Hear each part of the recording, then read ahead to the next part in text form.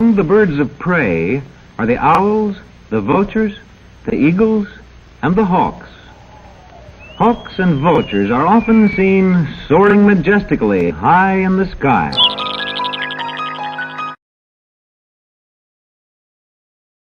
He was really nothing but an antisocial gangster. He is a sort of gangster, you know, because this is a gangster story, but a gangster with a difference, because this is a gangster with a conscience. I don't need no gun to do my thing. Mao Zedong said that power grows out the barrel of a gun. He never said that power was a gun. That's why I don't need no gun to do my thing. What I need is some freedom. What I need is the power to determine my destiny.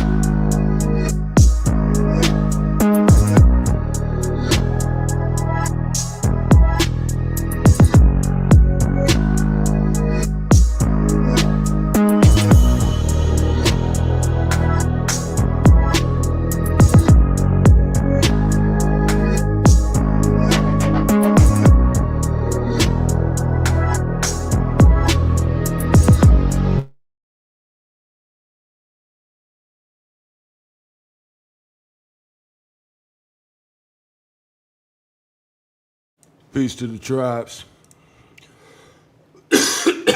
Let me know if you can hear me loud and clear. You know what I'm talking about?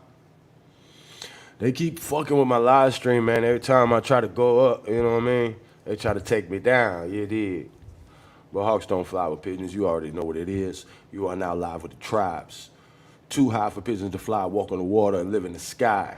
It's Big Brother Hawk School. Gia. You know what it is.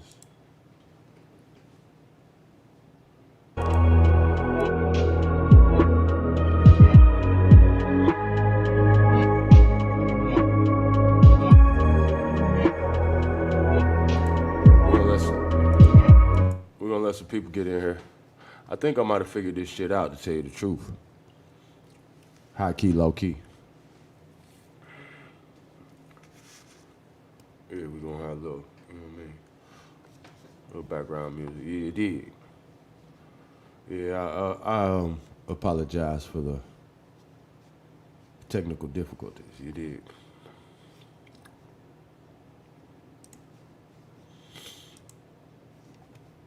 We're gonna check out this live stream they got going.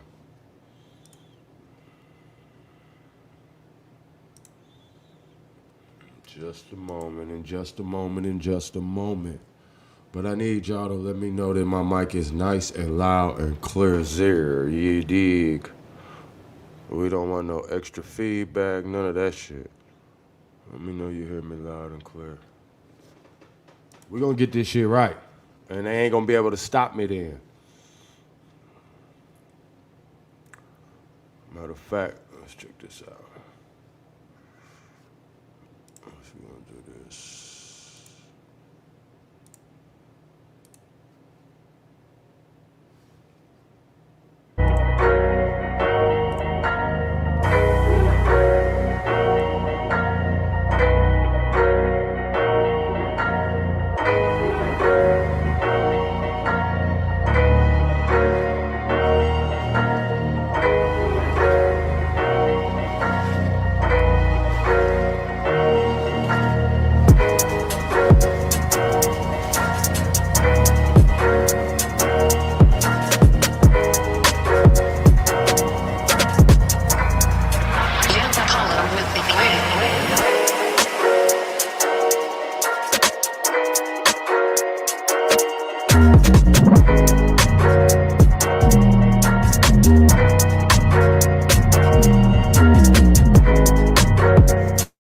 I'm not gonna stop working. You know what I'm talking about?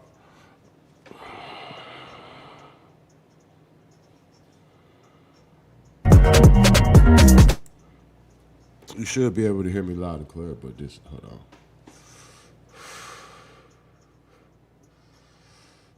Yo, yo, yo. Yo, yo, yo.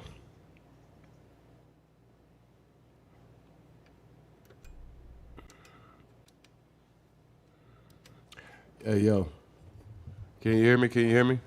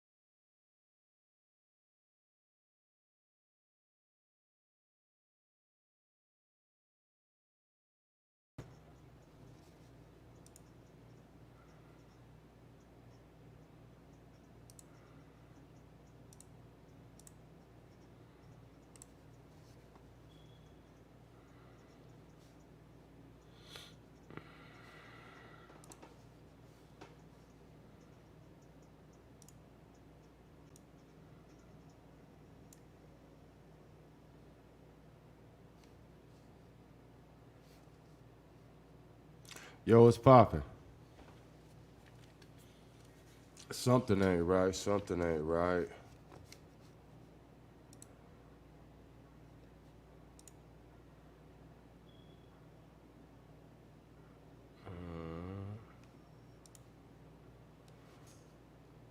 Yo, yo, yo, yo. Can you hear me loud and clear? Let me know if I need some volume on here or what. What's going on? Let me know what's up. Yo, yo, yo, yo. Yo, yo, yo, yo, yo, yo. Yo, yo, yo.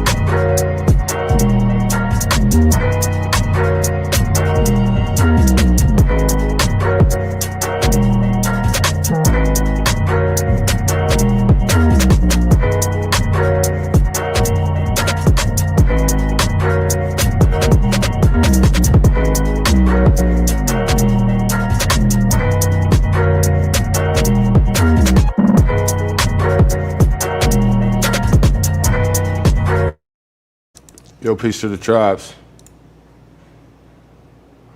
What's poppin'?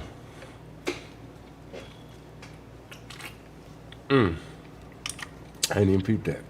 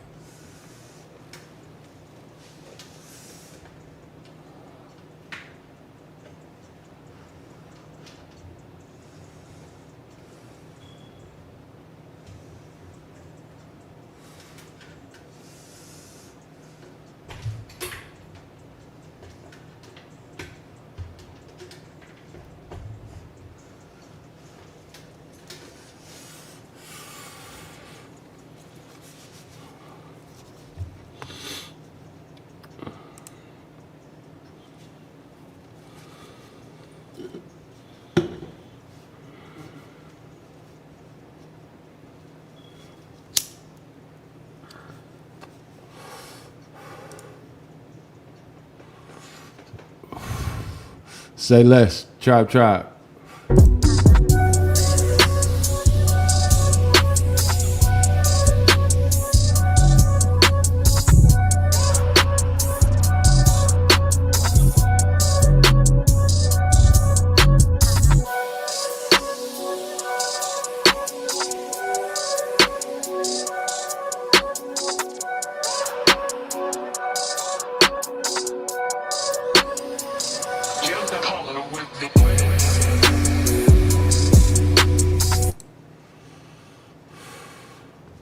Yo, what's poppin'? Peace to the tribes.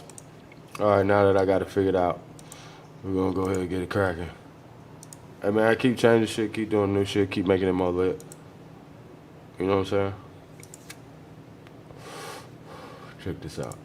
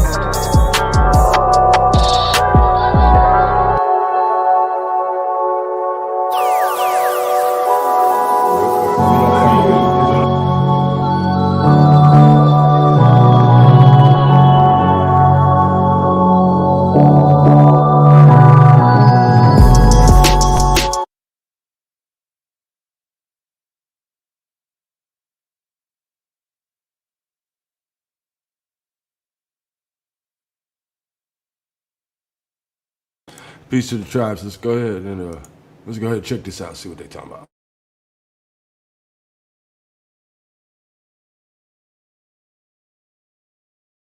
I feel? Yeah. Okay. Right, because you want me to be African, I understand. I don't want to be African. I'm not African at all. But when I say I'm African, let's do the subject. When it comes to Anubis, right? Yes. They all say that's mythos. Right, meaning you get the principle out of it. So the question that I had is, if it's mythological and it's not to be taken in the literal sense, why were there temples built to him? Why were there mummified dogs built to him? Why did the people back then believe they would have some type of interaction with this, whether you want to call it spirit, that they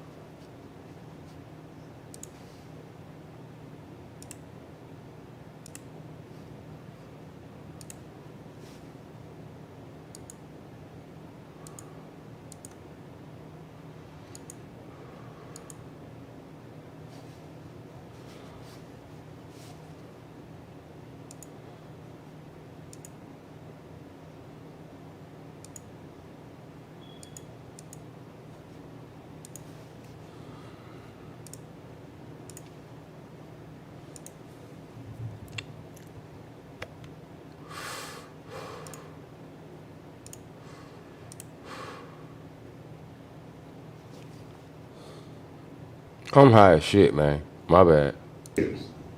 And this is the best that you got? So now I'm gonna, Jabari, Garfield, if I can pause my screen, I'm gonna share my screen again. I'm trying to get down to my PowerPoint. I don't see, wait, let me see, show all windows. Hold up. No, Sadnetta, you're not a moderator? Captain, hold up, Garfield. If you allow Captain to rebuttal Jabari, you gotta let Jabari rebuttal that. They have a wait, this is what I mean. This is what I mean. I have 20. Start it up, mute your mic, son. Thank you. Relax. Thank you. Relax. Thank you. Boy getting beat up. I don't know what he's doing. Listen, he in his feelings right now because the Floyd Mayweather about to get his ass whooped. And pause that time. Make sure this ain't none of my time, Garfield. I could do whatever I want in my 20 minutes. He has a 5. Your time ain't start now. That's why I said that. It's time to start. But you shouldn't say nothing. Sarnetta, you shouldn't be saying nothing at all.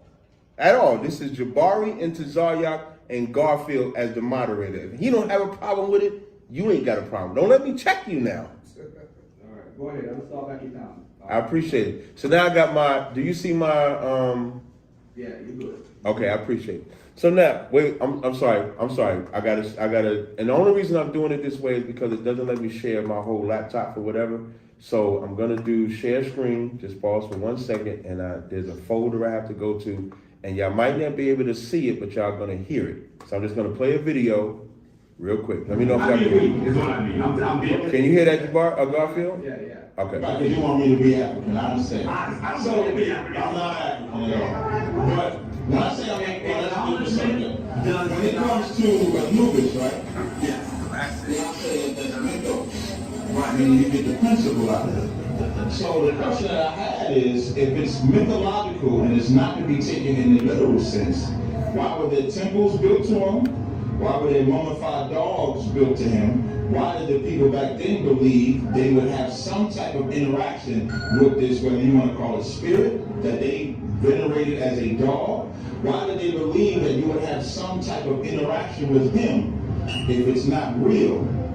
So now, in that principle that you're giving, why did they resurrect the temples, the idols, and so forth, if it's not something that they actually believed in? Not as a principle, but believed in. But see, that's the reason why I'm glad I started with the description of the difference between myth and history. I'm glad that I did that, because I think that what people often do is they think that real is history. And in many ways, that was real, but it is not real. Myth is real. Myth tells us exactly how we should behave, how I should treat you as my brother. Myth tells us how I should interact with my wife. And myth tells me what sort of work I should be doing. And so, in many ways, myth is a higher resonance than history. So now, I'm sorry. So now pause my time, Garfield, so I can share my screen to my PowerPoint. I'm going to stop this share. I'm going to reshare. Then I'm going to go back to my PowerPoint. Sharing, so you should see, does Kemet influence the Bible? Right? Do you see that there, Garfield? Garfield, you there? You're clear. Got you. So, okay, no sweat. So, Hey, yo, peace to the tribes. I think this is good. This would be a good. We'll call this a what? Is this a reaction video? I don't know about a reaction video. We'll call it a live discussion. You know what I'm saying? We're gonna check out the live stream. If y'all want to go over to their live, do what you do. We just gonna be recapping over here from our perspective. We're gonna be getting information from both these brothers. This is Captain Tazaryak. He's a Hebrew Israelite. He's gonna be debating Jabari. You already know he's a motherfucking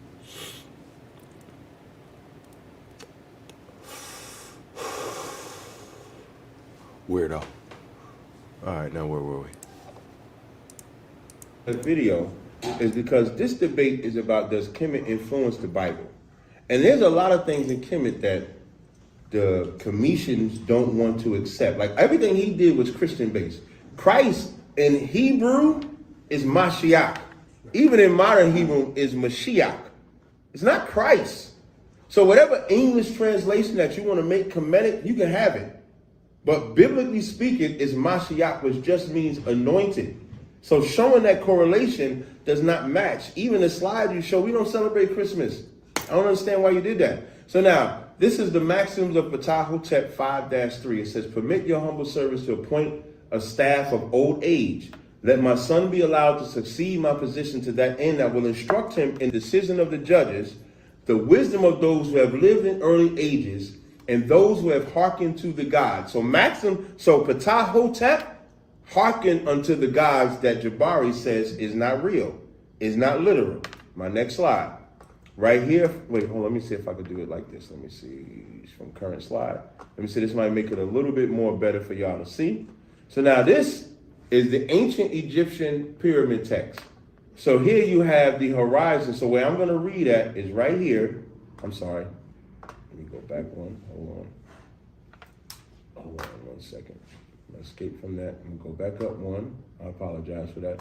So now here it says the horizon door has opened to you. Geb's door has been pulled open to you. You shall enlarge at Anubis' voice, and he will qualify you Thoth, and you may be past the gods and set the borders of the sky or between the controlling rivers. Now, why do I have this part? To let you know that they believe not only in Geb, they believe in Horus, they believe in these gods. So the onus is on Jabari to show how that venerates into the Bible, because it doesn't. We only have one God, which I'll show you the scriptures for.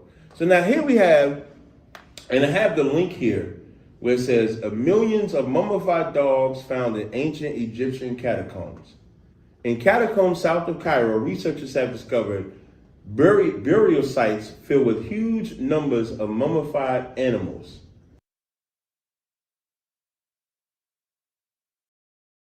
Okay, I just want to remind y'all, you know what I'm saying, while we checking this out, that this is your opportunity to take some notes, my nigga, you know what I mean, and follow up with your own research. Because remember, one thing I say about Hawk School is that I'm a student as well. You know what I'm saying? Every student's a teacher, every teacher's a student at Hawk School. So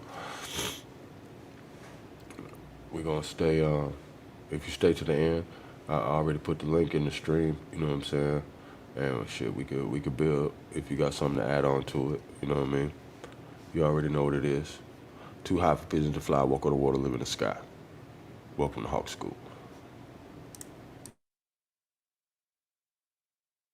The catacombs at a site called Saqqara are dedicated to Anubis.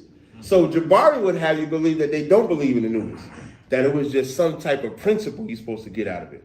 And this is the point of the debate, because if you can't show us, show the Israelites, the God of Israel saying, worship Anubis, then we're not influenced by y'all.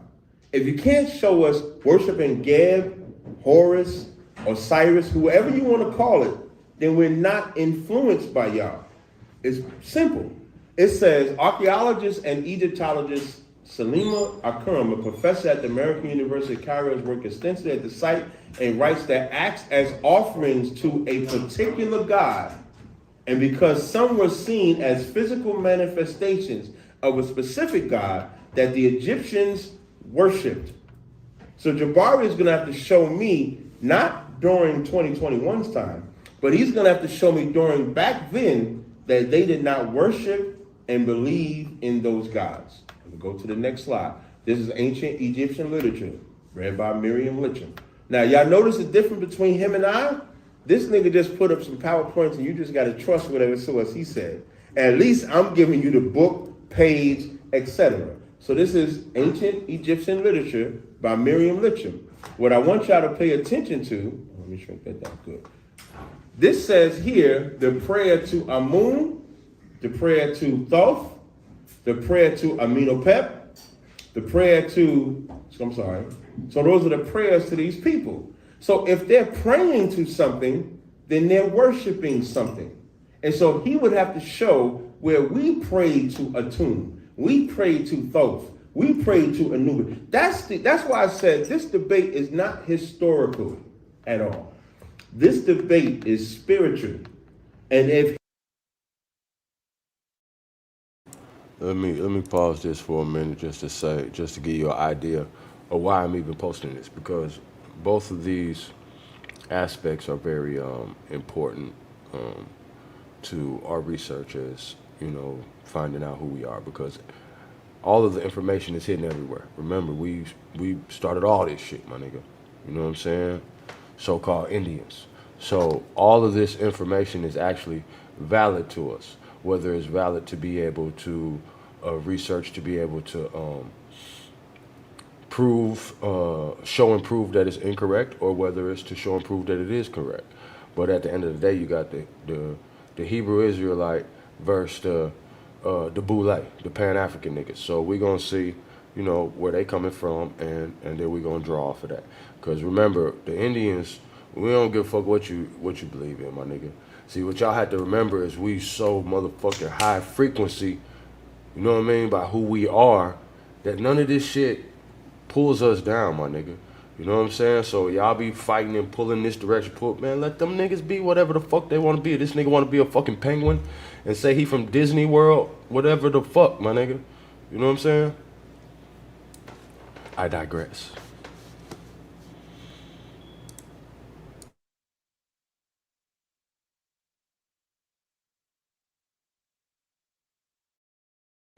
Let's just hawk, soak up some game.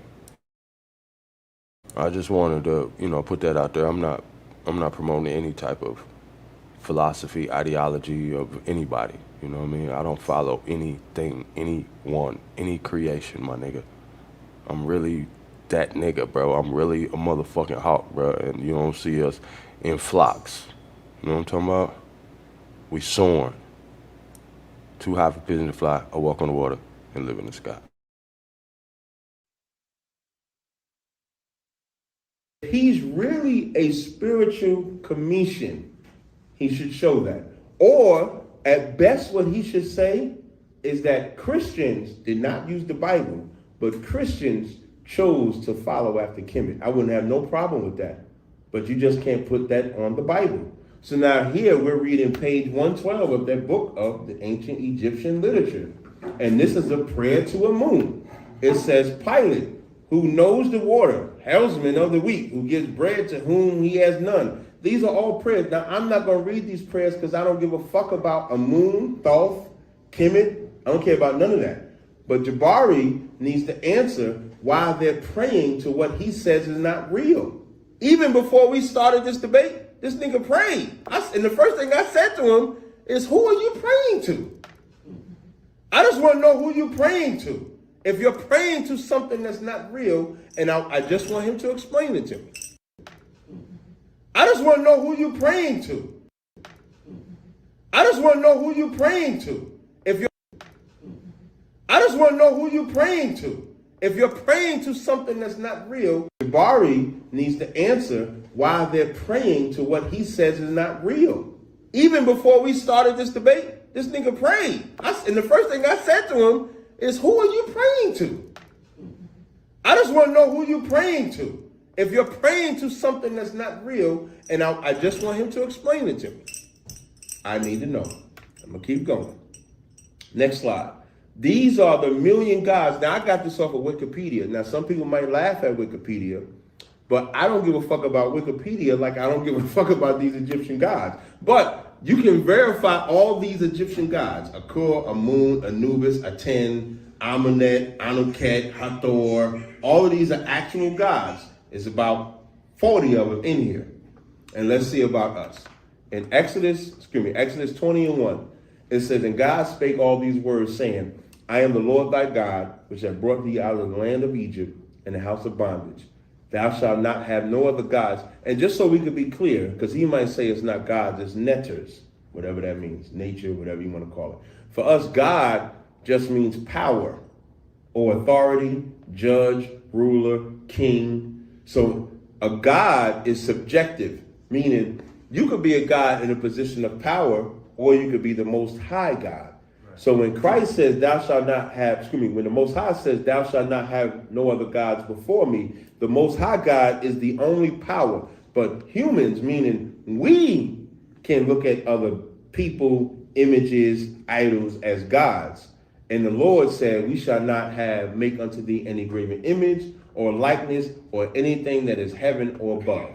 That's the first thing. Let's go to the second. We do not practice incest. Why am I talking about incest? Because I'm not talking about incest from a person to person, what they might do. I'm showing they gods practice incest.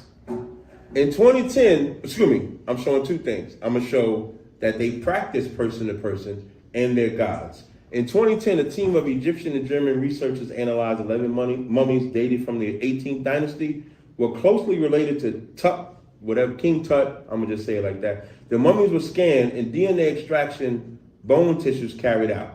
The information that they could get these analyzed enabled them to identify these mummies in the royal family. And what they found out, as y'all can see from this, is that King Tut's mother and father were brother and sister. That's why when we read Leviticus, the 18th chapter, and let me not forget Geb, because Geb is going to be on the Summer Jam screen. Shout out to Sinat and Jabari. So now, Geb and Nu, in the Egyptian folklore, they were brother and sister that were having sex. These are the netters. These are the so-called gods. And they having sex, and the father got to separate them, and that's how you have the earth, and that's how you have the heaven. Show me that in the Bible breakdown. Show me that in Genesis, the 1st chapter, that there's some entity that's in love with another entity, they fucking and having sex. Just show me that in the Bible. That's how you show an actual influence in the Bible. Excuse my vernacular, but I hate when people try to say we copy. I actually love the Most High. Read Elijah when he battled the 450 prophets of Baal. You'll understand why I'm talking this way. So now, when we go into our law, Leviticus the 18th chapter, this is why I said this debate was over before it started. Leviticus 18:1. And the Lord spake unto Moses, saying, Speak unto the children of Israel, and say unto them, I am the Lord your God. After the doings of the land of Egypt wherein ye dwelt, ye shall not do. That's our core principle. At best, the only thing you can show me is where we disobeyed our core principle. But our core principle is not doing after the ways of the Egyptians. This is simple and plain. And when you go into it, the nakedness of thy father, of thy mother, thou shalt not uncover. Thy brother, thy sister, thou shalt not uncover. And we see the gods as having sex with each other. And here's what's heavy about it all. I want y'all to pay close attention. The writers of the Bible are humans. I mean, they're men. The writers of whatever they call that shit in Kemet are also humans. They are men. What was going on in the nigga's mind to say, I'm going to write about a brother and sister sleeping together? It had to have been happening. Or maybe they were the ones doing it. Especially if the pharaohs themselves were sleeping with each other, they had to be doing it. And we were against that. We did not condone that. Moses is brought up in all the ways of Kemet, and he saw that shit and said, let me not be about that. And let me tell you what's heavy about that, because what I'm about to get into next is what they always say the Israelites go to. When you look at America today, which is what Egypt is, America today is heavily homosexual. And Egypt is also heavily homosexual. Right. They don't have, like, if you take the Bible out the equation, there would be nothing against homosexuality at all, period.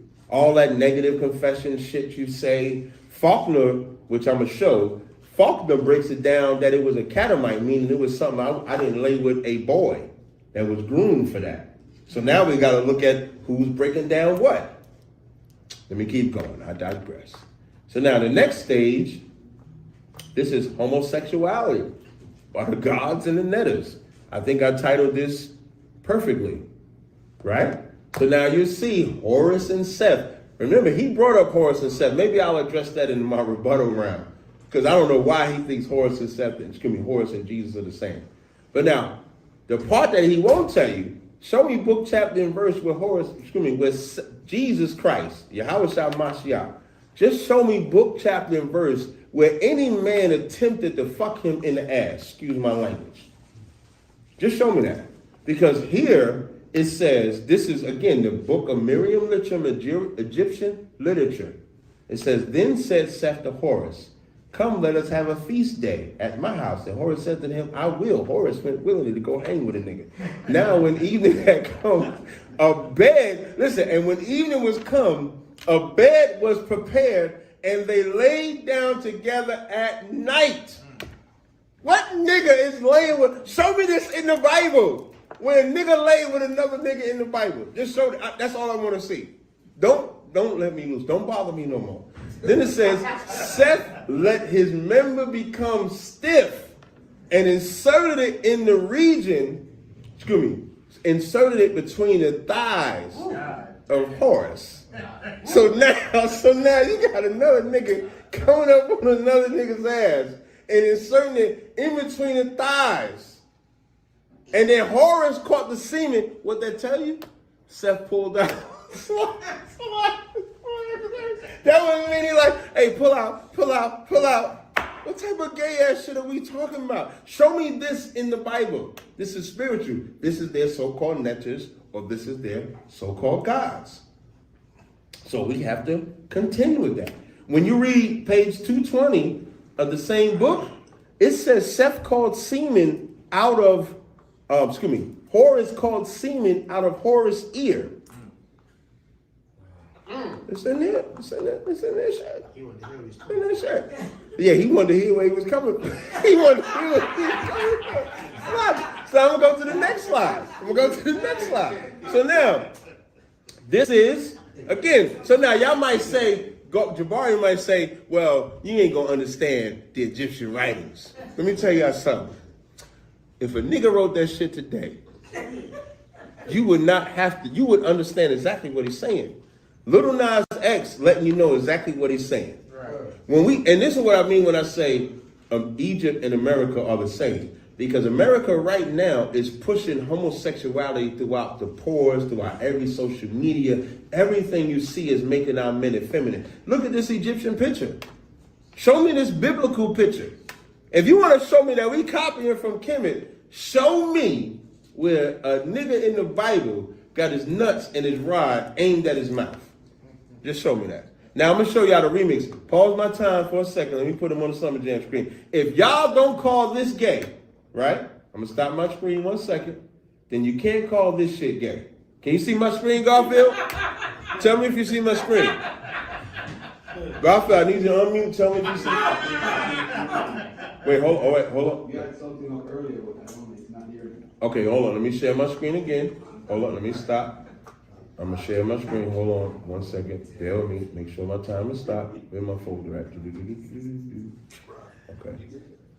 Can you see this folder that I'm showing right now? Hold on. I'm gonna pull up these images real quick. So whenever somebody watch it, they you know what I'm saying, they can get an idea of what's being said. Let's see, cause I just found some crazy shit, man. I was looking some shit up while bro was talking, and I just found some of the craziest shit in my motherfucking life, my nigga. And then we'll get back to it. Where is it? I'm trying to hide it on this computer. I just found it on my other, oh, there it is. Whoa.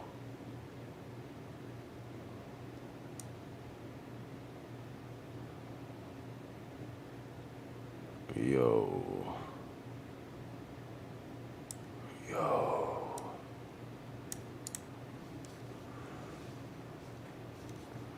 And then maybe we'll get into this,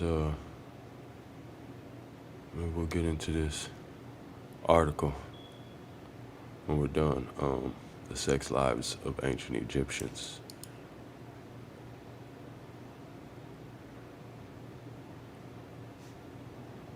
That's crazy right there.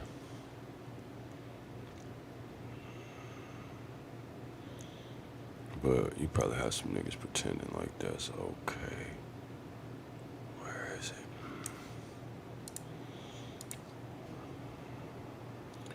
I'm gonna let this play in the background while I'm looking. I hit share my screen and I'm trying to show this picture right here. Can you see this picture I'm showing? Show the picture. I'm showing it. It's not coming up though. We only see the screen with it. All right, let me see if I stop share. I'm gonna share again. Hold on. I don't want this to influence on my time. I need this picture to be shown with all certainty. Let me see. Hold on. Let me see. I don't know if I want you to show that picture. No. Wait. Here you go. Right here. Here you go. You see that picture right there? So if y'all want to tell, you can see that picture, right? Yeah. Thank you. So now, if Gab is not gay, then this is not gay. Period. We shouldn't have a problem with this. This should be absolutely fine because the Kamisas was explaining some high science.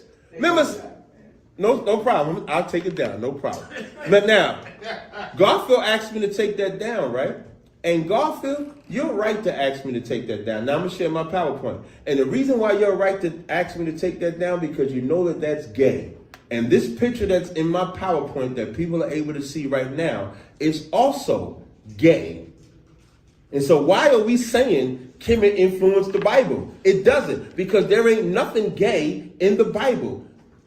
When you read ancient Egyptian coffin text volumes 1 through 3, spell 700, shout out to my man. Listen, this cat, Brother Josh, I got to shout out him out because he helped me not to have to read all that gay shit. Shout out to Brother Josh. It's so spell 700, a man shall be among the living. Oh, you who are between the two cows of Geb, I escaped thence, and Geb is cleansed. He will grant me to appear to his appearing in glory, and will put down for me the plant that is between his lips, and his phallus is between the buttocks of his son and heir. Show me that in the Bible. Show me this shit. Just show me. Let's go to the God man. Let me go to the next slide. So now, good night. As God of male sexual potency, the God men, you see this nigga right here with the little penis erected? He was honored during the coronation of rights of the new kingdom. When the Pharaoh was expected to sow a seed, you know what that means? Pharaoh had to go to the Nile River and beat off in front of everybody. Y'all better not go. Listen, Jabari be having the free trips to West Africa. Don't you go to that damn Nile River. It's all type of seed floating in that bitch.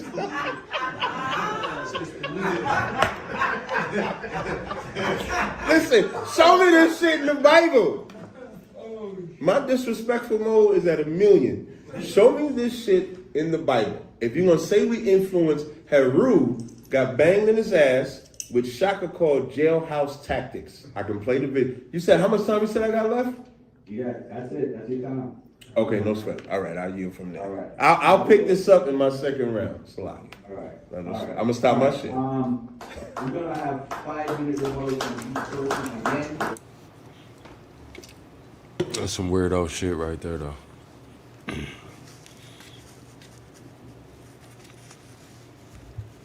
There's definitely some weirdo shit.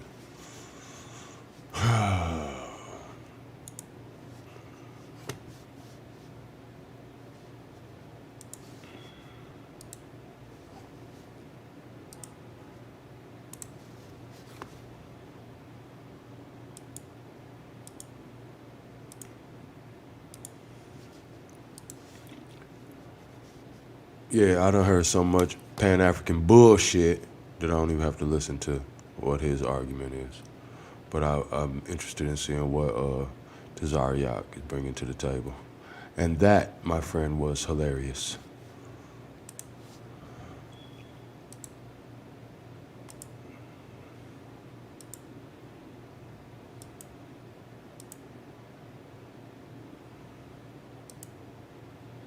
This nigga got...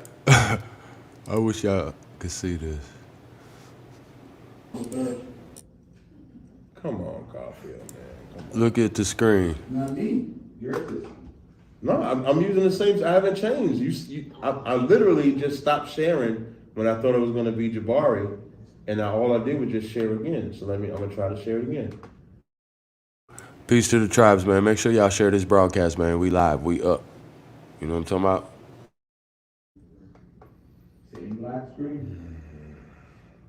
Okay, so in the premise of time, do you want me to just go ahead and go ahead? Speak your mind. I mean, you're going to have to make a convincing argument anyway, so which way of life is better for our future? Okay, but no problem. But I'll talk about that. But I want to finish being that is my. Is he a moderator or a shield? Being that is my 20 minutes, I could finish my actual chronology of the tug of war with the Amenhotep. So you can start my time down, and I'm just going to speak. It's unfortunate that I can't see my screen, but for those of us that follow us, I am recording this on my iPhone 13 cinematic view, so y'all will get to see it. The chronological tug of war. This is continuing the whole Amenhotep thing. The creationist literature has, over the last couple of decades, presented a number of works from many authors challenging the validity of the CEC. Questions have rightly been asked about the placement of ancient Israel in secular frame history, where the CEC has been used as the historical absolute. According to significant number of biblical archaeologists, Solomon lived in the impoverished early Iron Age rather than in the affluent late Bronze Age.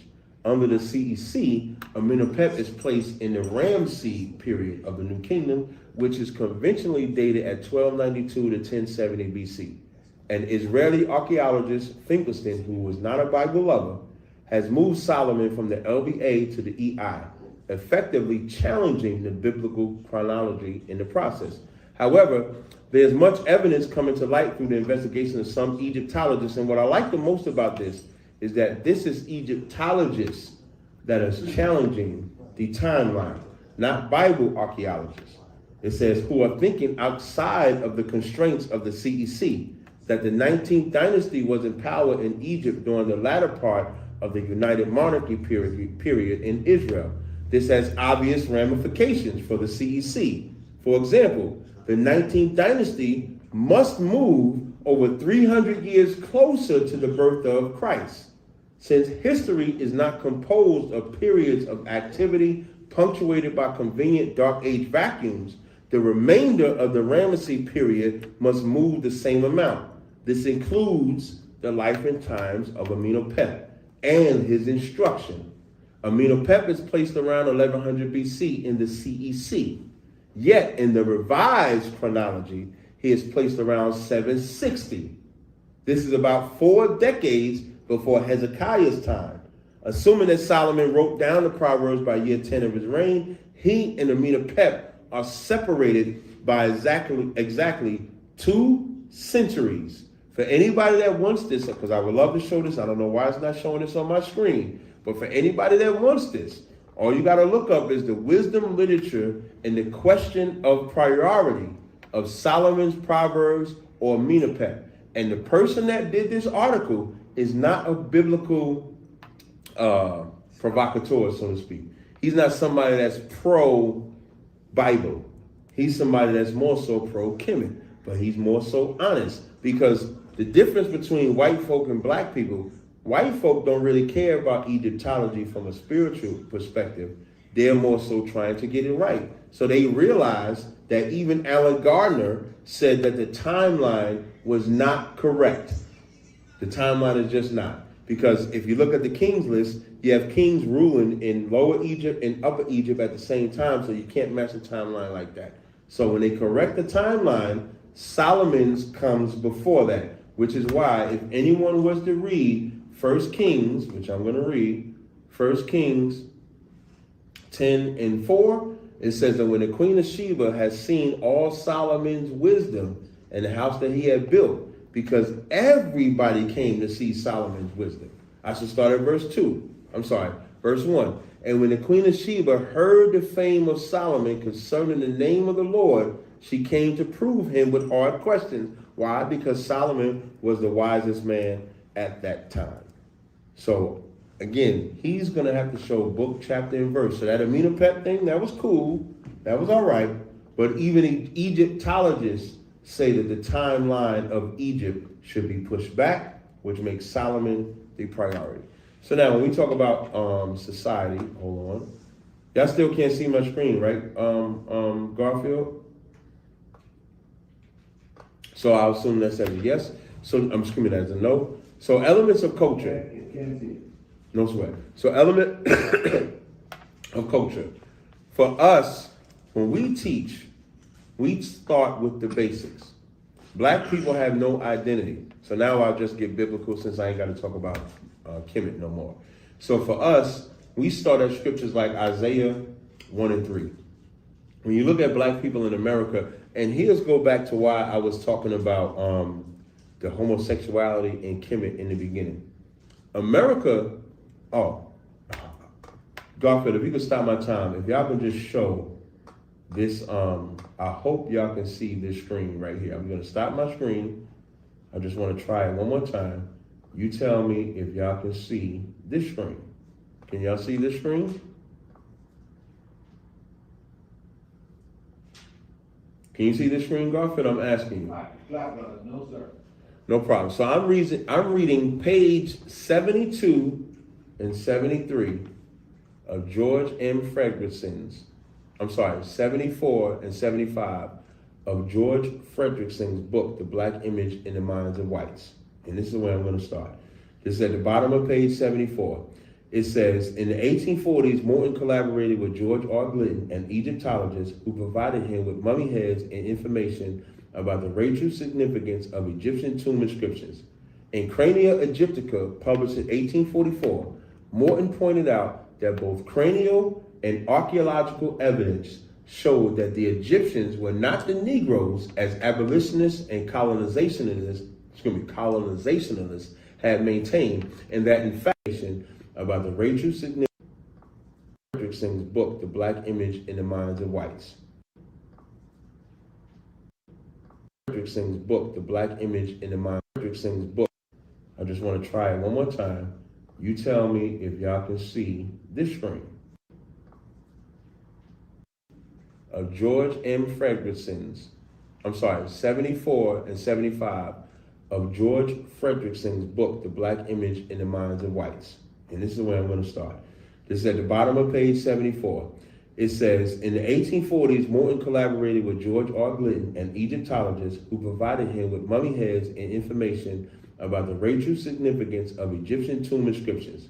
In Crania Egyptica, published in 1844, Morton pointed out that both cranial and archaeological evidence showed that the Egyptians were not the Negroes as abolitionists and colonizationalists had maintained, and that in fact, blacks had been regulated to the same servile position in ancient Egypt as modern America. Meaning, why do I bring that out? Because the same position that black people are in America is the same position that we were in ancient Egypt. We were the slaves in Egypt. We were the ones that made it great because we didn't have no identity. So a few scriptures, Isaiah 1 and 3, when it says, the ox knoweth his owner, the ass his master's crib, but Israel doth not know, my people don't consider. Because we stay so focused with trying to be either Commission, Christian, Muslim, atheist, Buddhist, whatever you want to call it, we don't have a form or sense of what identity is. We don't know what it speaks of. We don't know what it means. But once we find out who we actually are, now you have a culture. So for us, we are the children of Israel. When I go to Deuteronomy 28 and 68, when you go to Deuteronomy 28, period, when you read verse 1, it says, it shall come to pass, if they shall hearken diligently unto the voice of the Lord thy God and do his commandments, that all these blessings shall come upon thee. Unfortunately, because we disobeyed the Most High, we fell more so on the curses or punishment side. So one of those punishments was, and the Lord shall bring thee into Egypt again with ships. Now, you don't have to take a ship to go into Egypt, but Egypt is a Greek word which just means bondage. So when we go to when we talk about America, that's the new Egypt. That's why Revelations, if I could, in Revelations 11 and 8. Now, y'all already know I don't necessarily agree with all this ship shit. But I'm gonna just let it play, because I'm that, you know what I'm saying? I'm that real. But I just wanted to put that disclaimer out here. It says, and their dead bodies shall lie in the street of the great city, which spiritually is called Sodom and Egypt. Sodom for all that gay shit, which Jabari doesn't have a problem with, because Kemet doesn't have a problem with it. And Egypt because of the captivity that we're in. And when you look at Egypt, Jabari made a point to mention the phallus, right? You know, the phallus is a penis. So who has resurrected a penis in the world? Not just the Christian church, Jabari, but also America. In Washington, D.C., you can see the phallus because they are modern day Egypt. So what do? We put the strong man back in the house, like the opposite of Mark 3 and 27. In 1 Corinthians 11 and 3, it says, I have you know that the head of every man in Christ, the head of the woman is the man, the head of Christ is God. So what we do is we use the Bible as the blueprint to give us our culture. So we don't celebrate Christmas. I don't know why he brought December 25th to me, because December 25th is not in the Bible. But the Passover is in the Bible when we celebrate killing Egyptians, which is how you know we're not influenced by Egyptians, because we celebrate killing Egyptian babies. We keep the Feast of Unleavened Bread. We keep the Day of Atonement. We keep the Feast of Tabernacles. We keep all of the feast days because that's our culture. If you don't have an identity, the one thing Jabari, the one difference between myself and Jabari is that Jabari will gladly tell, I don't know if he would gladly tell you, but he would tell you that he's not an Egyptian. So even he's trying to get you to follow a culture that he's not the progenitor of. What I'm doing and what we do in the Israelite School of UPK is we give you your actual culture. If I'm not an Israelite, I don't read the Bible. I can't even say the Book of the Dead because I don't even think Jabari reads it. I don't think none of them read it. I don't think, yes. Pause for 1 second. Yes. You want to stop sharing your screen because it's just showing up as black. Yeah, let's keep it that way. No problem. I'll keep it that way. No problem. So now, when we talk about it, none of them actually, the only person that's actually Egyptian is Shaka. And even Shaka said, when Seth did that to Horus, it was jailhouse tactics. So the only solution, and here's how much time I got left, Garfield? Well, I'll just keep going. So now, what I also want to point out is, I appreciate it. So what I also want to point out is, Shaka, can y'all hear my screen? Because I definitely want to play what Shaka said about Horus and Seth, if I have it. Okay. I don't think I have it, so I'll skip it. So now, what I also want to point out, and I wish y'all could see my screen because I think it's messed up that you can't see my screen. But on my screen, when you think about what the Bible has done revolutionary, when you think about Nat Turner, he didn't use Kemetic to try to get freedom. Then Mark Vesey didn't use Kemetic to try to get freedom. Khalil Muhammad. I'm also gonna post another disclaimer here because y'all know I ain't on that Nat Turner shit. So, you know, this is my channel. So this is me watching the debate. So I'm gonna say what the fuck I gotta say. I ain't buying no ships shit. I ain't buying no Nat Turner shit. But I'm gonna let the brother speak.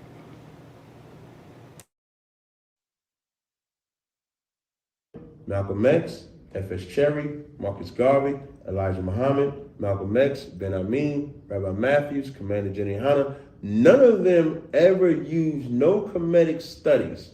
None of them said, Meneptah said this, so I'm going to do this. None of them said, I'm not going to do this, so I'm going to do this. So where is the Kemetic solution for us? When we talk about the laws of Ma'at, 42. And Jabari may bring up some wisdom or some nonsense that they have, but all they so-called have is 42. When you look at the 613 that we have, it breaks it down clean. So there's a dietary law. A lot of our black people suffer from high blood pressure, diabetes, etc. like that. If they follow our dietary law, they wouldn't be eating the unclean foods. So when you go to Leviticus, the 11th chapter, it would show it. And I would gladly show this on my screen, but y'all can only hear me talk about it. But I have it in my PowerPoint to show y'all the dietary laws that we have. We suffer from the violence that we have against each other. We have brotherhood laws. Like when Christ came on the scene in Matthew, the 5th chapter, it might be Matthew, the 5th chapter, when he said, but I say unto you, love your enemies, which I'm going to pull for you in a second. That's the one thing that black people don't even understand. Like we look at everybody else as our enemies. We look at our brother as our enemy, but we don't look at the actual so-called white man as truly our enemy. And that's what Christ, if somebody was actually going to preach Christ the proper and correct way. So in Matthew 5:44, it says, I'm going to start at verse 43. Everybody supported us. Thousands of years. I am.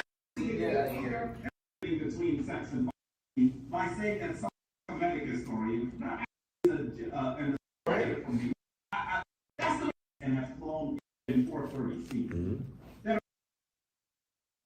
You can hear this weird ass boule ass nigga going nuts in the background. Ain't talking about shit.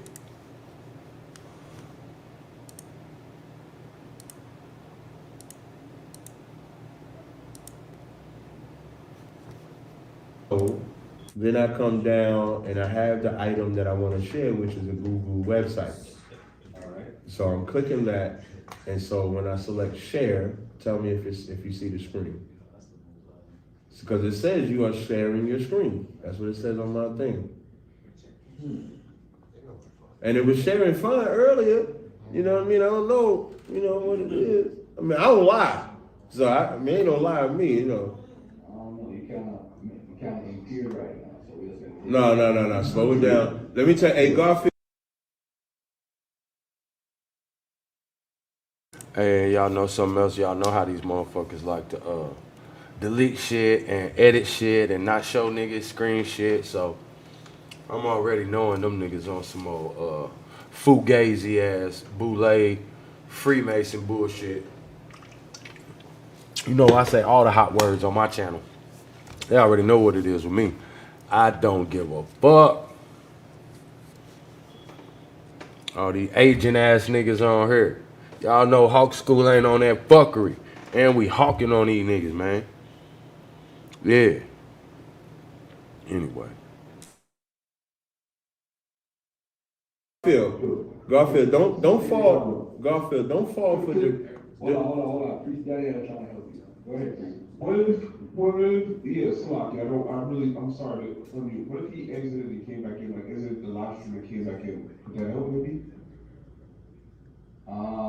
If it's a computer problem, Garfield could have. Yeah. All right. So you want me to leave and come back? You pause the record. Yeah. All right, so I'm gonna leave. All right, so I'm gonna leave and I'm gonna click the link and come back. All right. Yeah. Good job, Priest. Good job. You can't stop the rain. It starts to fall. He heard him, Cat. Yeah, like He's a tight. motherfucker. Jabari's tight too. Yeah. They all tight. Yeah, he always tight, man. Fucking tight ass bastard. Let me in. You gotta let me in there. Yes. Nah, Jabari, no. Garfield is a good moderator. He's about 70% today. You think so? You know, him and Jabari don't like each other. Wow. But they both don't like you. Right. You're right. They both don't like me. All right. Let me see. Let me join. Of course, I'm going to pick myself to win. Submit. You should be in right now.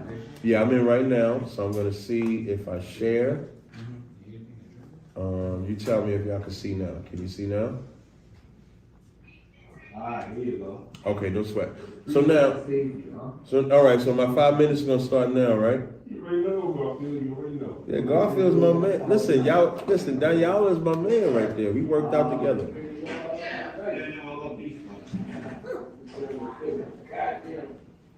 I don't know who that is talking, but he messing up my tongue. Hey, Garfield, you got to get somebody quiet. I don't know who that is. All right, I could go now. You can't stop the rain when it starts to fall. Can you hear that? Can you hear that, Garfield? Garfield, wait, hold on. Oh, you didn't? Can you hear me now? Yeah, I can hear you right now. Okay, so what I want to start with is wait, yeah. So you can hear me? Like if I say you can't stop the rain when it starts to fall. Recording in progress. You can't stop the rain. That's anybody watching the BMF series, you'll understand this knife cutting slaughter that Jabari is getting. So now Jabari like to make the statement that Solomon don't exist, right? So I'm gonna try to be brief. The Moabite stone proves that King David exists. Solomon is the son of King David, so the Moabite stone. And this is the problem. First of all, Jabari just spent 20 minutes and never once showed how Kemet can fix black people today. He spent more time talking about me. He said, I'm inebriated because I have a drink. I can have a drink, but I focused on the first subject and the second subject. He literally spent 20 minutes responding to what I've said. He has not. He have not shown. I'll give him credit for showing the Proverbs and the Psalms, but I've cited a source for the Psalms with Amino Pep. I've cited it. Now, unfortunately, I couldn't show it because my screen was blank for whatever. Shout out Sister Soul in the chat. I see you, sis. Drop. Timeline battle for that. That's still not influence. What I showed is that even the creation part that he brought out, Genesis does not say that. Genesis, if y'all can still see my screen, pause my time for 1 second. Let me show you what Genesis says. I'm going to share my screen again, and I'm going to share my Eastward app. Let me know if you can see this, Garfield. Yes, I can see it. Genesis 1:1 simply says, in the beginning, God created heaven and earth. You don't see no nigga with his penis aimed at his mouth. You don't see no nigga talk about he has sex with somebody to bring forth brother and sister or nothing like that. So our creation story is not influenced at all. And if I could go even further, since he like to say we don't show scholarship, I'm gonna share my screen again. 1 second. Share. I'm gonna go right back to this Chrome, and I'm gonna shrink this down. Is it this one?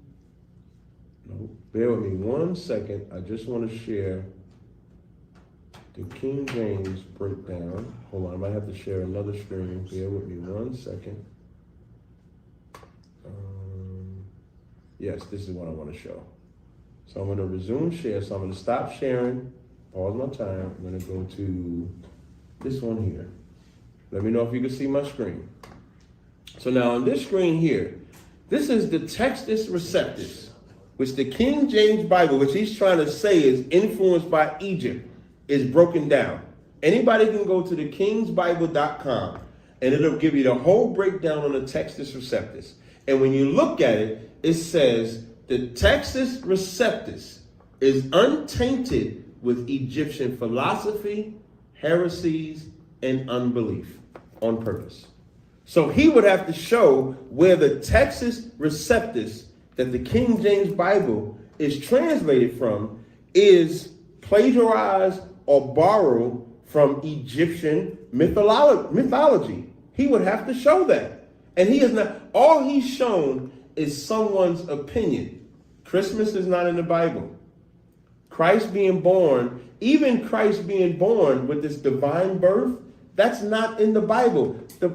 To show you how stupid it is, I'm going to share my screen. I'm going to stop and share one more time. So I'm going to stop. I'm going to share. I'm going to go right back to my Eastward. When they try to say Christ is the Son of God, Christ is not the only one that was going to be the Son of God. When you go to 2 Samuel in the Bible, 2 Samuel 7 and 12, I'm going to start at. It says, and when thy days be fulfilled, and thou shalt sleep with thy fathers, I will set up thy seed after thee, and he shall build a house, he shall proceed out of thy bowels, and I will establish his kingdom. He will build a house of my name, and I will establish the throne of his kingdom forever. I will be his father. This is God talking. I will be his father, and he shall be my son. What that means is that David's son is going to be God's son, which is not uncommon because Exodus 4:22 says, Israel is my son, even my firstborn. So we're all the sons of God. So this divineness that he's trying to quantify with Horus and Heru doesn't match up with Christ. What I want to point out, I thought he would be, what you say, Shalai? I thought that he would be more scholarly. I was expecting more of a book, chapter, verse fight from him. What I expected was, and Garfield will tell you this, I thought he was going to bring up the Shashua Yahweh. I thought he was going to bring up the alphabet. I thought he was going to bring up so much more than what he did. All he did was believe that he was battling a Christian Israelite. I'm not a Christian Israelite. I'm not a Christian. I'm not a Christian at all. I'm an Israelite. Even the term Hebrew shows you don't know the Bible because Esau could be a Hebrew, Ishmael could be a Hebrew, anybody could be a Hebrew. No sweat. I'll stop sharing. All right, we went over 30 seconds, so I want to make Jabari aware that you are going over 30 seconds. I'm going to give you also an extra 30 seconds that you went over. All right, just You gave me a 1 minute warning? I gave you a 30-second warning, and it ended up you took a one. Oh, no problem. That's his fault. It was 30 seconds before you time. All right, and by the way, too, usually after the debate, you don't have to, Jabari, you don't have to do this, Art is already. I usually, if anyone has questions after the debate is over, I'll stop the recording and then you take the questions. If you could stay on, it's up to you guys. If people want to make comments about the debate, they can make comments after the debate, but that's not going to be on the recording, all right? So Jabari, I'm going to tell you, yes, you can tell me when to start, and as soon as you start speaking, I'll start the time. This is your 5 minutes and 30 seconds recording. Please go ahead. All right. Let me start by saying that it's clear that this person did not listen. And it's clear that he wasn't listening at all. He said that he claimed that I cited the source. He said that he cited the source for the connection between Psalms and the men of Pet. First of all, it's a metamol. Second of all, the connection between the memo and metamol is with Proverbs. You are not prepared for the debate. The connection between Psalms and the Kemetic text is Psalms and the hymn to Hatan. You're not prepared and you're not listening. I think I actually would give you a discount if you came into my Kemetic history class. Because I actually, as a person, I like you. But I really think that you truly need to read a bit more. Put down the glass and read. Listen. There's no prohibition on alcohol in Canada. You can get turned up. It's not for debates. This is ridiculous. I can't believe I'm doing this. This would say the Bible. I'm going to question him first. No, he can question me first. Only Jabari is okay with that. I'm okay with that. Yeah. All right, so Jabari, you question him first. It's going to be 5 minutes. First question. All right, go ahead. You call it the Moabite stone. Hold on, Jabari. I'm sorry. Hold on. I got to start with time. Hold on. Go ahead. Most people call it the Meshta stone, but you mentioned the Moabite stone. You said that it proves that David existed. Can you explain that? Yeah, Can you explain because on the Moabite stone, the king of Moab, I'm just trying to pull up the link that I have here. You're going to take a while. No, I'm not. I already got it. I was prepared for you. Like, you try to say I didn't have those sources and shit like that. You know, fucked up. So, the Mesteli is the king of Moab. Talk about how he destroyed David, or destroyed the nation of Israel. So that's why I quoted that. And then when you read it, it tells how Moab gives their version of the events, but in 2 Kings 3, it gives a different account of the events. So before this Moabite stone existed, this was one of the artifacts, Moab is one of the nations that the archaeologists would say the Bible was full of shit. Until they found the stone, which the stone wasn't discovered until 1868. And so once it had David, or once it had Israel mentioned in there, it verified, you had an outside source outside of the Bible that verified the Mestele or the Moabite stone. I think you should read that again. Not for us, just read it again, because you're incorrect. No problem. It's clear that it's the extra biblical source that verifies the nation of Israel. Well, you said it verified that David was an actual person. Mm-hmm. I did. That's not what it does. What does it do? You tell me I'm ready to source. Okay, so then, I can't ask you no question. Maybe that'll be a question I can't ask you. You can ask me the next question.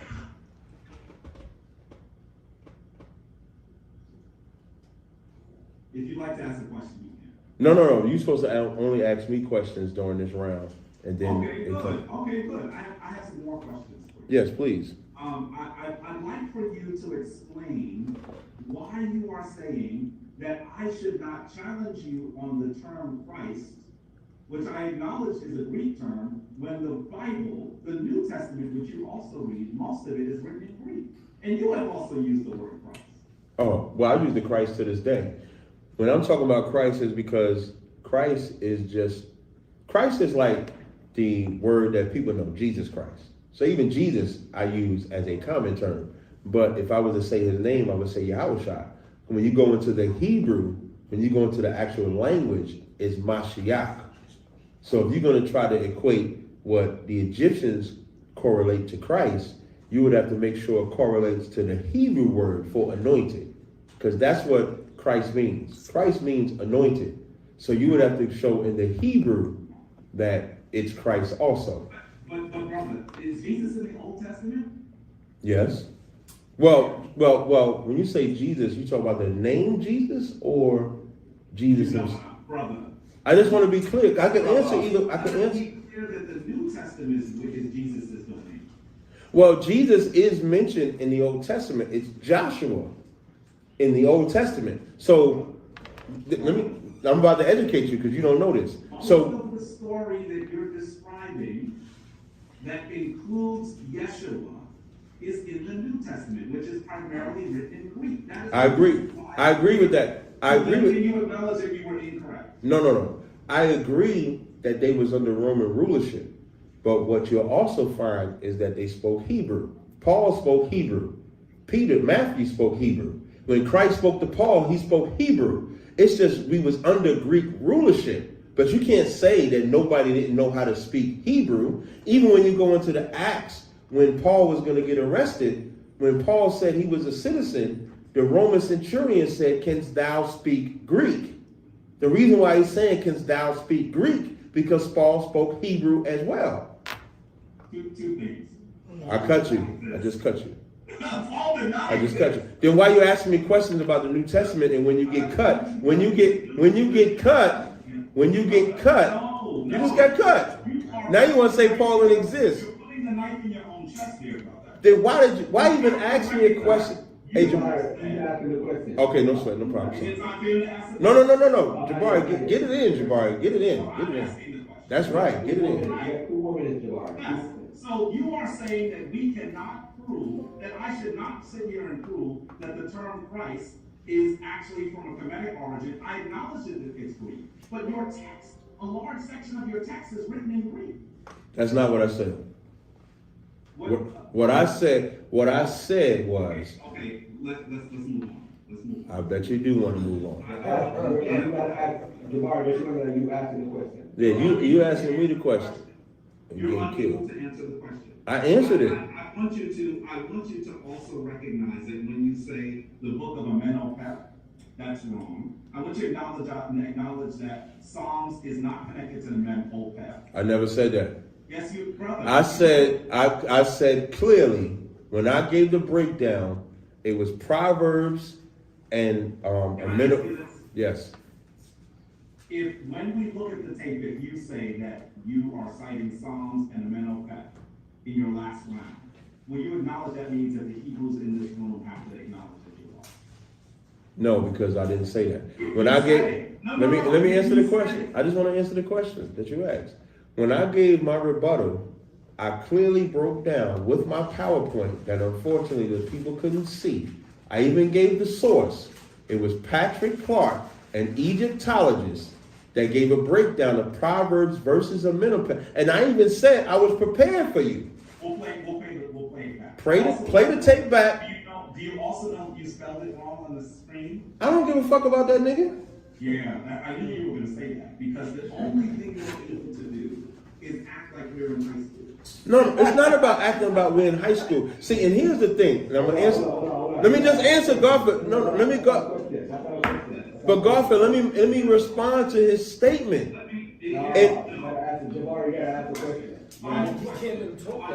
Yeah, but you letting them talk to me like that, Garfield, and I should be able to respond. Have your chance. Have some decorum. This is terrible moderation.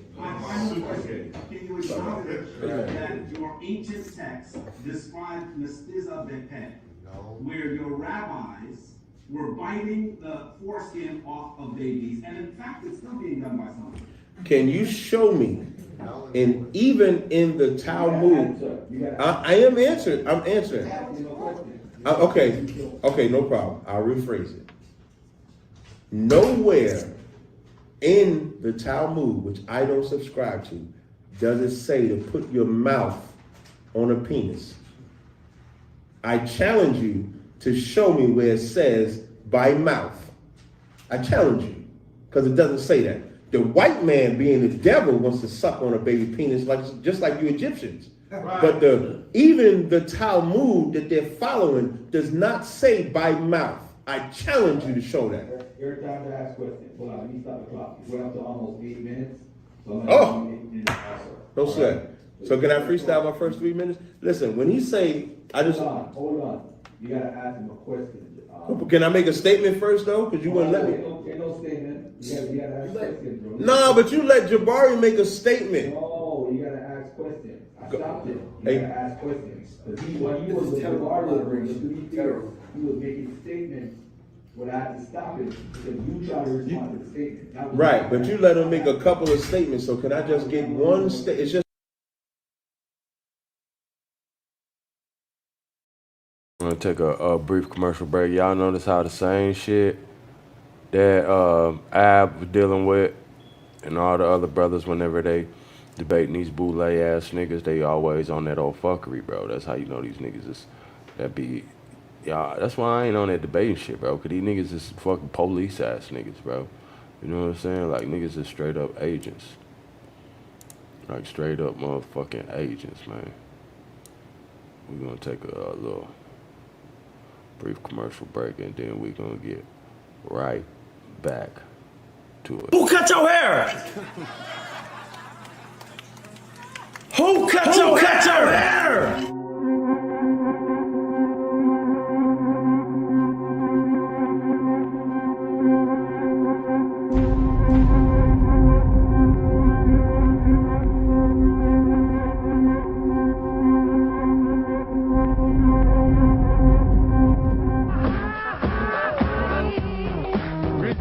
But this is business that needs to be taken care of, you know.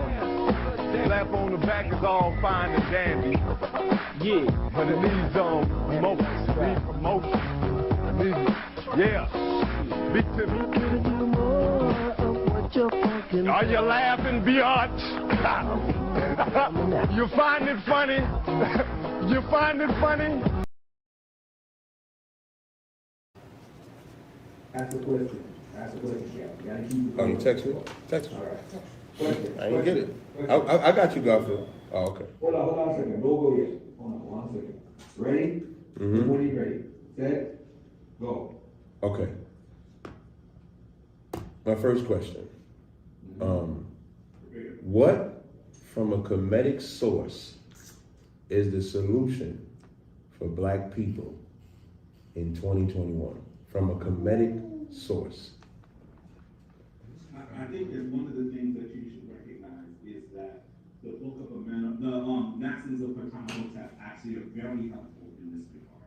The Maxims of Ptahotep explain how you should behave with other people's wives. They explain how you should recognize the ancestors. Can you read it? Also explain. Well, I mean, if you want me to, it's going to take time for me to pull it down. I thought you would. Well, if you were prepared for the debate, I thought you would have had it. No, brother, come on, don't do that. You're asking a very specific question. Yeah, that's the subject of the debate. Hold on, guys. Remember, you're just asking a question. You weren't He wasn't doing this a minute ago. Yeah, you wasn't doing this like this was the subject of the debate. Here it is. Here's okay. Let me start here. It can only take me a second to get the book. They're all here. Bear in mind, let me pause it down. You can't tell Jabari how to answer the question, though. I'm not telling him how to answer it. All I said was. You told him you read it. You said you got to read it. I said he should be prepared, is what I said. He's a priest, though. Hey, Garfield, man, let this man rock, yo. Let this. I know that, but I mean. But you ain't do that with me, though. I know that. I had to stop Jabari at one point because he was rasping the practice. You got to ask questions. So you ask a question, somebody answers what you can't tell him how to answer. I didn't tell him how to answer, Garfield. You told him to read it. You said you wanted me to read it. Yeah, I do want him to read it. Because you have more than one. So how does Genesis, the first chapter, correlate to any of your creation stories? You're actually correct that there are probably at least 9 creation stories. 10. At least 9 creation stories. Brother, you would not be able to tell me what 10, so I don't know why you're doing it. Don't ask me a question. Let me say that when you read the story of the creation of the earth, we see a deity that actually flies above the waters and says, let there be life, and begins creation. Right off the bat, and creates it with a word. All of those things are present in what is usually called Memphite theology, which actually directly goes back to, Memphite theology is carved on the Shabbat stone, which was carved from an old text. What's the text? The text is called the Memphite, it's called the Shabbat stone, brother. So the Shabbat stone says in the beginning, so just so I can be clear, the Shabbat stone says, in the beginning, God created the heaven and earth. I'll read it to you. Yes, please. Yeah. I'm trying to see. Yeah, please. Okay. This is actually from the Usia from Allah.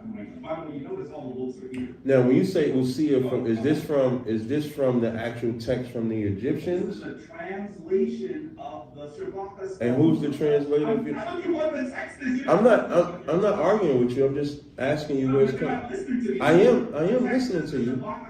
Okay, and who's the translator? Is the Shabbat stone. I'm sorry. And who's the translator? The translator's Maulana Karanga. Okay, no problem. Go ahead and read it. Okay, here it is. Thus said Ra, the Lord of all, Lord of the utmost limits. After he had come into being, I am the one who Yo, peace to the tribes. Make sure you hit the like. Share this broadcast. If you got something to say, man, don't be leaving them long ass comments. Click on the goddamn link and come say what you got to say, man. We ain't gonna be playing all them weirdo games. You know what I'm saying? If you got something you got to say, then come and say it, motherfucker. Be all in the chat, man. All them long ass messages, dog. And I ain't saying your name. Fuck you thought. You got something to say? Come say it. I'm not saying your name. I'm not reading that shit. Every now and then, you might say something out there, and I'll put it up, you know, just to get everybody talking. You dig? It's about over. It looks like it was over before it started, but anyway. When I came into being myself, I came into being. I'm gonna go a little bit further. Mental. And definitely a good debater. I like Jabari. Jabari even said himself he likes me. So we have a good decorum. This is just a spirit of debating. And debating, you're gonna say stuff and do everything like that, but I have no ill will towards Jabari. But as far as Kemet goes, they got the shit beat out of him tonight. He didn't show anything. I had to ask him in the question and answer what actually fixes, and I don't believe that stuff he had. So with that, I think that's all I got to say. I'll yield with that. All right. Jabari, I'm gonna, you know you have over 3 minutes left, right? Is that all right? Yeah, I don't think it'd take that long to close out when you won. All right, cool. All right, Jabari, let's get when you want me to start, my brother. You got 5 minutes. You can begin, and I'd like you to give me a 2 and 1 minute. All right, cool. All right. Well, how would you? I need that black line. Often we read the Him and Sarah were brother and sister. That's just not verse 3. It says all of those things is all the things that Moses observed from Egypt and said, okay, we're not doing after them. That's why I said this is a spiritual battle, not a historical battle. Spiritually, we do nothing like the Egyptians. Period. So that's what he learned, and it's written in our Bible text. You would just have to, not you yourself, but someone would have to just show me in the Bible text where we copied something after the Egyptians, and I haven't seen it tonight. Well, all right. Let me get the next verse, and we'll do a few more. Go ahead, Sandra. Yeah, let me say this, because I wanted to elaborate on the first question that the brother came in and asked Captain Cesaria. What was that question again, Captain? If you remember the first question he asked you about the love of brothers is the love that, what was that again? You talk about David and Jonathan, you trying to save Jabari now. No, I'm asking a question, brother. I mean, it was about David it and got nothing to Jonathan. do with Jabari. It's about David. I'm basing this off of the brother's question. It's about David and Jonathan when their love surpassed the love of a woman. Right, and this is the point that I'm talking about. Hebrews always twisting the scripture to fit their narrative. What's your question? I'm making a statement. I thought this was only for questions, though. Hold on, brother. I am gonna do this. Why are you scared of me, man? I'm not scared of you, but Garfield wouldn't let me make a statement at all. I But would have been finished already. First, you're supposed to ask a question. And then I'm gonna bring in the question. I just want your question, that's all. If I couldn't make a statement and I'm a debater, you as a questionnaire shouldn't be able to make a. That was at that period. But hey, Garfield, if I'm not mistaken, this is a Q&A, right? Yeah, but I'm gonna fall back. No, I want your question. I'm not scared. I just want your question. All I want is. Are you live yet? Are you live? All I want is your question. Okay, why don't you go live? Why don't you go live right now? Usually, Captain would let me talk, but now he knows that I put that work in. He afraid of me. No, you don't put no word. It just sound like you capping for Jabari. I just want your question. I'm doing my question based on. Hey Garfield, when I wanted to make a statement, was you adamant I couldn't make my statement and I yielded, right? It's free for all right now. It's recording. Oh, now it's a free for all. Then I tell you what. Then you free for all inside. I didn't know it was free for all. All I was gonna say, brother, is that. Y'all see how bogus these niggas is at this shit. That's what I want you to see. I'm just listening, checking it out, observing. But these niggas bogus as shit. They won't even let bruh talk only because he be coming with some shit. You know what I'm saying? I ain't saying the nigga want to go be no Hebrew Israelite, but the nigga still be coming with some shit. The nigga still be doing hella research. And that's what I be on. You know what I'm saying? I don't be on that old hating shit. If a nigga be coming with some facts that I know verifiable, you know what I'm saying? Then I be like, okay, this nigga be coming with some facts, period. You know what I'm saying? All you motherfucking chatbot ass niggas.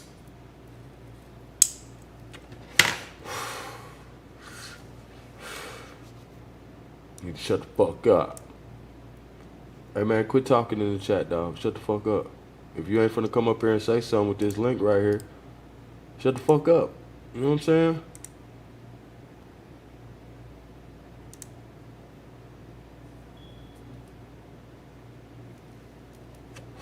Try it.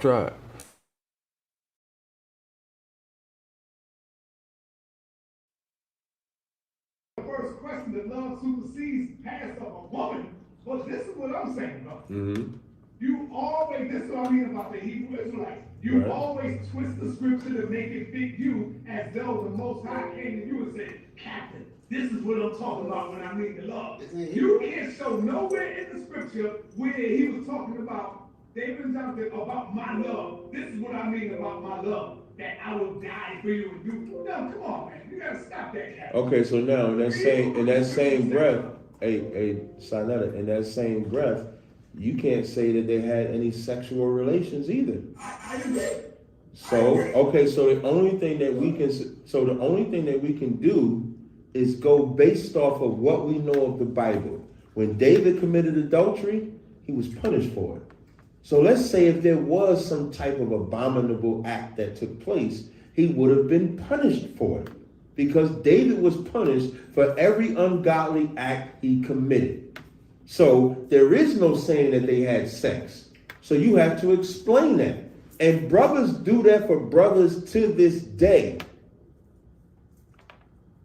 So what is your point? Hey, family, the post debate is coming up in about 10 minutes. Yeah, y'all gonna need that. Y'all gonna need that post debate.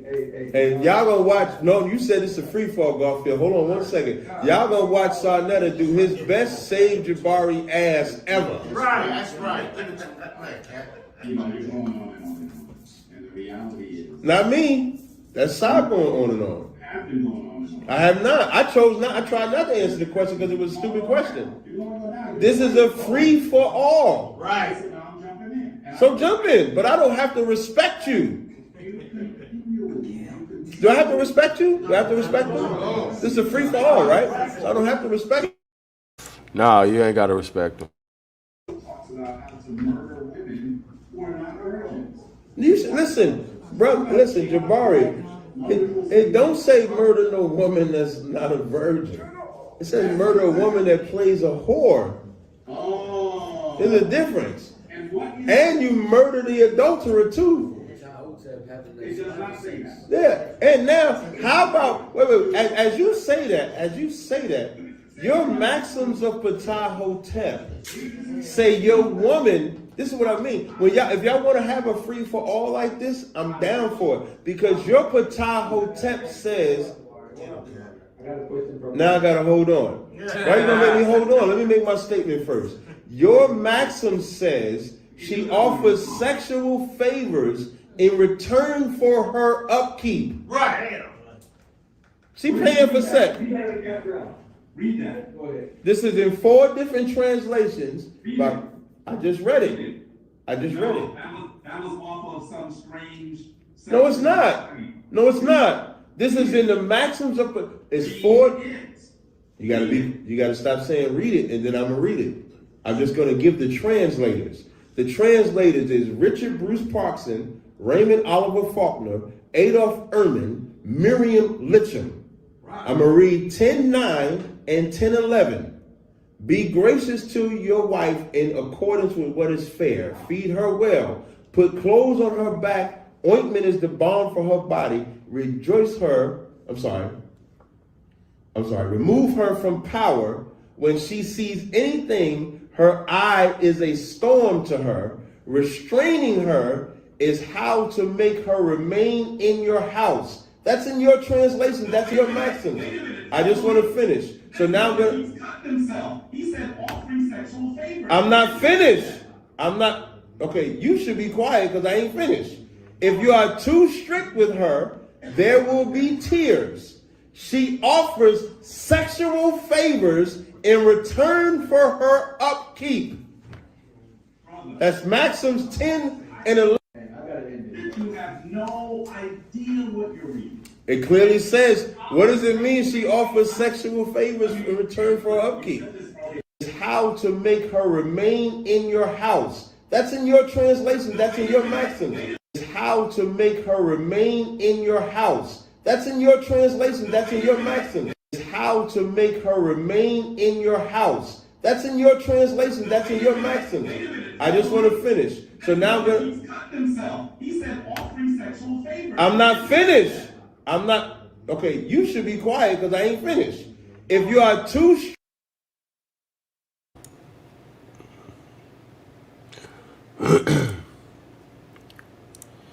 Hey, dog, don't be all in my chat talking all that fly shit. You know what I'm saying? If you got something, if you want to add on, you want to build with the people, you feel like you got something to add to the discussion, then come and add it to the discussion. Don't be all in the chat talking all heavy, bro.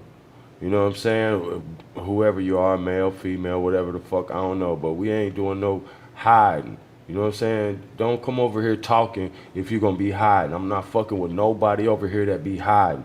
All you police ass niggas, stay the fuck away from here.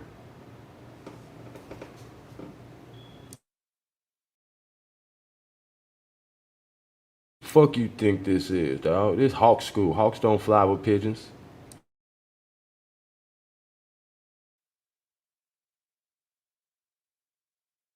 Strict with her, there will be tears. She offers sexual favors in return for her upkeep. That's Maxims 10 and 11. My nigga, you should stop, yo. You should stop. You have no idea what you're reading. It clearly says, what does it mean she offers sexual favors in return for her upkeep? Scholars actually have said for a very long time to keep her from power. I'm not talking about that. Actually, no, I'm going to talk about the whole thing. And I'm not going to be long. I promise I won't be long. Is actually referring to the judges. Why? Because women in Kemet could actually go to court. They were actually their own people and could actually do anything. So what you're saying is keep her from being in power. So they're saying, when they say power, they're referring to the judge. They're saying, if you don't want this woman to leave you, There are a lot of things. Nah. Rubbing her with oil. Nah. You're making it sound like she Nah. Oh. There's a difference. And you murder the adulterer too. I'm just going to give the translators. The translators is just going to give the key. Her, there will be tears. She offers sexual favors in return for her upkeep. That's Maxims 10 and 11. My nigga, you should stop, yo. You should stop. You have no idea what you're reading. It clearly says, what does it mean she offers sexual favors in return for her upkeep? Scholars actually have said for a very long time to keep her from power. I'm not talking about that. Actually, I'm going to talk about the whole thing. And I'm not going to be long. I promise I won't be long. Is actually referring to the judges. Why? Because women in Kemet could actually go to court.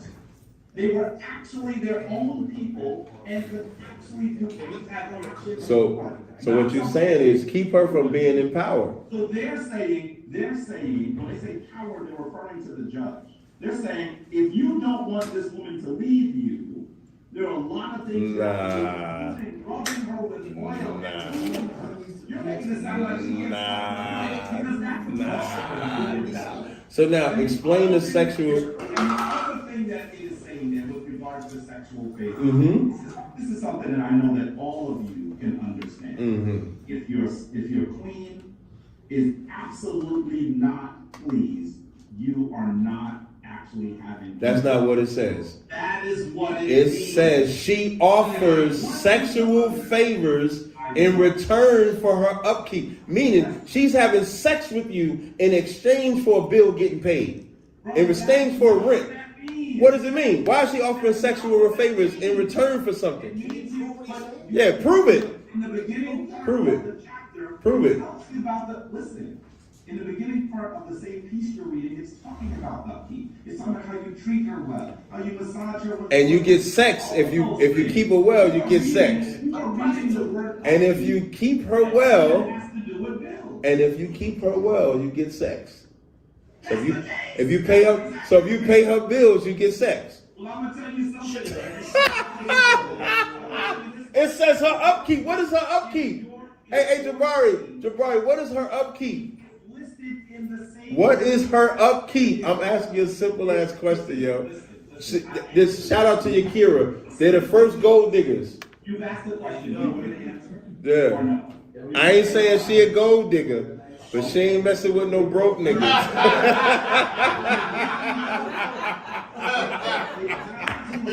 You can't stop the rain when it starts to fall. I'm not. I'm sober as hell, man. You just getting smoked. Jabari. No, don't end it yet. Wait. Don't. Hey, Garfield, before you end it. Yeah, go ahead. Go ahead, Morpheus. Oh my God. Can't hear you. We can't hear you, Morpheus. And listen, having a drink does not quantify being drunk. If anybody, no problem, Jabari. If anybody goes and look at any of my debates, this is not a big deal. Anybody can go. Yeah, I can hear you now, but let me finish making my statement, Morpheus. One second, Morpheus. Anybody can go and look at any of my debates and see that I clown everyone. I've called Jabari feminine on the street. Right. No liquor, no nothing. I've clowned Jabari, Polite, Sinetta, Shaka, everybody on the street without drinking. I just want to make it clear. Having a drink does not quantify drunk, because you damn right. Listen, make sure y'all go to TLC1214.com to buy them back. Listen, Jabari, shout out to Jabari. Shout out to Jabari for supporting them body butters. That's right. That's right. Listen, man, we got a lot of wives need them butters. Shout out to Jabari. Shout out to TLC. Make sure y'all cop them body butters. I'm not projecting anything. But shout out to Jabari for promoting them body butters. You will never use lotion again. That's right. Listen, Jabari, you never will. Listen, Jabari, order one of my body butters. I guarantee you never use lotion again. I guarantee you. All right, no problem. I'll give you a response to that too. So, Morpheus, what I will first say to you is that, no problem. That's cool. I just want to answer the question. So, Morpheus, to be a more honest question, real is subjective because obviously, depending on what your belief system is, you're going to get rid of someone else's belief system. So, because I believe in the Israelite culture, Kemet culture is nothing to me. And then by Jabari's own admission, it is nothing. But when he makes the statement that the scholars say that they're not real, I have a book in front of me called by Douglas Petrovich, The World's Oldest Alphabet. And on page 186 of this book, it says how he questioned 19 out of the 25 International Association Egyptologists membership, and then asked them if they believed if the Israelites lived in Egypt or was there some sort of exodus. And out of those 25, 19 said that there were. So when Jabari makes the claim that no scholar believes in the Exodus or the Israelites was in Egypt or in Abraham or anything like that, it's just not true. So history, I didn't interrupt you when you talked. You did. I did not. Not on this question is what I'm talking about. So now, with that said, this is why in the beginning of the debate, I said this is a spiritual debate, not a historical, because history is subjective. History is subjective to whoever wants to subside with it. So that's how to properly answer your question. I don't know who's answering the phone. That's not me. I don't know who's doing it. Hey, Morpheus, is that you? All right, no sweat. I appreciate it, man. It was a nice slaughter. I'll wrap with y'all. Can I say one thing to you? Yeah. I never said that the Hebrews were not in there. No problem. And I never said I ate a damn apple. I never said I never had an apple in my mouth. And you said it's seasoned apple. It's on video, brother. No, I don't know about that one, man. Oh, he ended this shit. It's a bitch. Yeah, you caught him in a lie. He's a bitch, yo. Good job, Cap. No time, Cap. But I think y'all now we can go home. Yo, peace to the tribes. So yeah, I'm sure you learned something. We sure learned that them motherfucking Egyptian niggas on some straight sweetheart ass shit. Some motherfucking fruit basket shit, you dig? Straight fruit basket shit. Let's see what this article's talking about here.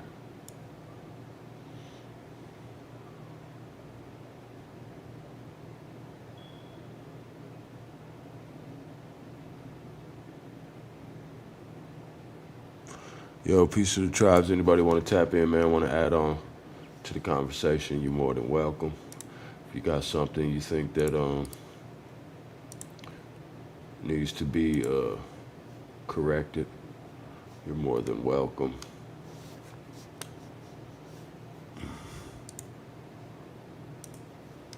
Here, let me get a little music going, man, while I figure this out.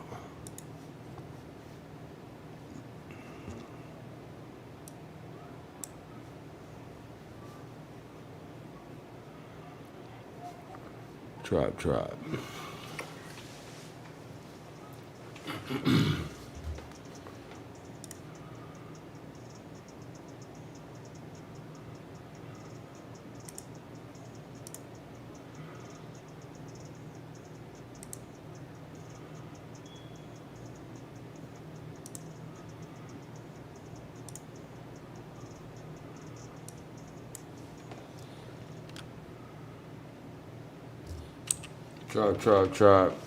I'm gonna be dropping the build. I'm working on it. I'm trying to make it a little more, what's the word? A little more, I guess presentable, organized. But we got one coming on Bass Reeves. I don't know if other niggas already did one, but I'm finna do one anyway. Came across some information I want to share. You know what I'm talking about? Let's post this.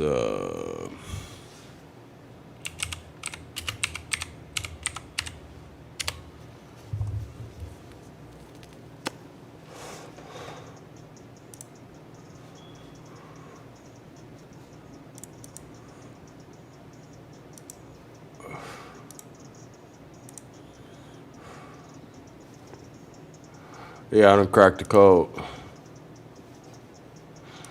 I know how to do this shit now. No more copyright strikes. We're gonna get this bread.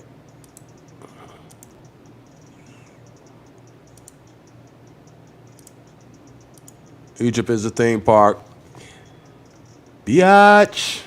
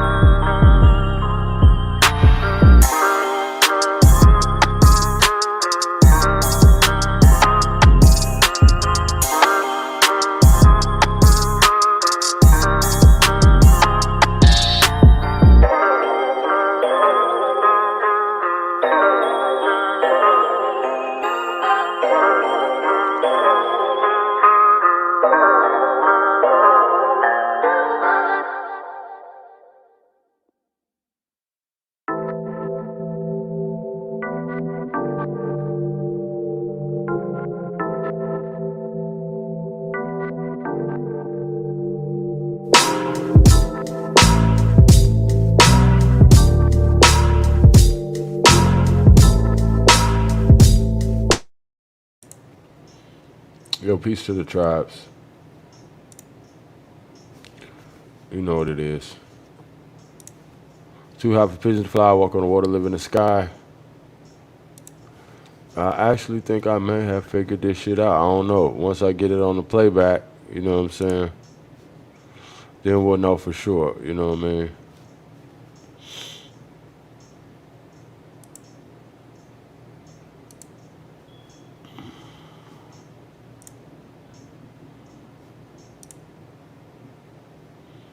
Hey, yeah, let's turn it up a bit on these fuck niggas.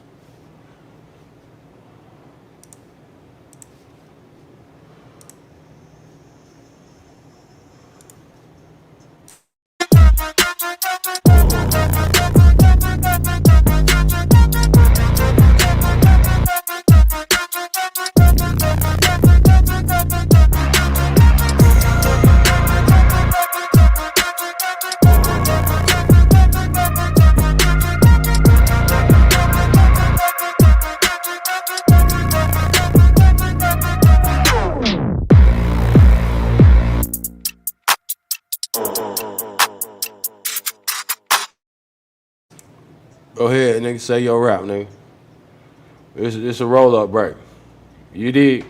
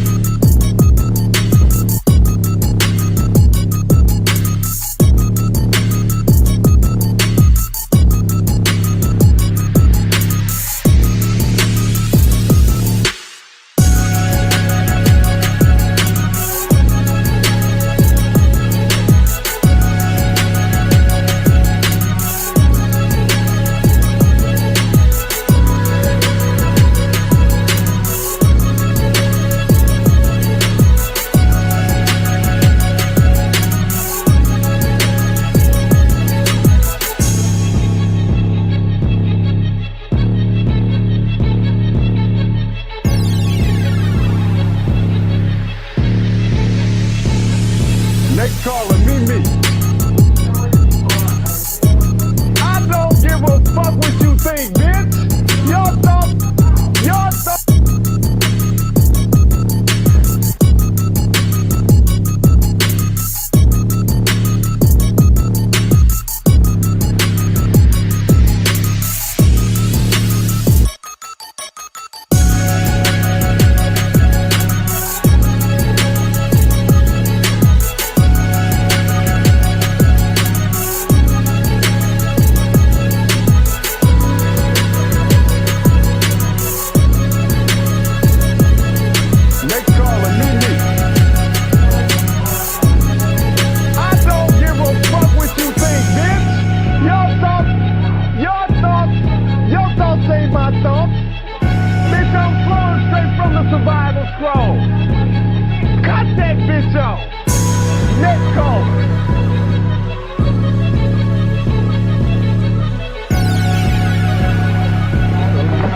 That make a man offended to and lay a snare, you know, they try to trip a nigga up like me, you know, cause I ain't following Whitey's rules, you know.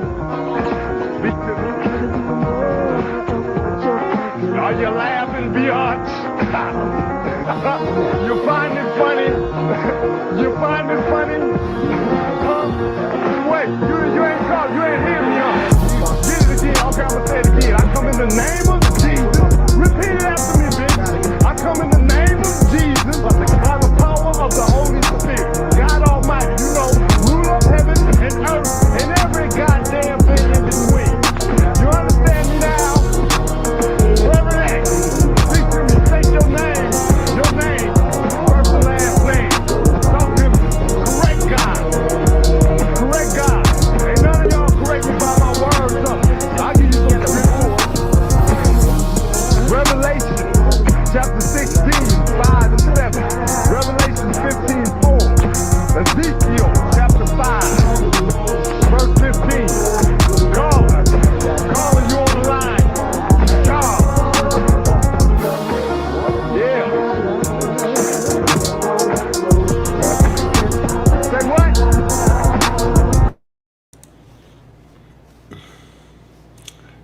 Yo. Peace.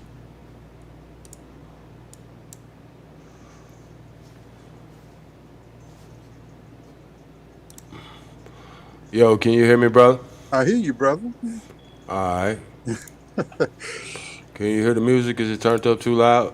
No, it's nice, but I can't crank it up. I'm at work. I can't get. Okay, that's cool. That's cool. You express that you. Let me turn this off so the people can hear you loud and clear. Go sit down. Hard-headed ass reachbacks. Peace, brother. Peace. Welcome. Thank you. This is my first time doing this. I'm not too tech savvy with all this stuff. Oh man, it's all right, man. It's all good. Welcome but I always got, you know, I've been reading for many years, and I listen to these brothers that just started reading a decade or two ago, and I'm like, damn, who's giving the guidance nowadays? I mean, I grew up when there wasn't no integrated schools. I mean, I had black teachers and stuff, and they. How old are you, brother? If you don't mind me asking. I'm older than 60 and younger than 70. I'll just put it like that. Okay, brother. Yeah. I remember when John Connally turned around and shot JFK. I was in elementary school. But so I see this history thing, man. Let's talk about it. You was talking about some Phoenician texts. Man, you know, it's the key that everybody misses is to crack the first 5 books that the Romans have allowed us to read, that they translated from our Phoenician scrolls. They translated our shit into Greek and Latin, and they hid all the Phoenician documents. When they rolled on Hannibal, Massinissa, who was over in, I guess, in Morocco or Algeria, he was part of the Baraka dynasty, and he betrayed us to Scipio, and then it allowed Scipio to knock out Hannibal.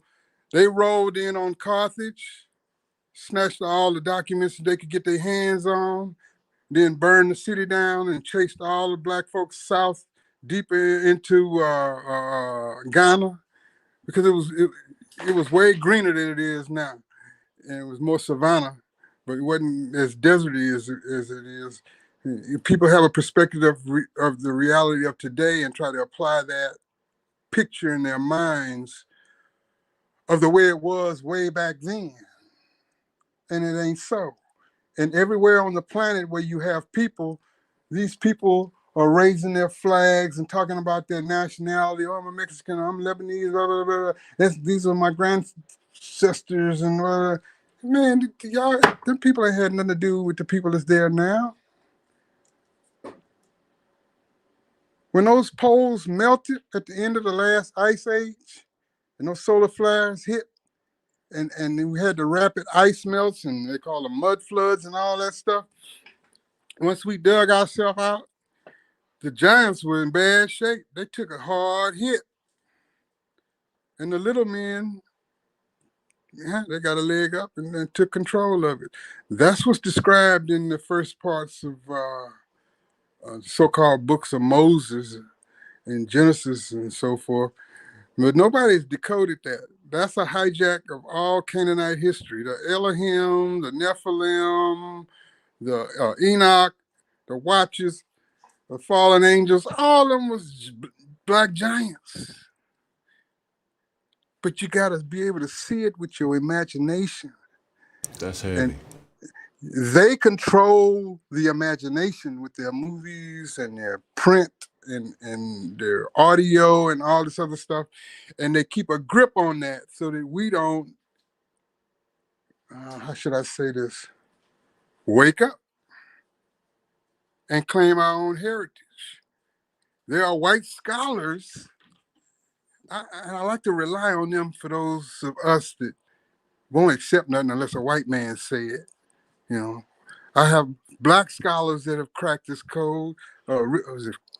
Richard Granger, he wrote a book called Adam and the Altaic Ring, something like that. And he wrote a second book called Mo. And then The Black Man's Bible, Richard Granger Jr., something like that. He broke it down when the comet impacts hit the northern hemisphere and shattered our civilizations, caused the ice melts and all that. These are parts of our history that nobody wants to deal with. They want to deal with the 4-digit history, what Elijah called 6,000 years. That's Adam's time, the little man. Well, the time of the giants is before the little man, when we had a circular 360-degree orbit around the sun. It wasn't as elliptic. It was a relaxed orbit. And a relaxed orbit, relaxed gravity. You relax gravity.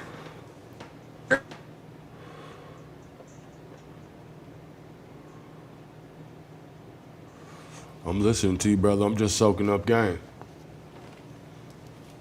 You know, I'm just studying every day, and like I always say, you know, Hawk School is, you know, every teacher's a student, every student's a teacher. I'm not here to, you know, professing to know any more than anybody else, but, you know, I know a thing or two about a thing or two. Shout out to Lil Yos in the chat, Tribe. What's up, brother? It's good to see you here. Yeah, bliss up. Just anything you want to add on? Yeah, the only thing that I wanted to add Step up on. to your mic, Ak. You kind of low. Can you hear me, bro? Yeah. I just want to make sure the people get you loud and clear because I know you drop jewels, brother. All right. Yeah, I just wanted to make sure, like, as we transcend and fast forward, we also got to look at the implementation of the different corporations that were created. And the one that I always bring to the table that I always want people to research is the HEEREN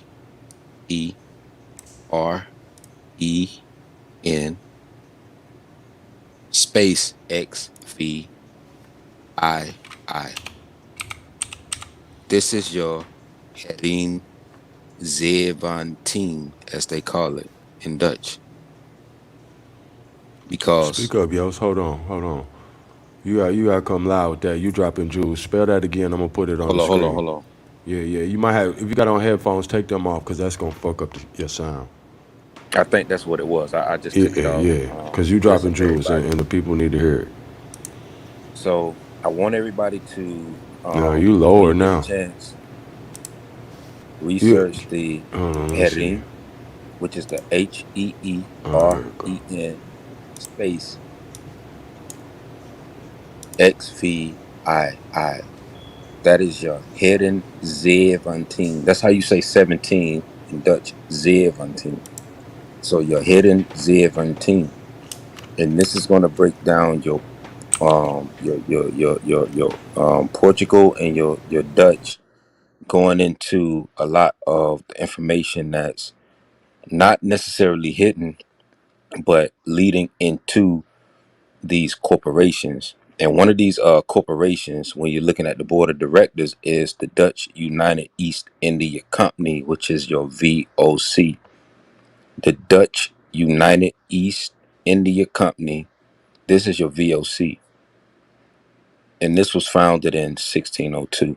So whenever we're getting beyond and past everything that's dealing with our testimony coming from our ancestors from the past that probably or likely dealt with all of those cataclysms or cataclysmic events that the Hopi, um, if you go to a part of West Africa, I mean, of course, we know um, the Dogon, they don't claim to always have been from West Africa. They claim to have came farther from the West, and all of these different areas of people who had Pueblo dwellings that also had um, catacomb dwellings.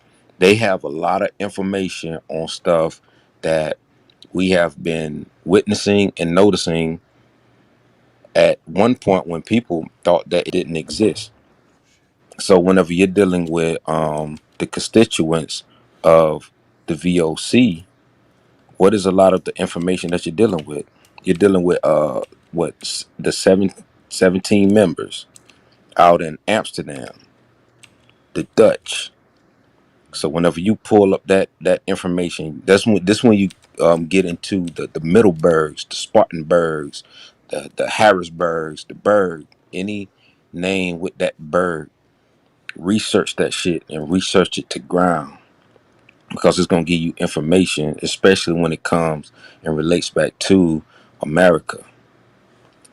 And I'm talking about the whole America, not just America mainland. Because the one thing that you find is that a lot of these charters were founded in 1602. But before 1602, what did you have? In the 1500s, you had the Spanish.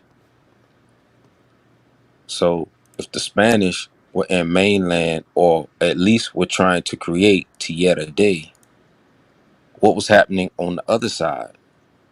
Because you also had the Spanish doing the same thing on the other side. This is the parallelogram that we have been trying to get people to pay attention to for the longest. And that's why I was thankful for Hawk School, because Hawk School can break information down. That's the one thing that I appreciate by OG. But when it came to Truth 111, he was showing you what was going on the West Coast.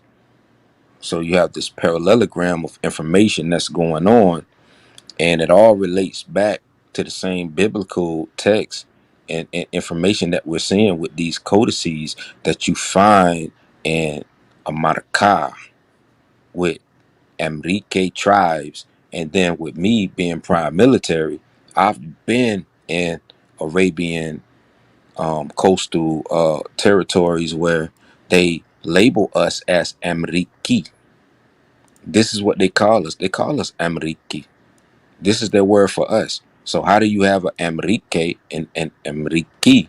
But then when you go back and you're looking at all of these texts, then all of this information.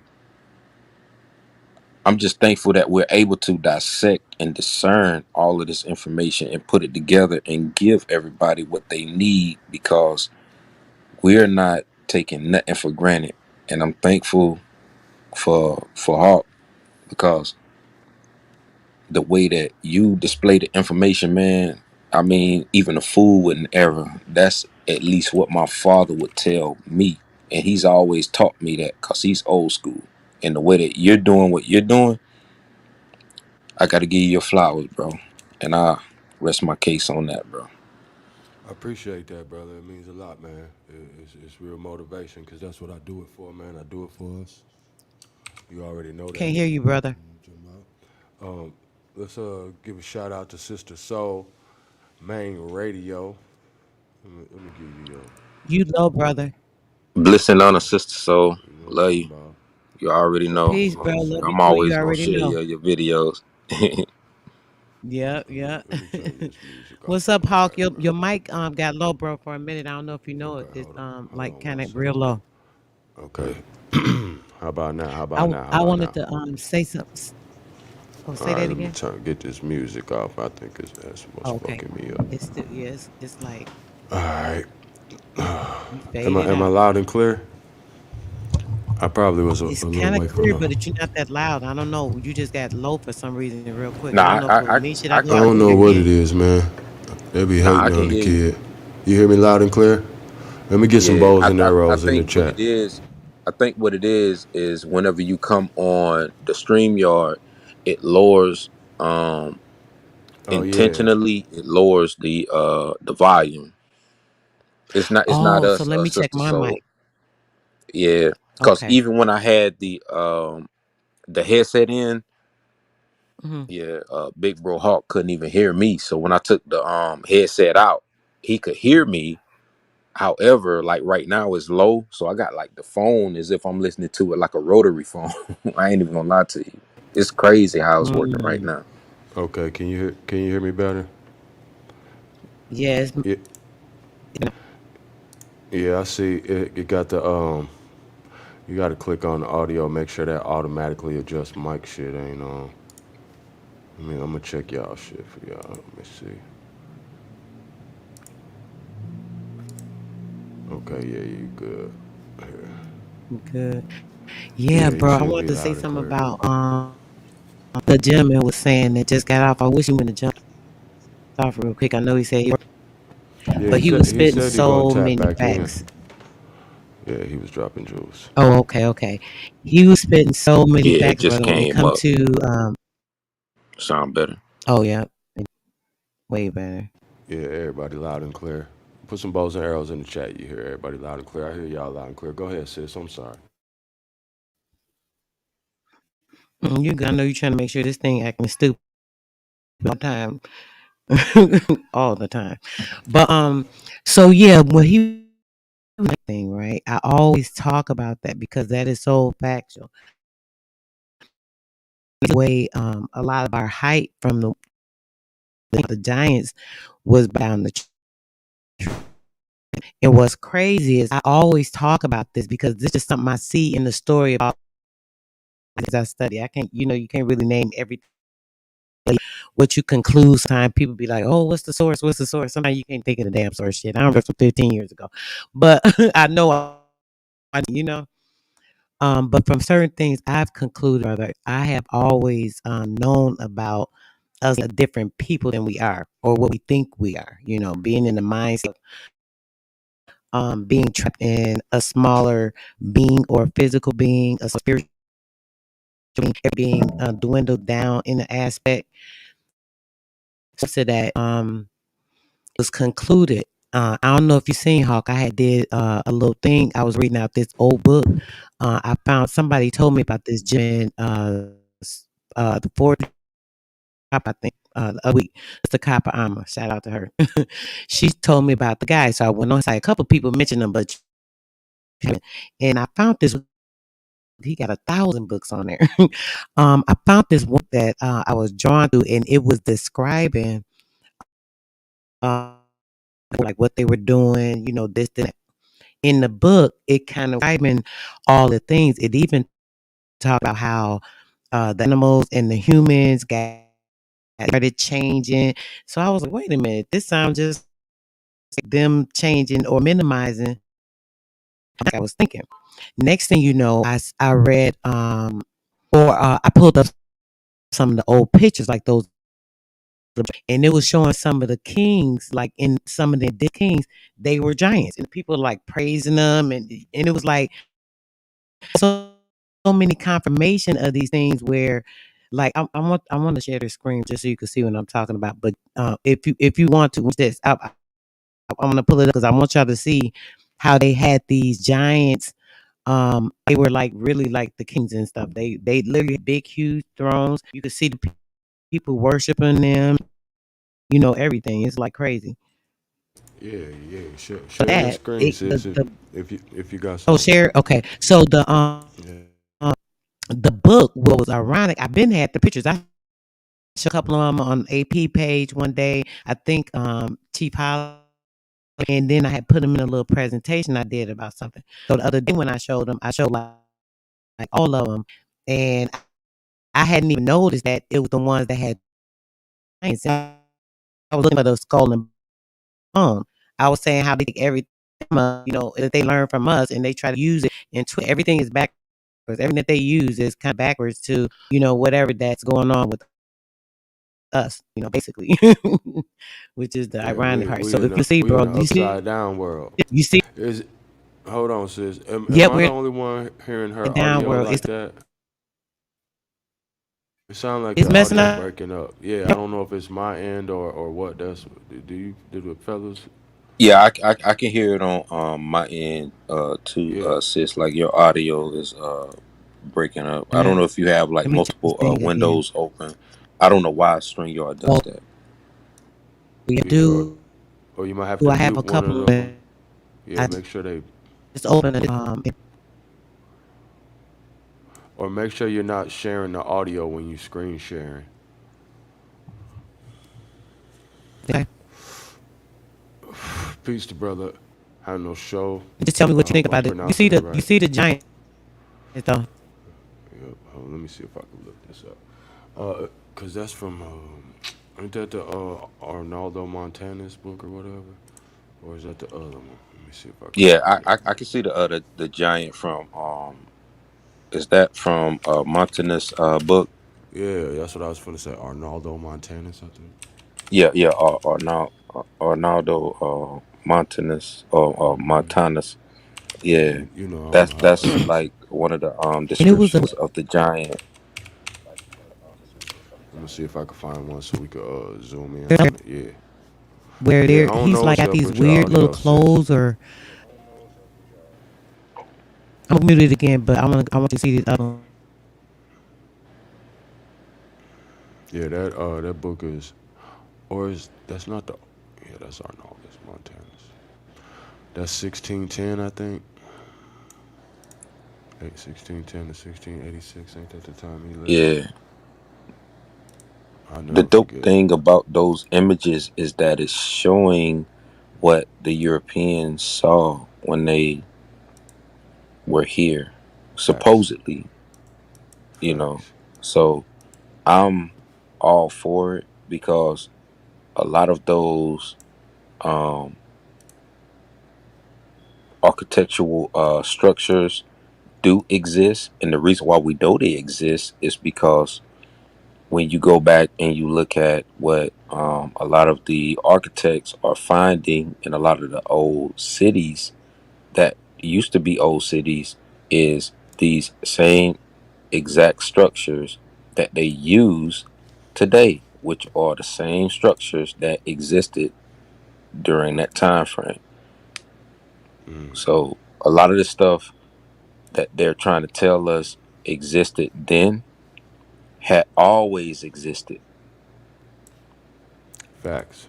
And that's That's what I the be. scary part. That's what I be telling. That's what I was just asking somebody. Now I just found something. This is an engraving from a book from Arnaldus Montanus, America, 1671, to represent a scene of religious practice in Virginia. In Virginia. In Virginia. to represent a scene So of you see religious how practice. those pics show the Oh man, see, bro, gonna make me go get my rings. I knew I should have put them on for OG. You know I'm a nigga. You know I can't take a motherfucker showing out on me. The OG showing the rings. Oh, I Yeah, he came with like the that. skull game. Someone told me to put my Yeah, shit on. It won't skulls. happen again, big bro. OG Let me got the get, skulls.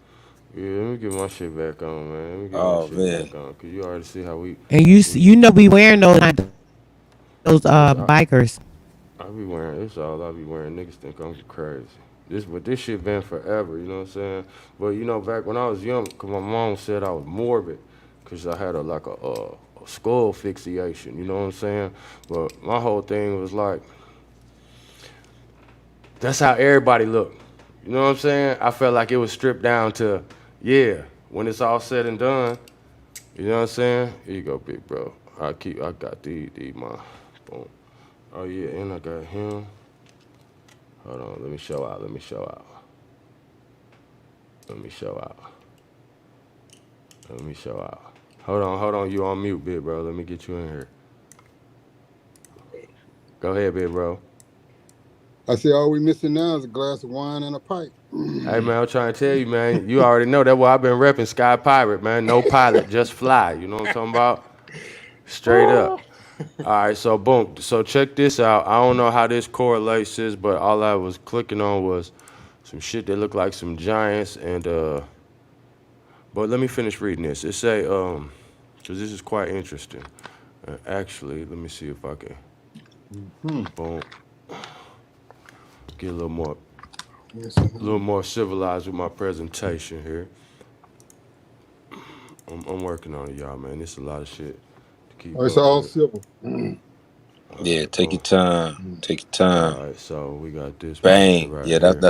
that's a good one right Now there. this in Virginia, and this from the engraving. Let's blow it Oh, up a little. nice. And Yeah, that's on the inside. this in Cause Virginia, you my see where the nigga. What smoke. the fuck is Ooh. going on? Look, it's niggas right here with motherfucking feathers on. It's a big ass building. All right, boom. So I'm gonna read the article that went with that. The remnants of the mound builders. Clearly, clearly. Oh man, Six amen. fingers, six toes, double rows of teeth. Oh my God. Hey man, you know it's Yes, and they sir. still being born with that. That's They right. still being born with 6 toes. I got a grandson who's born with Yes. 6 fingers on one Yes, hand. sir. I'm gonna And explain a this head right. like the daughters of Akhenaten, the long Mm-hmm. head. Oh, that's scary. Those were Atlantean, Oh that was wow. the Atlantean bloodline. The long heads, that's the Atlantean bloodline. Akhenaten. They wrote up some mess about some Yep. city he tried to That's another build. He one. got This is ran another out. one That's too. all That's why it was for drawn public that way too. consumption.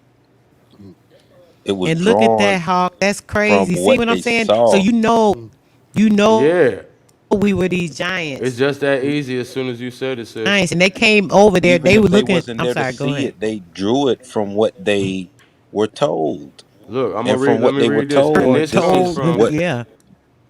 yeah. I'm gonna cite my source for these niggas. This is from VirginiaHistory.org.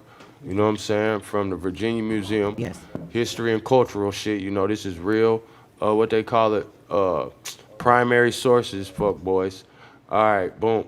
It say we ain't gonna read all Yes. that. That blah blah blah. It says Virginian engraving from book page from Arnaldus Montanus, America, 1671, to represent a scene of religious practice in Virginia.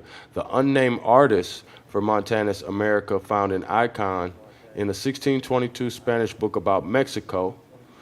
Get your pen and pencils out there, people, for Description de las Indias Occidentales. All right, here, I'm going to just have to put this in here for y'all because I can't speak this shit. By Yeah, you basically Antonio just said the description of the of the Indians. Indians. What's Yep. Occidentals? Mm-hmm. What is Trying to call them Occidentals? Gentiles. Yep. Here, I'm gonna put that in there. I'm gonna put that on the screen for y'all so Gentiles. y'all know what the book is, the Spanish book. You can look for that because you know how we do. It says the artist then transformed the Mexican icon into a large idol and placed it in a. What the fuck? Oh, this is a whole Yeah, nother they one. Okay, transformed it, this. yep, into a Oh large no, idol. these people is crazy. Hold on, man. This is a whole nother scam they ran. Hold on, let me get this. That's okay. Boom, the The Virginia. symbols are Oh, this is of called the our fanciful. ancestors. This is the fanciful figures. Excuse me. Excuse me. But I'm still gonna put the book up there. For most of the 1600s and 1700s, few images of Virginia Indians are known to have been created, lacking first-hand documentation. European publishers often used illustrations that were imagined by artists. For these representations, which tend to the exotic, the artist borrowed indiscriminately, mixing invented and actual details, and interchanging characteristics of native groups from both American continents and from Africa. In 1671, the Amsterdam printer Jacob Meurs published De Noir en Onbekende World of some German shit, bro. Dutch. Or America by Arnaldus Montanus, a compilation in Dutch of historical accounts from North and South America. Montanus was a Jesuit and apparently sought illustrations that emphasized the non-Christian heathen character of native religion. So we got to remember that. That's put on top of this. To that end, the unnamed artist for the book invented a Virginia scene that borrowed from images of Mexican Indians. So this is the same shit for real. They really Pretty much. they done balled all our shit up into one thing, bro. And it's just shit just balled together, just like balled together and hidden and covered up. This is Virginia, bro. Hold on, man. Why do they got Virginia looking like this? And what's in that nigga mouth? Is that a cigar or what the fuck? Noble savage. Influence. Other representations of Virginia Indians appear to have been influenced by the notion of the noble savage, quote unquote. Usually identified with Jean-Jacques Rousseau in the mid-1700s, the noble savage emerged from the notion that pre-civilized societies were naturally harmonious. Scholarly opinion is that the concept actually originated before Rousseau with Afra Ben Orinoco of 1688. What the fuck? Or Jean de Uray's 1578 account of Brazil. Let me put this in here. And you know what's sad is that surname that they just said, Orinoco, that's one of the major rivers in South America, similar to the Mississippi in mainland America. This right here on the screen, So that's the how name the that hell y'all this looking for. how does he have a surname Orinoco when that's one of the main rivers in South America? So that right there is going to take you into another deep dive into surnames. Like the rabbit hole is crazy, bro. Yeah, and I seen like people was taking their first names and making them their last names. Right. I'm trying to find some more giants over here. This is the book to get, brothers. I don't know if you can see that. Adam, the Altaic ring, and the children of the sun. What the hell? By James R. Granger Jr. Mega History.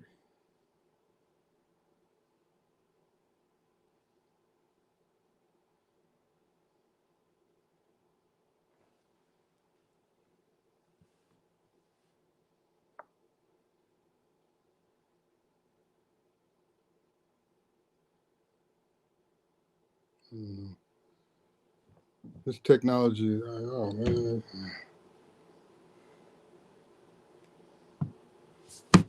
How can I type something into this without losing my link? Chat? I'm gonna hit chat. Oh shit. Oh, excuse my language. My granddaughter be on me all the time about that. Comments, private chat. So chat with the host and other guests. Oh, okay. Here we go.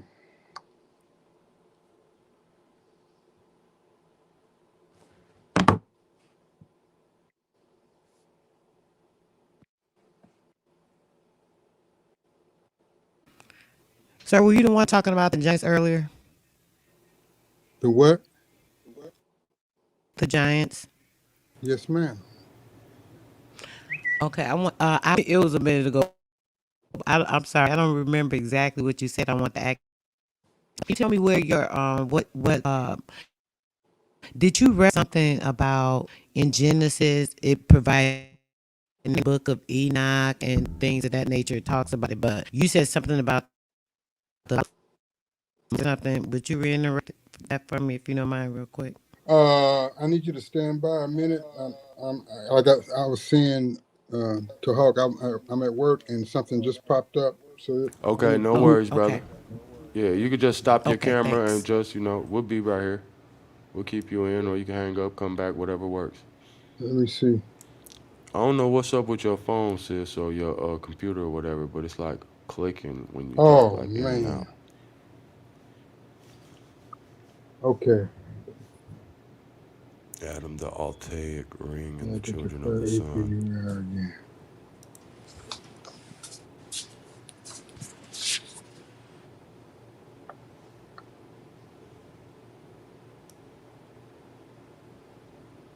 We're gonna find it. Shout out Shy Alpha, Tribe. You already know what it is, some baby, This better, Tribe. Hall. No, it's still like clicking Better. in and out. Unless it's just me. You hear that, Oh my Yos? goodness.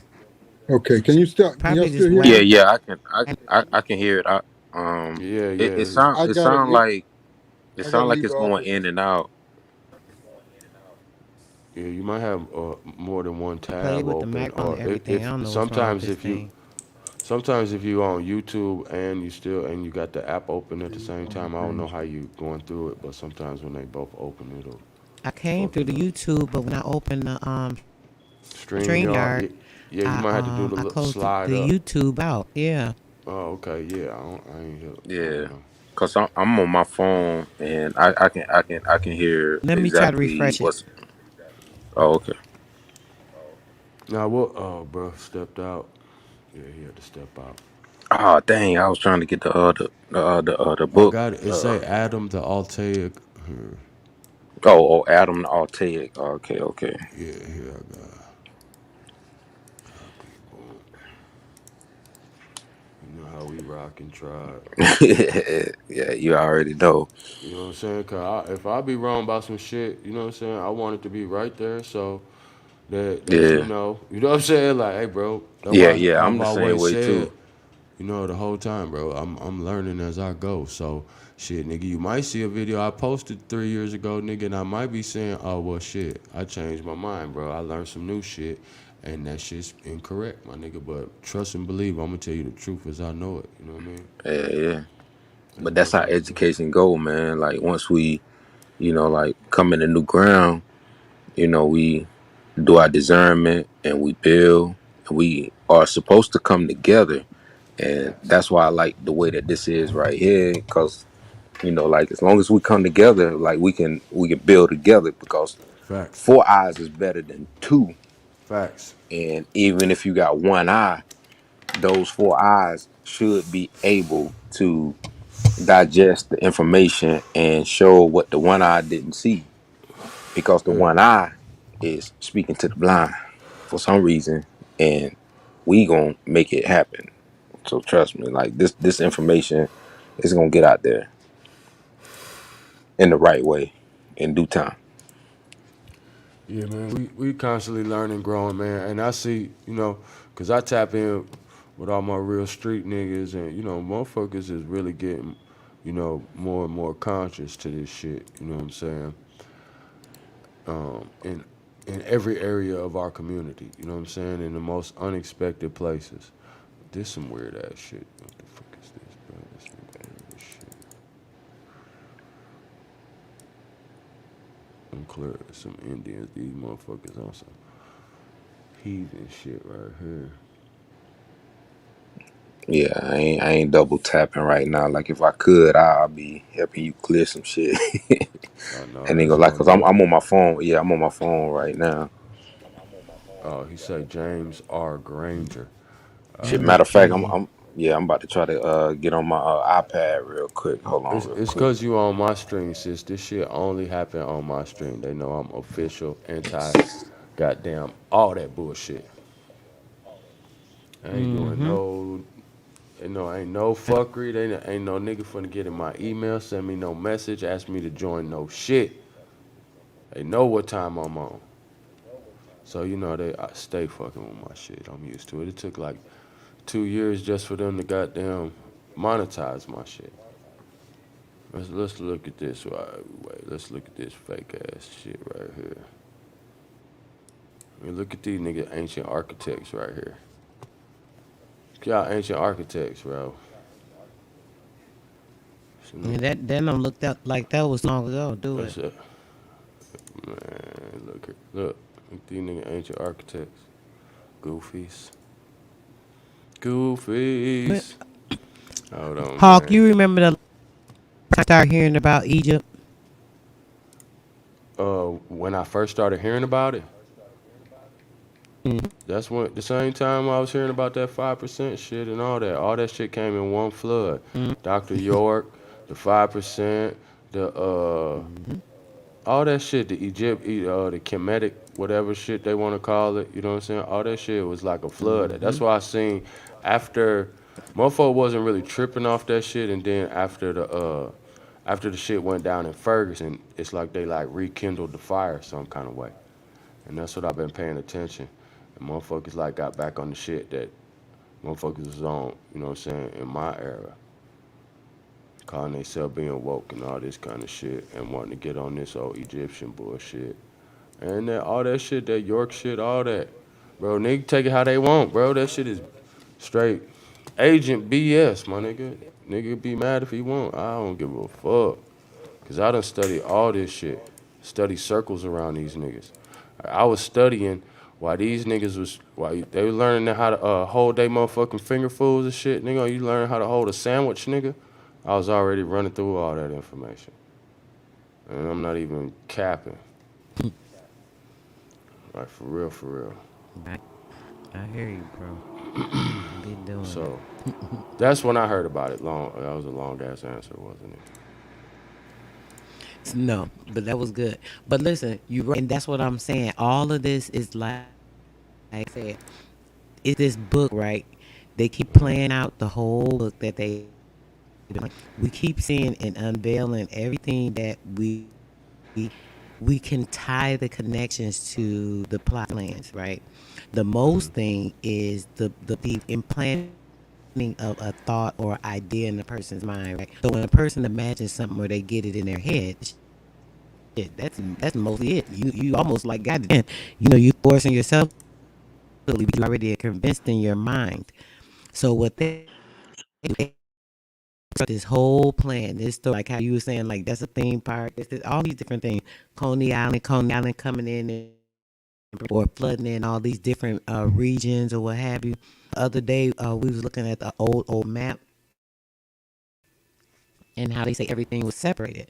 But on the old map, it was showing how even where they say was Russia, Asia, all that stuff was American Asia, basically like Russia, Asia, it was America, everything was connected and everything was all the same thing. So if everything was anything in the same place, why are y'all telling us that it's separated now? How do we know it's separated? They tell us it's separated, right? We didn't really have separation. I believe that what they did was they flooded. Bro, I think they flooded. The EPIS, I think what they did something there and they flooded all the water from there. I believe all that was water. That was like a big ocean or lake. What they did take that water and make it go. They made these different rivers by digging out different things. You know how you see the excavations and stuff of the land? With the excavations, they would dig tunnels and stuff in the ground. So that would flood the water to go to other places. So now they dried out that area. When they dried out that area, they set up what you just were saying as far as displaying that theme park. They set that up. They set that Egypt up because now this is part of the plan we're going to use, say 15, 20 years. Once we set up everything we have, that we can make people believe that this was this and this was that. So now they have constructed this plan and then people follow along with it. So now here comes the time. Okay, we implant this African story. They came with the roots thing. They started talking about that. You know, everybody was like, "Oh, we came from slaves." And my grandma, I'm like, we ain't came from no damn slaves. Them people lying." And that pretty much that Facts. from my perspective. So we kept, but either way, these were the same things. Even back way back when, like that we can tell was somewhere like early 1900s. So we know even in the 1800s they've been planning and implementing these things because they also put in the film. Look at this shit. As soon as I said it, you popped it up. They also put in the film, bro. The film. I literally was reading. I read books yesterday, some old books too, and they talking about how everything is like the I can't even explain everything that we were reading. It was two or three different books. Two books I went into. Actually, pages from one book. The one book, right, classifying or talking about the theatrical performance, and everything was like sounding going on. It was sounding theatrical. They were even using those terminologies. So I'm saying, like, wait a minute, they sitting here talking about did it. They were talking about a guy that painted the pictures. It literally said, oh, he painted these pictures, and these pictures were made to present a story of history. It didn't say it exactly like that, but that's what it said. Then after reading that, it went back to one of the maps. So when you're looking at the map, it's everything's together, and it's like, wait a minute, this coincides with this, and everything they have done, bro. It literally is a story. They have been. I say it took maybe 150 to 180 years for them to construct this whole They plant to keep where now where they breaking think. you up, sis. Like So you going can you in. hear I'm me now? talking about you going in. It's like This You good, dropping bro. jewels. No, it's like yeah, you yeah. just you go I'm up about to. now. I'm about to get back on. Here, let me check. Let me see if I I'm can about to check get your back. I'm about to settings. call on my. I'm about yo, that it's pissing me to off because hop on my phone, bro. you dropping some jewels, sis. Yeah, use your Like, phone because they hating. yeah. And yeah, you dropping too It's many Mm-hmm. been. I'm jewels. finna pull it up. I'm finna go on there down. Yeah, All you right. dropping too many Like if jewels. you can, yeah, we still here. Like definitely use your phone. Cause she dropping classic shit to where, you know what I'm saying, this shit gonna be 100 miles per hour, man. Motherfuckers hear this Yeah. shit. And to piggyback on what she's saying, throughout the US, they have flooded and we've heard stories of the mud floods, and then you hear people talking about Tartaria, and you're seeing portions of buildings that's leveled under parts of earth that are still intact, yet you can still walk through it. And it's like, how the hell am I still in this building? And I thought that this building was here above ground, because like even in DC, like when you go to the law library in DC, guess what? You're going underground, and you're going under levels of ground in DC. And it's not like it was built modern day. I don't know why people thought or still think that all of that stuff was built modern day, from Utah to St. Louis to like all these different cities. You have underground structures and catacombs that connect, similar to how the rivers did above ground, similar to how it did with the Orinoco River, which they said ran upstream even though it was coming downstream from a mound. Facts. And it would take you up the stream, and you looking like, how is the stream taking me up and I should be going down? Yep. These are the type of Niggas things that sleep we about should that, be man. They researching and sleeping looking on that. into. Yeah, and ain't nobody paying attention to it. And these are the type of areas that we should be researching and visiting, because it pays homage into the flow of the aquifers underground and the nature and the networks, into basically a lot of the stuff that we're looking at today that we were taught. Because why is it that we're still being force fed stories about this biblical system or a system, like pertaining to Islam. Obviously, these systems knew something about a system that happened a long time ago. Obviously, it wouldn't have been put in that form, whether you consider it creationism or a religion or a fraction of how a person decides to live. It all still predates and goes back to the creation and our culture. We're still living the same culture. It's just been manipulated to the point where we're living in a modern dynastic that is taken away from the things that we should be researching, because it took away from our critical thinking prowess. But I'm just thankful that OG and like people my age, I'm getting ready to hit the 40 system. I ain't hit it yet, but we're literally trying to show you how detrimental critical thinking is. This is your discernment. Facts. My father used to always tell me we're living in the last dispensation. Now, dispensation deals with the same shit that a lot of people don't want to deal with. It's a religious system of dispensation. And he used to always tell me that we're living in the last dispensation of grace, mercy, and truth. That only the Creator, the Most High, can see us through. Because my father, he was a bishop. And you know That's what's right. crazy about him being a bishop? He doesn't practice Christmas. Talk to him. Now explain that. You That's see because what I'm he done saying? learned too much. He found out too much. That's what happened. Yeah, you see? Yeah. And And a that's lot what of a people lot don't of motherfuckers understand. just ain't really read enough yet. Look They at them ain't in pumping the tune river to it. out the Nile. I mean, pumping the water out the Nile River. Mm-hmm. That's what they And doing right there. Yeah. See, See, they didn't I won't just say that? building a dam. That's why I look how had me that water posted running. for you. They don't be wanting to let me Rapid. That's what you look call in Muskogee, you would call that look at them. That's over in Egypt. mm-hmm. And I got some other information. They did it in 1899. I got the book. I can pull up the book. I got the book for y'all. I'm gonna pull it up and then I'm gonna drop it in the Yeah. chat. Cause I think last time I did it, I had the video playing and they, took my Yeah. shit down on some copyright shit. So I'm just learning how to finesse this shit.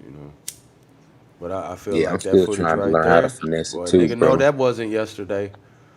Boy, fuck you talking Yeah, about? that definitely ain't. Boy, that's a lot of motherfucking cranes over on the Nile River for some shit that some ancient motherfucking aliens supposed to build. Yep.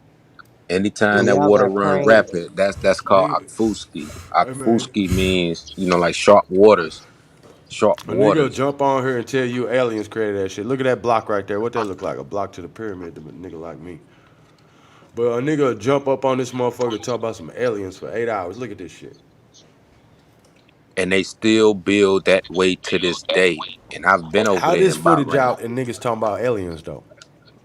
That made me think all them niggas the police. Nigga talking Yeah, about they some all. goddamn Up under that aliens. same occult science. Hold on, let's take it right back. They used to fix our ships. When I was The in the Nile Navy, they used to Dam. fix our ships. They had them same cranes. They do the same thing. Like anything we needed.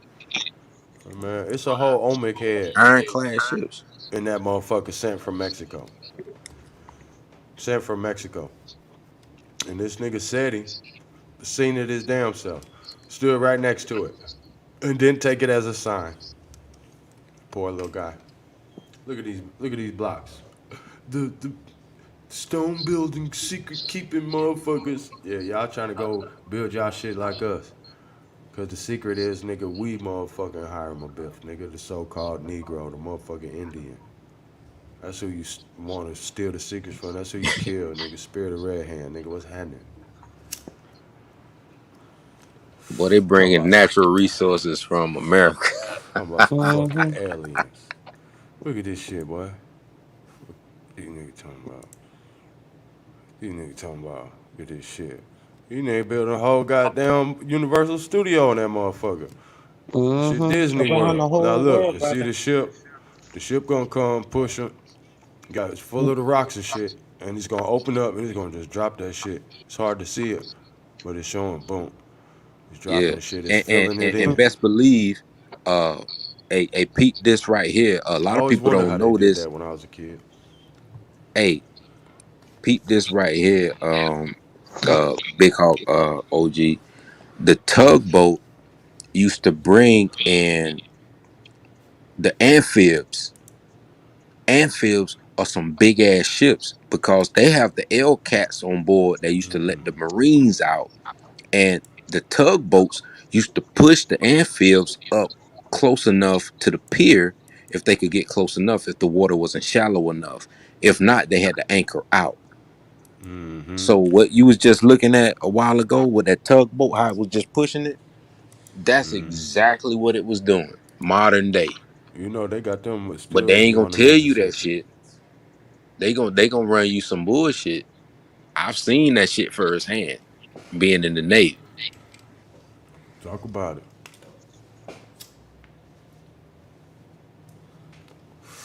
Hey man, y'all don't forget to tune in. Everybody who watching this later now, I'm striving. I ain't gonna say try. I'm striving to get more organized with the shit. I'm finna do the Bass Reef shit, the real Lone Ranger. You know what I'm saying? That's coming next. But like I said, I want it to be a little more presentable. This is just a freestyle thing. I seen the Jabari and them niggas going live, and I wanted, you know what I'm saying, to get the knowledge out there. But I really wasn't trying to be pushing anybody's narratives. You know what I'm saying? So I figured we'll just review it live at Hawk School. Shout out Sister Soul. Can we get a sound check from you, sis? How you doing over there? It's better now? Yeah, that's way better. Hold Oh, on. great, great. Yeah, Let me come. that's definitely good. Yeah, I got to turn the music off when you talk, sis. I'll give you that. All right, yeah, boom. Yeah, you was dropping some jewels, sister. So hopefully you remember like where you left off at, because man, you was going in, and I was mad they was doing that to you, distorting your mic like that. Yes, but you know they be doing that when I be on the computer. It don't make no sense, and I'm plugged in through the hard drive on the computer. It be sick. I don't even get it. Okay, I just. But dang, what was we talk? I was just saying basically how basically we're basically being used as pawns in the book, in the plan, the shit that they done plotted out, everything that they have done. Let's start even going back to the religion and using the Christian stuff and all that New Testament stuff. The brother that was on earlier, he mentioned something. I wanted to hear what he was saying about the five books of Moses, because I'm kind of on the same sense of him.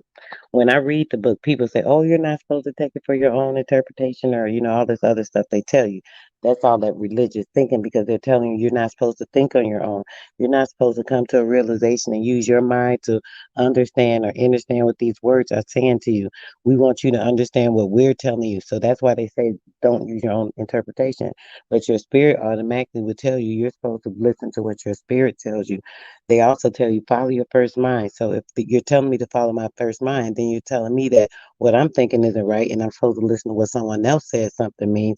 That doesn't make sense. That's an oxymoron in itself. So for me to follow that kind of guidance, I guess, or rulership, it sounds just absurd. So for me, when it comes to when I came out of being a Christian, because I was raised as a Baptist, with my mom, I always was, good. I'm running the church, going to prayer service, choir rehearsal, all this other nonsense, wasting time that I barely had in my own life to get my things and do things I need to do for me and my kids. So when it came to that, and I started realizing and seeing different things that my spirit started showing me, I wasn't even researching. I wasn't looking like, oh, is this good? And, what's going on with religion? That never crossed my mind, because this is something that was built in me. But even being constructed in that, my spirit started telling me something is not right. I would be hearing the pastor preaching or talking about something, and then I'll go home, I'll read the Bible, and I'm like, dang, he said this, but this is telling me this, or this is saying that. So I'm like, okay, I'm reading it wrong. I'm reading it wrong. So I'm studying more, trying to see what he's saying. And then I'm steadily coming to different conclusions. The more I'm reading, I'm coming to a different total understanding of things. And I'm like, wait a minute, what's going on here? And then my spirit started telling me, stop eating the food. I mean, everything just started going on when I started opening up to one thing. The light inside of me is what the way I describe it basically. That started opening up other portals and extending that Christ spirit. And then I came into the realization that, oh, the Christ is a spirit. It's a thing that they don't want you to recognize and see in yourself, because when you see it in yourself, you're not going to be wrapped up into this physical thing. You're not going to be, oh, the God, Facts. that this, to that. Not that there isn't a God. I'm going to say this. I know people don't, some Facts. people go, oh, burn the Bible or whatever they feel about it. But when it comes to those type of things, I don't believe that, because I really believe that that means something. It is substantial. And the brother was, I wanted him to get into that because that kind of clarifies something else for me personally. So, from my own opinion, I feel like it's something that it was something that has been subscribed and changed over to use against us, because why? The information can't be hidden and taken away, because they need to also keep that knowledge, because that's the only way they have anything. They have no inventiveness. They have no ideology or any type of inkling to the imagination when it comes to certain things, in being in tune with the spirit. So they have to have our wording and our verbiage to use. So knowing those things, and that's another thing of transpiring these lies, taking those things away from us so that they can use them against us in the way of the ether and the matter, and the way that everything works on our ley lines in this universe, and how we're connected to the solar, and everything is astro. And we don't really get into all that stuff as much, because why? We're always caught up in the religious things and the land and the this and that, all the physical aspects of things. So now they can tap Right. into us with this technology, Right. with the different things they do, because now they're interceding where that hollow space is. I call it the H spot, that hollow space where we can be tampered with. Oh wait, That, what you and say? this The is H where that spot? that no, the H, the hollow. Hollow. Like the hollow. Yeah. Yeah, bro, the hollow. Or So the shallow. the There's shallow Yeah, spot. I like Yeah. that. I like that. Hey, So, Sister Soul. oh, go ahead, bro. Yep. I was about to say, like, whenever you were questioning the way that you were questioning, did they ever hit you with this right here? This is one thing that I always notice. They always say this right here: "Don't question the word."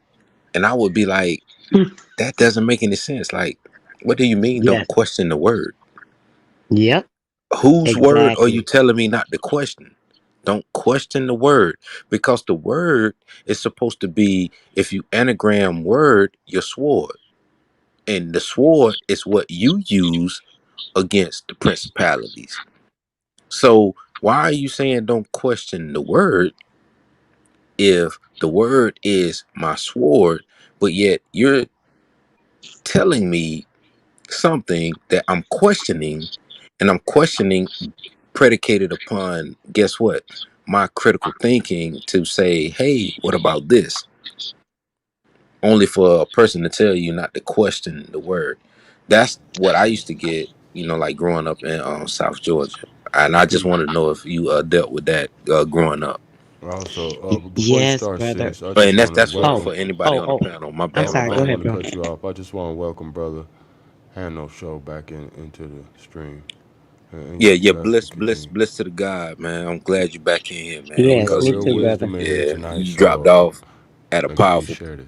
time. And y'all could continue the conversation. My apologies. I'm sorry. I don't know what you asked me, bro. Say the last part again, because I kind of lost track. No, I was saying that, like how Anything a whenever you're question using about? your critical thinking, Hmm. and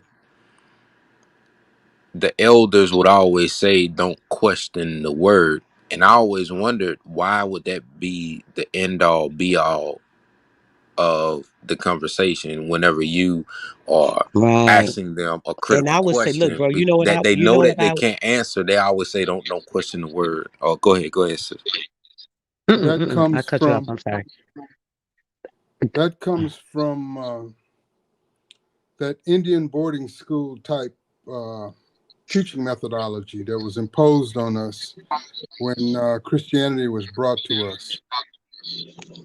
Oh, did you say that was from the Indian boarding school, sir?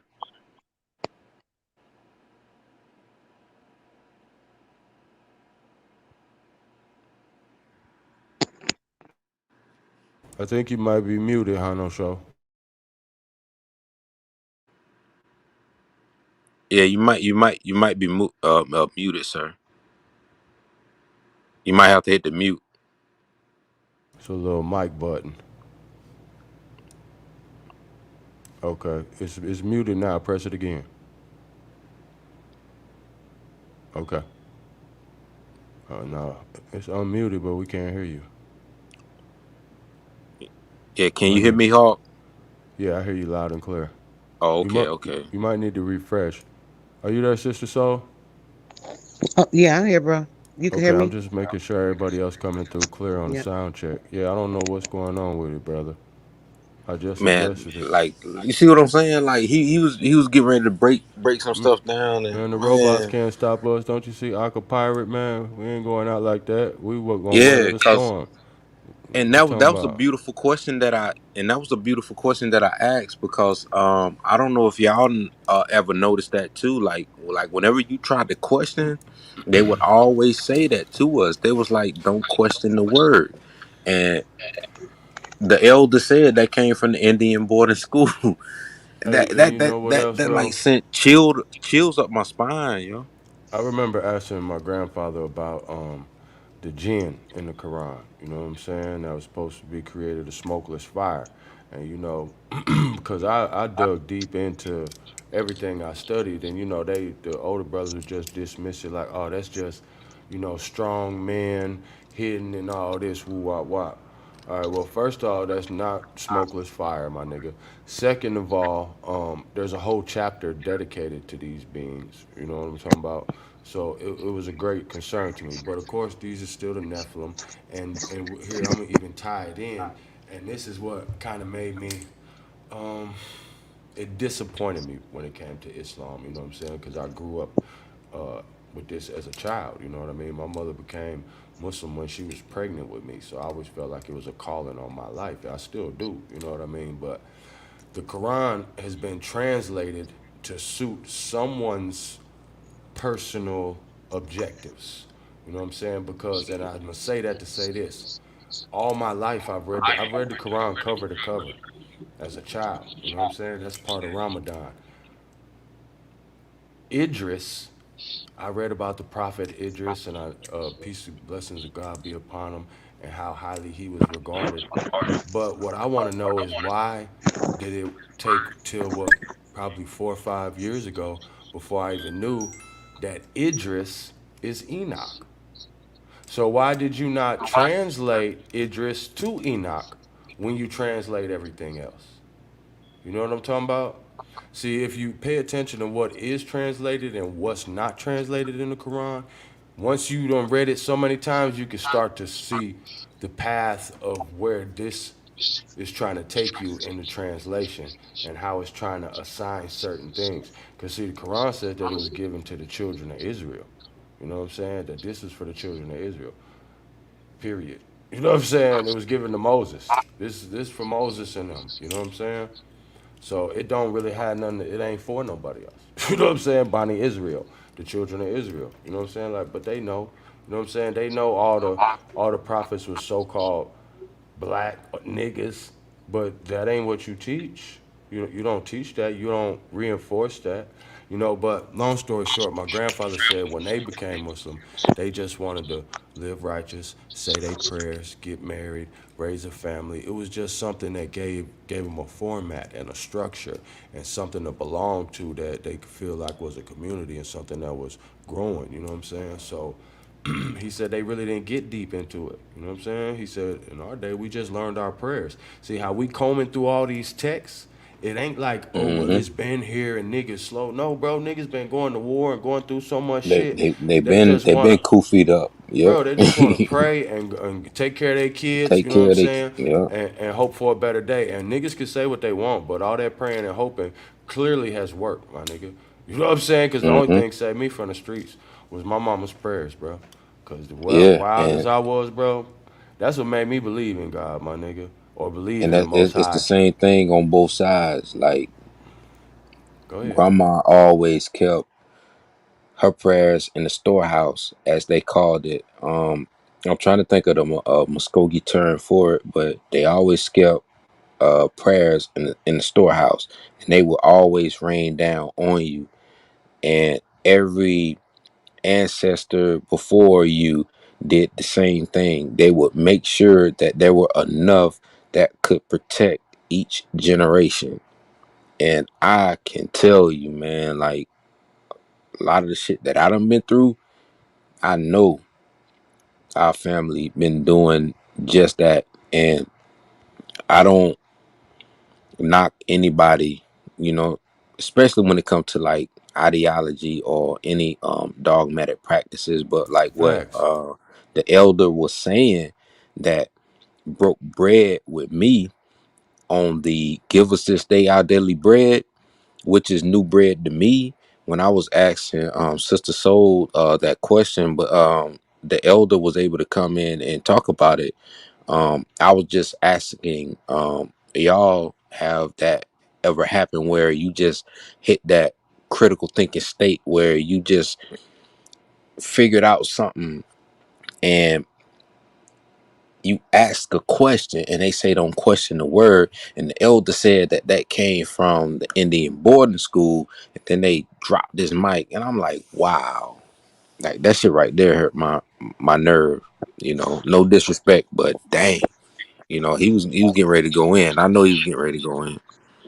Well, he right when it come to that. Even in the book I was talking about, I was reading the last couple of days. It said in the book that specifically the same thing. And when I read it in the book, I was explaining how that was another thing that was used in the Bible, is in a reference of the turn the other cheek thing, or things of that nature. They would tell people, the ones that they had enslaved, the people, the ones that were enslaved, that they could not question any person that was a freedman, any Christian specifically. It said it literally, the Christian or a freedman.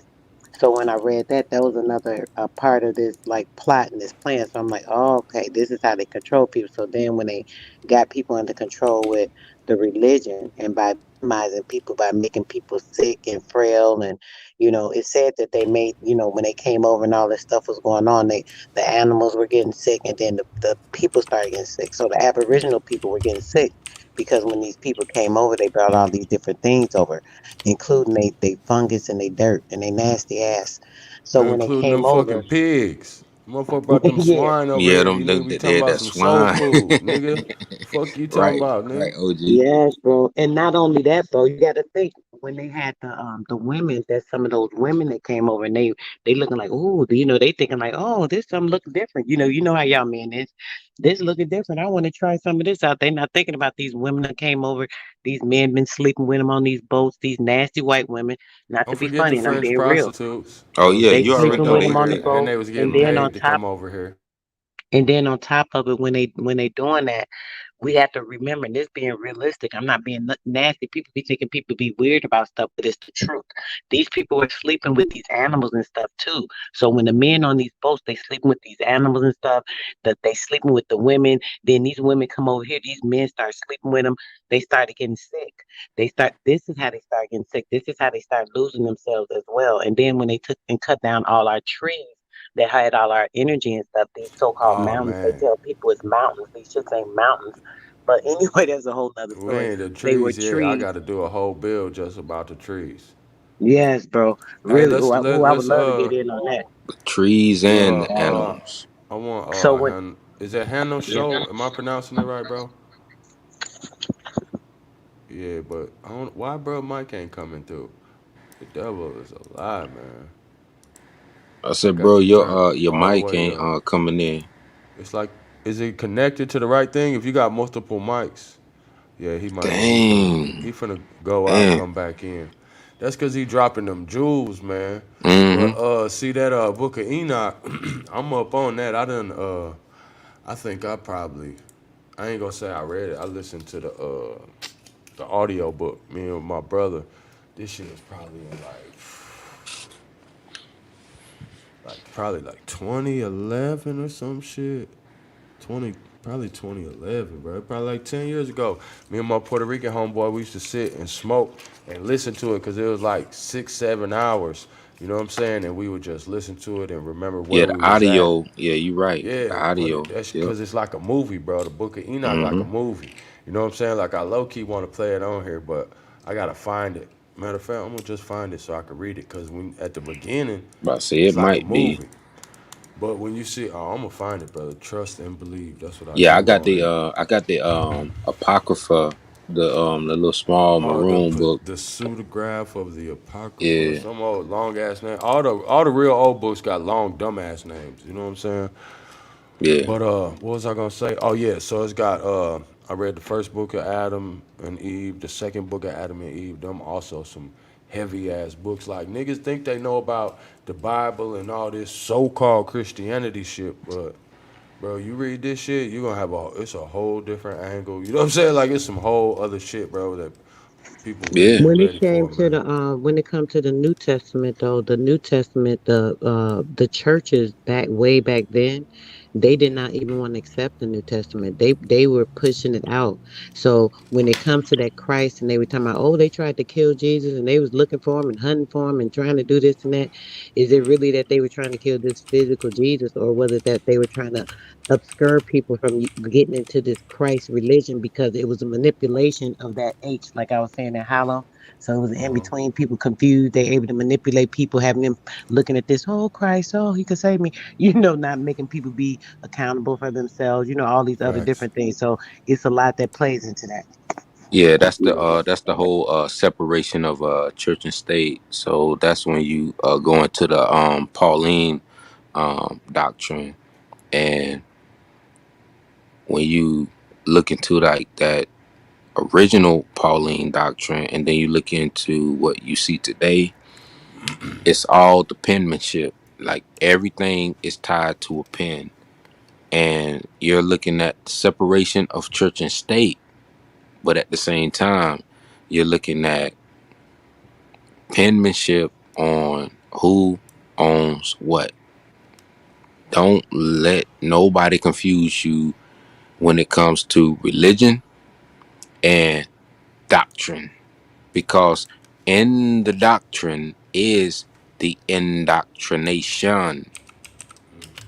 Just remember, indoctrination, that's your in the doctrine, and it goes into all of the political sectors that have been formed, because once you take care of everything that's done socially, then you start building on everything that you need to do politically. Hence your socio-political construct.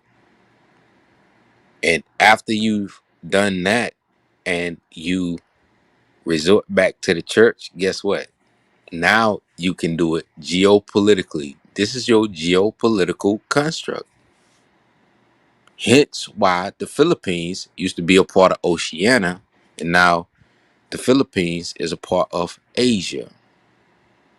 Why is that?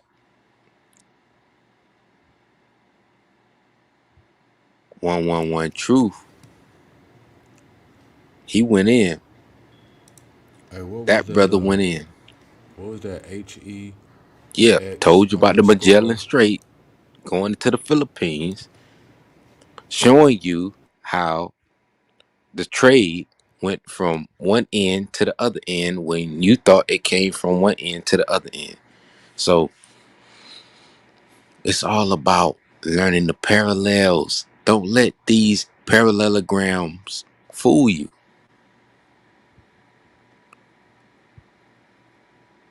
We know who we are. That's the most beautifulest thing in this world, especially when it comes to the Iberian Peninsula. Man, we know who we are. Shout out Shy Alpha. Yeah, you know I'm already on. I'm already up on dude, man. He the Larry Hoover of the Freemasons, bro.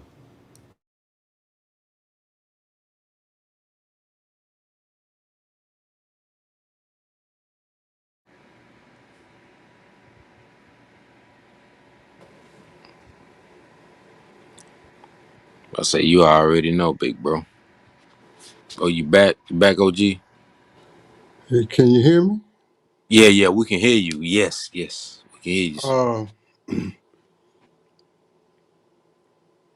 the CIA has something that they call perception management, and they got that from the Jesuits.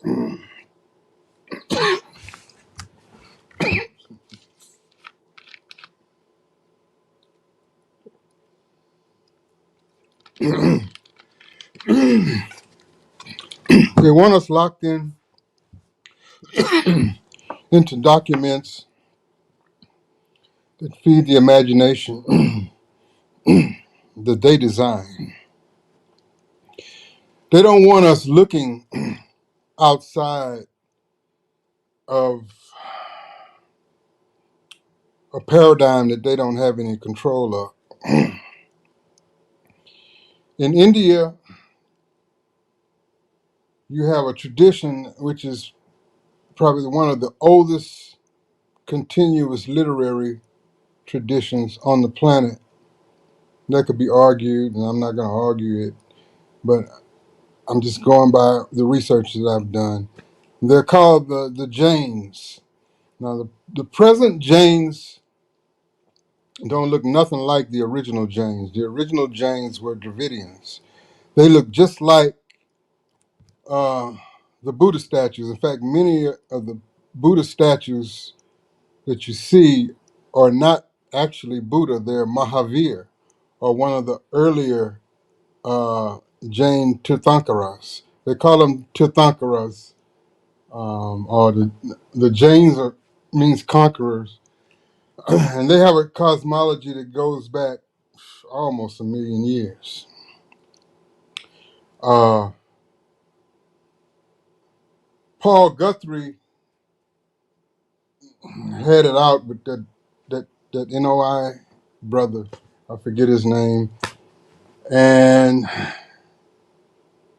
I did.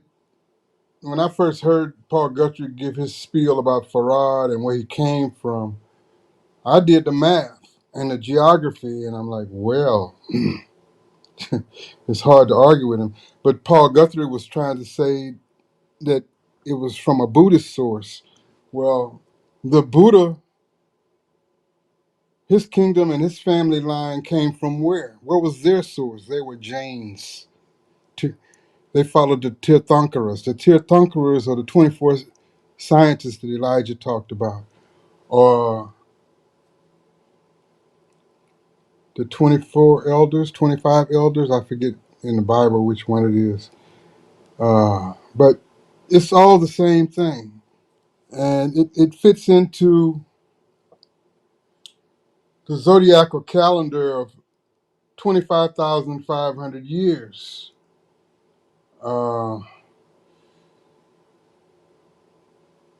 When you're talking about the Bible and Adam's people, we're only going back 5,000, Elijah said no more than 6,000 years.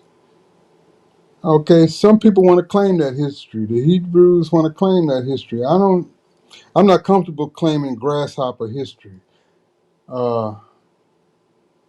I'm more comfortable claiming giant history because that's what they found in all the mounds here in America.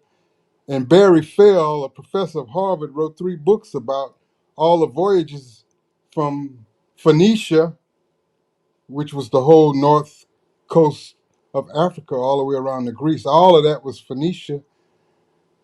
We were sailing back and forth from Phoenicia to America, mining copper up in Wisconsin or somewhere up there, and bringing it back to Africa and sailing it, what we called Africa today. I got to watch myself because I'm real critical of these words that we use today to describe things that didn't exist at the time that had their own names that we don't use. But the Benin bronzes, the bronzes, they needed copper and tin to make that bronze. Where all that copper come from? You know, Robin, what's the brother name that wrote that book? He goes deep into Benin before the sea level rose and affected that civilization. Because at the end of the Ice Age, the sea levels rose almost 400 feet, and wiped out every coastal port and city that didn't have a chance to hurry up and move to higher ground. You had the Burkle impact crater, so I guess it would be the Burkle asteroid that fell into the Indian Ocean. It caused a tsunami that wiped out Madagascar, all of East Africa, Indonesia. It separated Ceylon or Sri Lanka from India, and it rolled all the way up into the Horn of Africa. And that salt water from that tsunami is still, the residue of it is still existing at the Danakil, what is it called? The Danakil, it's in Eritrea somewhere. They're salt flats, and they're thermal, kind of like the Dead Sea. That salt, I mean, where that salt come from, okay? That's seawater. Hey, I like them giants. Go ahead with the giants. They don't want to teach us that stuff. There's a hidden history that goes way beyond the 6,000 years of the Adamites. Elijah was correct when he called Adam a white man. That was symbolic. He probably was more ready or ruddy. But, I mean, there are no white human beings anyway. You have white hair, but there ain't no white skin. You got pink skin and all these other paler colors. But what we got to get into is get beyond biblical history. Because the opening of the book itself talks about the Ancient of Days, the Nephilim. I sent y'all, did I send, I posted it in the chat, a link. Let me see if I can find that. Oh my God. Where is it at? Okay. There's a link. Good God, I lost it. All right. Well, Genesis 6:4 or 6, something like that. There were giants in the earth in those days. And this one page that I sent in the chat, it's like 24 different translations of the Bible of that particular verse that talks about the Nephilim or the giants.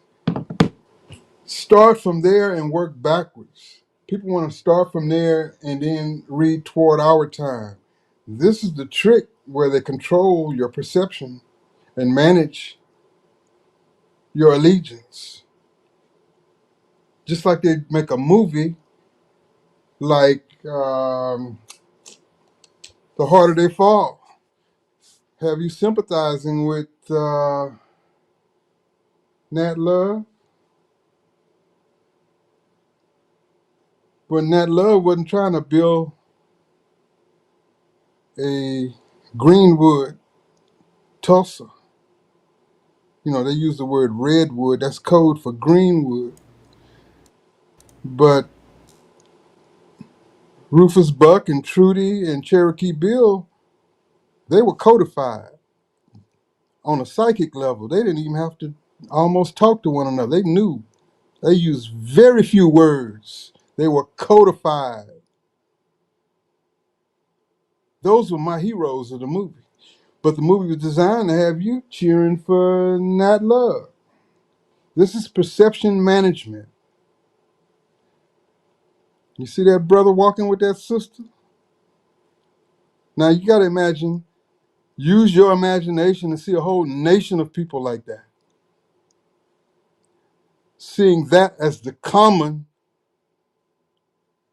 everyday sight. See? These brothers here are the Patagonians in South America, the southern tip of South America. It was called Patagonia. I used to have Patagonian parrots. Crazy birds, noisy, beautiful, and very intelligent. They captured a few and took them back to Europe. I don't know what happened to them. But they wiped the rest of them out. They don't even talk about the Tasmanians. They show you a few pictures of the Tasmanians. Why, of all people, did they have to completely almost wipe out the Tasmanians? And you don't have any history about them because they was giants. They don't want to tell you about that. They have controlled and managed our perception of reality, of history, of the future. And anytime they control your perception of history, they control your perception of the future.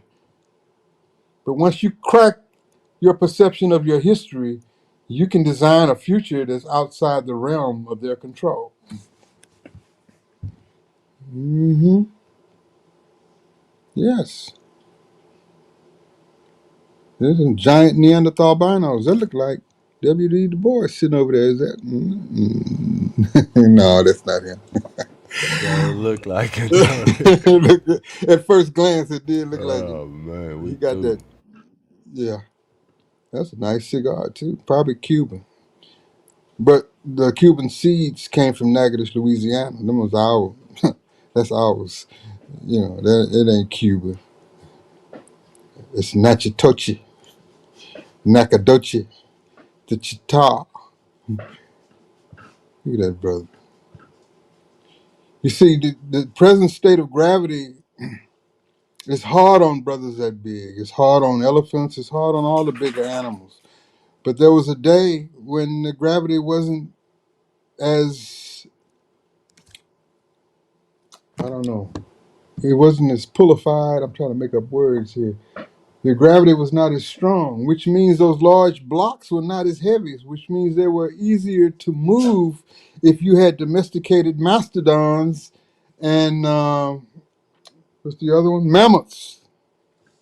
You could easily move those stones. They weren't that heavy. A 10-ton stone today might have been 4 to 6 tons back in those days. There's a chart. Do a search. Any of y'all listening, do a search for giant skeleton chart and see who the biggest man is. Giant skeleton chart. And you will see a 32-foot Carthaginian. Because they found one. But they don't teach us that. They don't want us to know that. They say, oh, that's Photoshop and blah, blah, blah, blah. Giant skeleton chart. And it'll give you a whole scale of skeletons that have been found. The largest one is a Carthaginian. Bam! There you go. They're going to disappear from the net pretty soon. Read that 36-foot brother over there. What that say down there? I need my magnifying glass to see it. 650 BC to 640 AD, Carthaginians uncovered. It said uncovered 2 this size, an earthquake in Cimmerian. Before us, uncovered 1 more, so they found a total of 3. That's just what they found. So that means what? Right. I mean, it was quite And a that's few. just what they told us they found. Yeah. Oh, shit. And the Quran talks about Ad and Thamud. Oh, it says that Adam was a giant according to Islam. That's a fact. No, there's no way around that. I already know that for a fact. The Sumerians, Anunnaki. Yeah, that's crazy. The American I've had dreams of giants. The American giants were the Anasazi. That's why they don't want to talk about Anasazi. They want to talk, the Hopi and the Kennewick man and Denisovans, and they want to talk about all these other people. They don't want to talk that much about the Anasazi. When the Southwest was a lush paradise.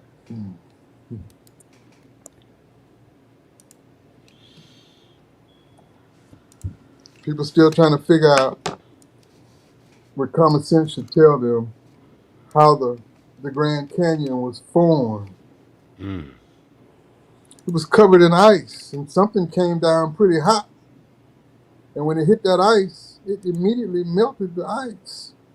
And wet water You melt ice and the water is going to immediately go south. It's going to run down and out and cut a groove.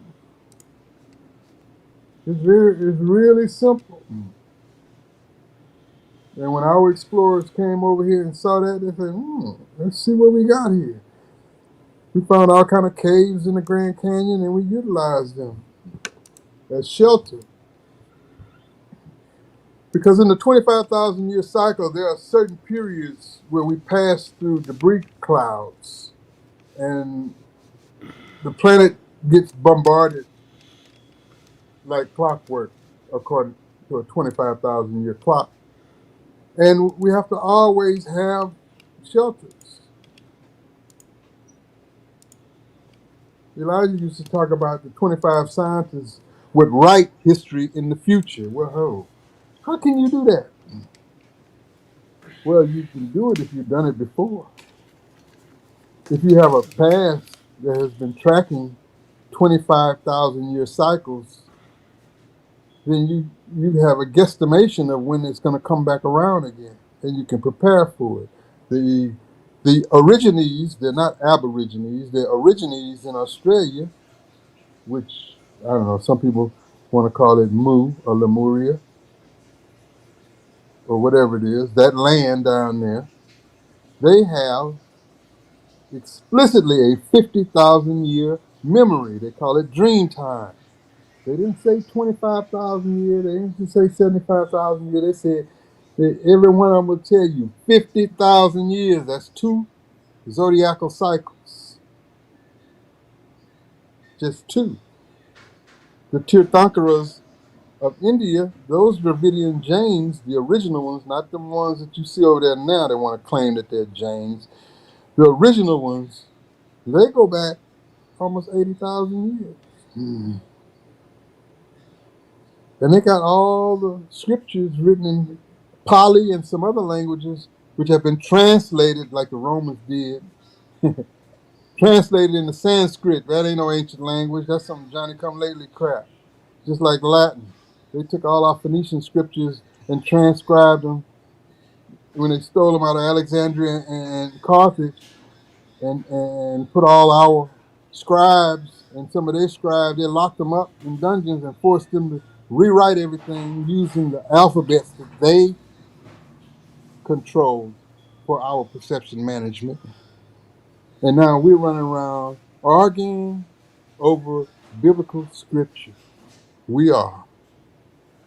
And basically, really don't none of us know what the hell we're talking about unless you got a copy of the Phoenician scriptures that St. Augustine had. St. Augustine did not like Latin. He thought it was retarded. He had a copy of the biblical scriptures in Phoenician, and they got copies of it locked up in the Vatican basement, in their library. And I suspect this is why they want to take out Mali and they're still messing with Ethiopia. There's some copies of that St. Augustine's Phoenician scriptures in one of those family vaults in Timbuktu, in Mali, or in Ethiopia, or in Tibet. And once one of those get loose, and we get to decipher it, it's gonna bust their whole paradigm. They know it. They know it's coming. They ain't too much they can do, but just delay it. But certain things are inevitable. Saint Augustine was loved. That brother, that was a brother, and he taught. He spoke in Phoenician. And the scrolls of Hypatia. They're making movies having white girls play her. She was a philosopher and a mathematician in Sais. They call it Alexandria, but it's Sais in Phoenicia, not Egypt. That word, what was it called before the Greeks got there? You say Kemet. Kemet is nice.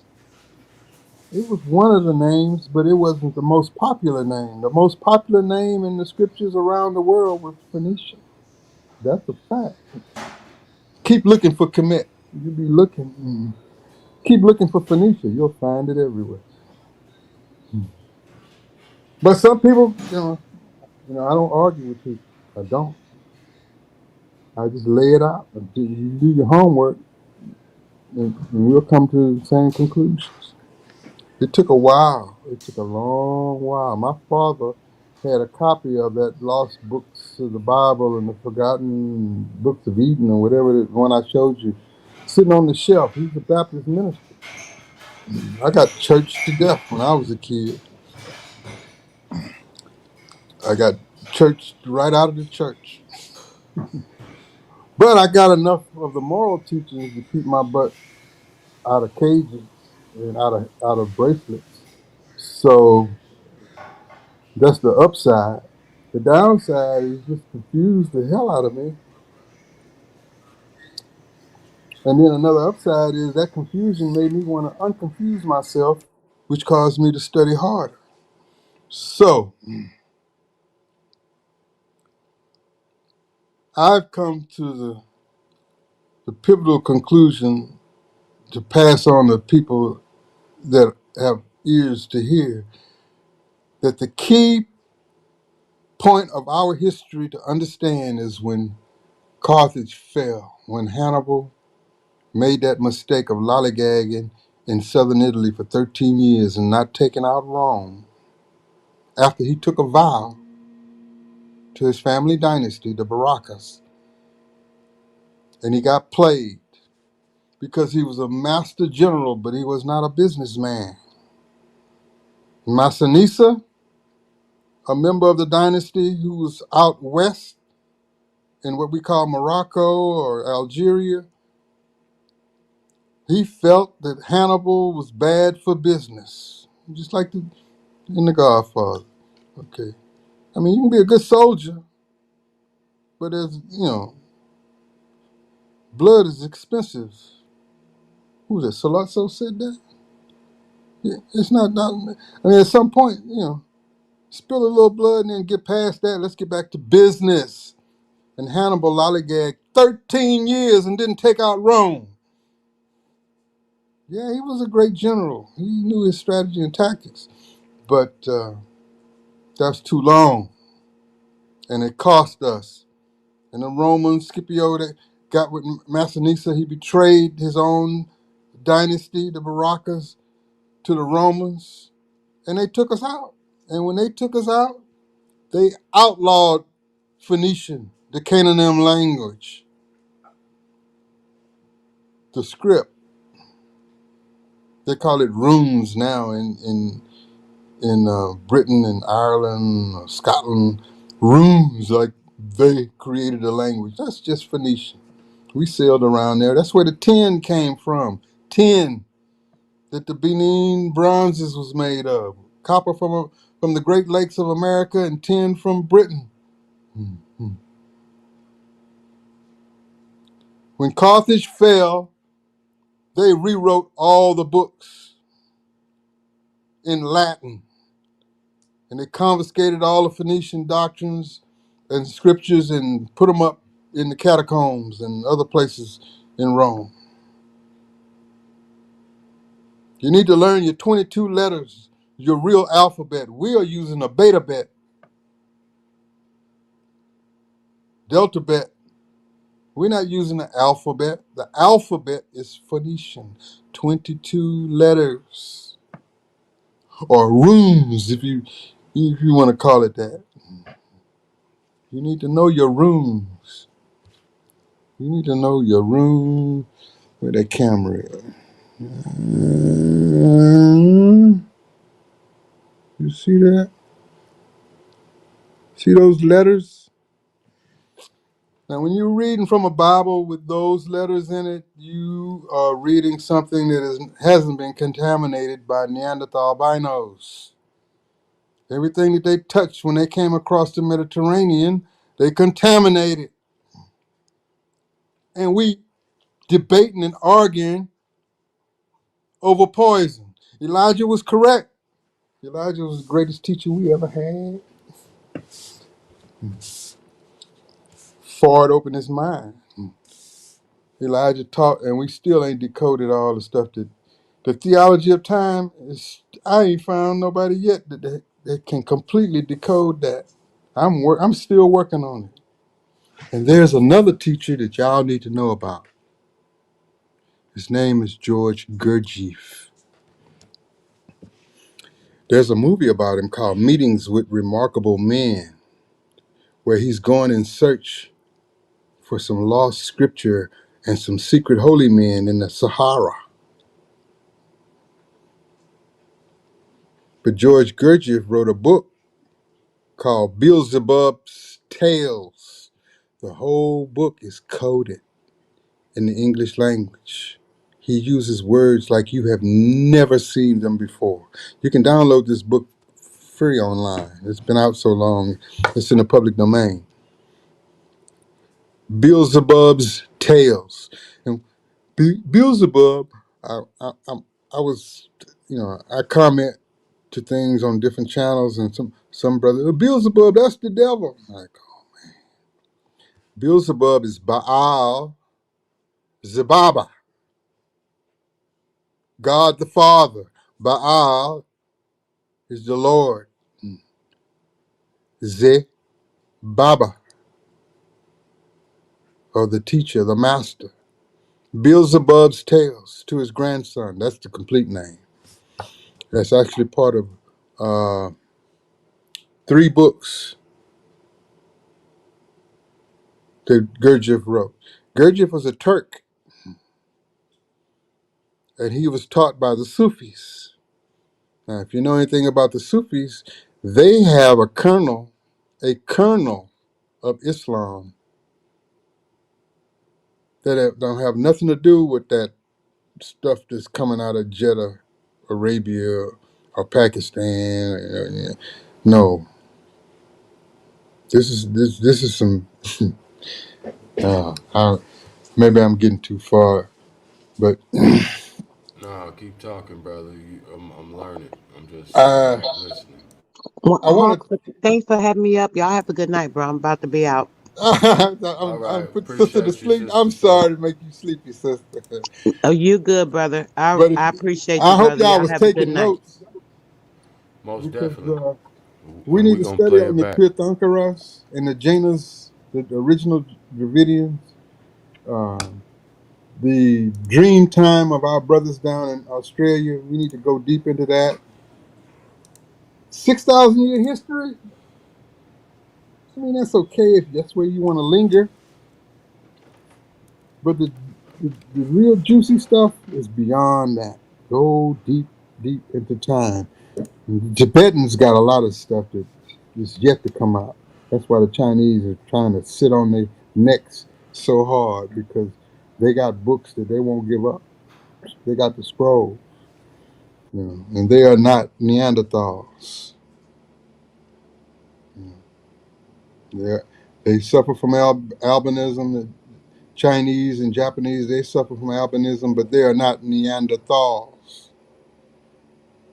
The Europeans are Neanderthal albinos, and that's another thing that I want to bring up. This usage of words when we talk about Europe.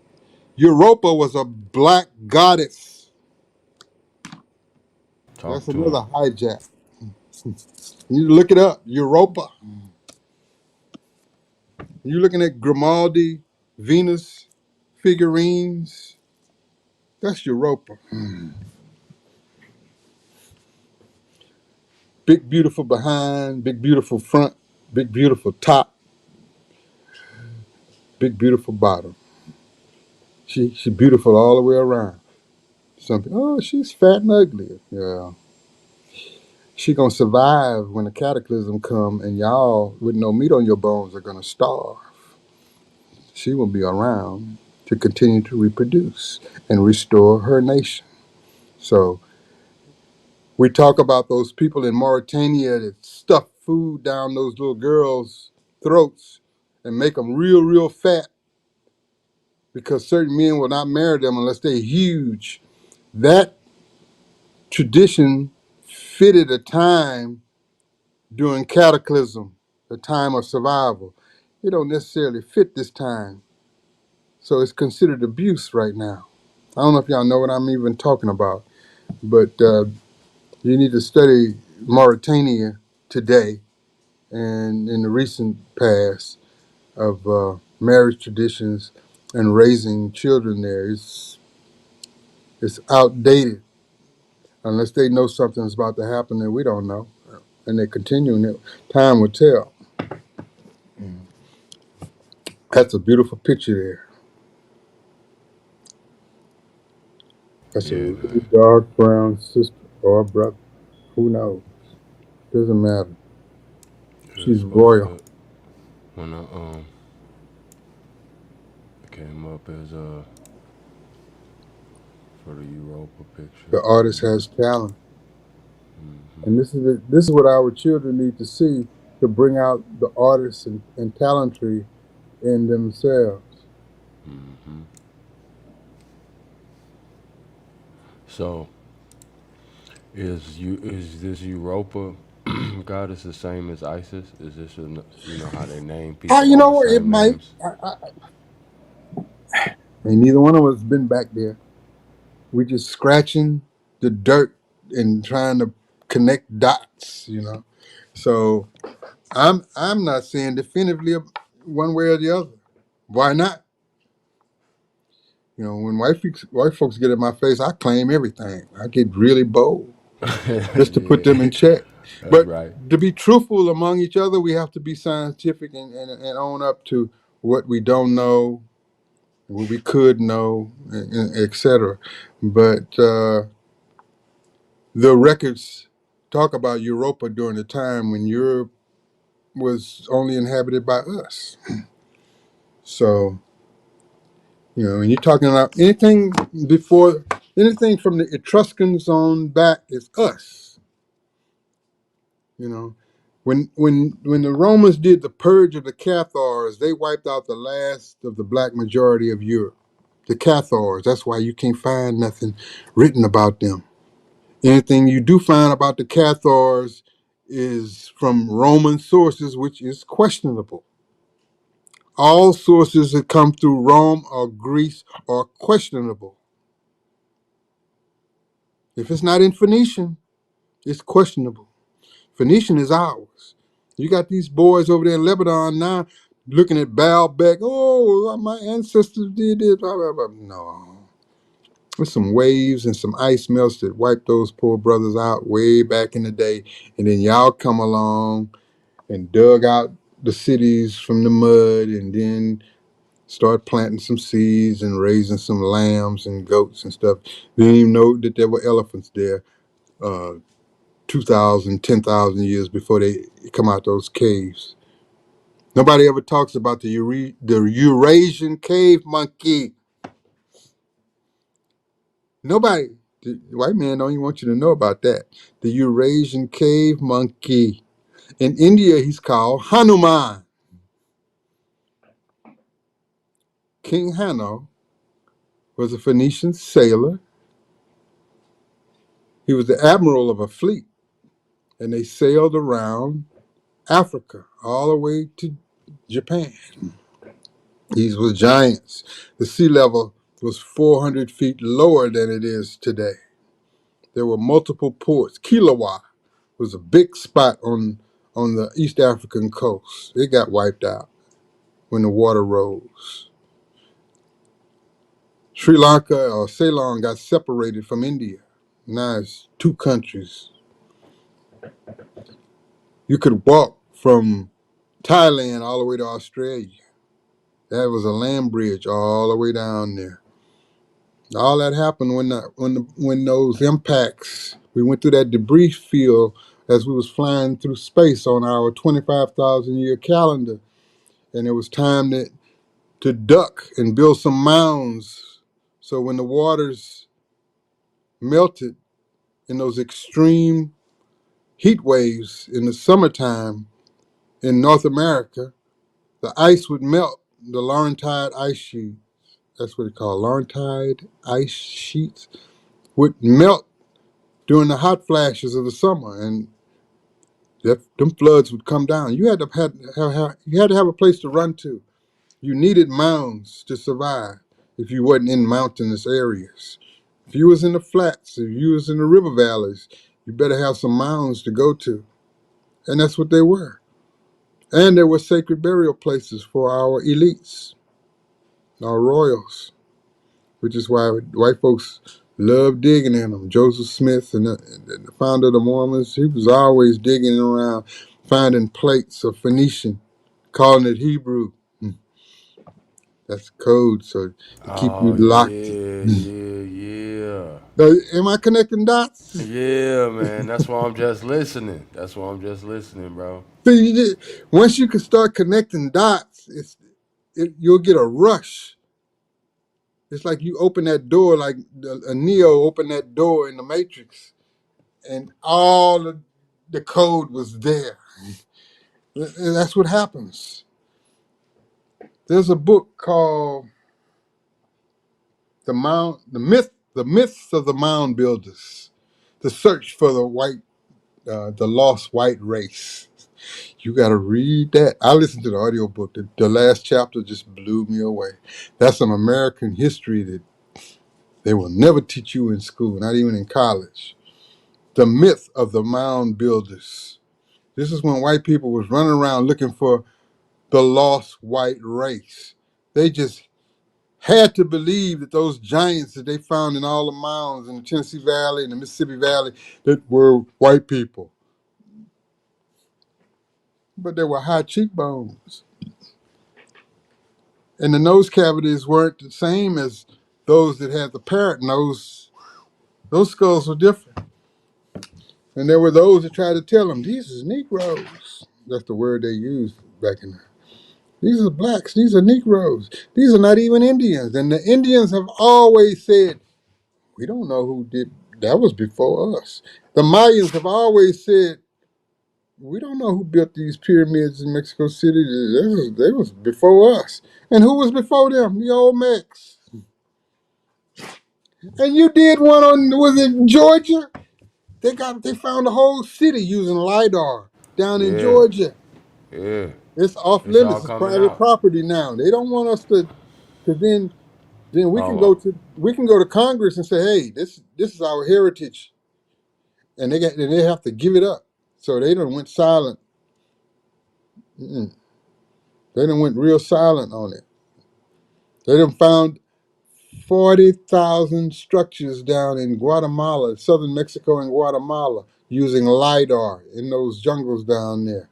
Olmec, but they use the code word Mayan or Aztec. It's Olmec. Peru is Olmec, but they use the code word Inca. And the Incas, they even said themselves, we don't know who built that. That was before us. Come on, man. This is how you teach your children the history. Come on. I got this Ridgeback. He just want to play. Go on, give me a break. You see I'm doing something. I love Ridgebacks. Lion killers. Do some research on that dog. A little stubborn, but they beautiful. But history is a beautiful thing. Once you start connecting dots and you can run on autopilot and start connecting them yourself, that's right. Hawks don't fly with parrots. Parrots just yap what they heard.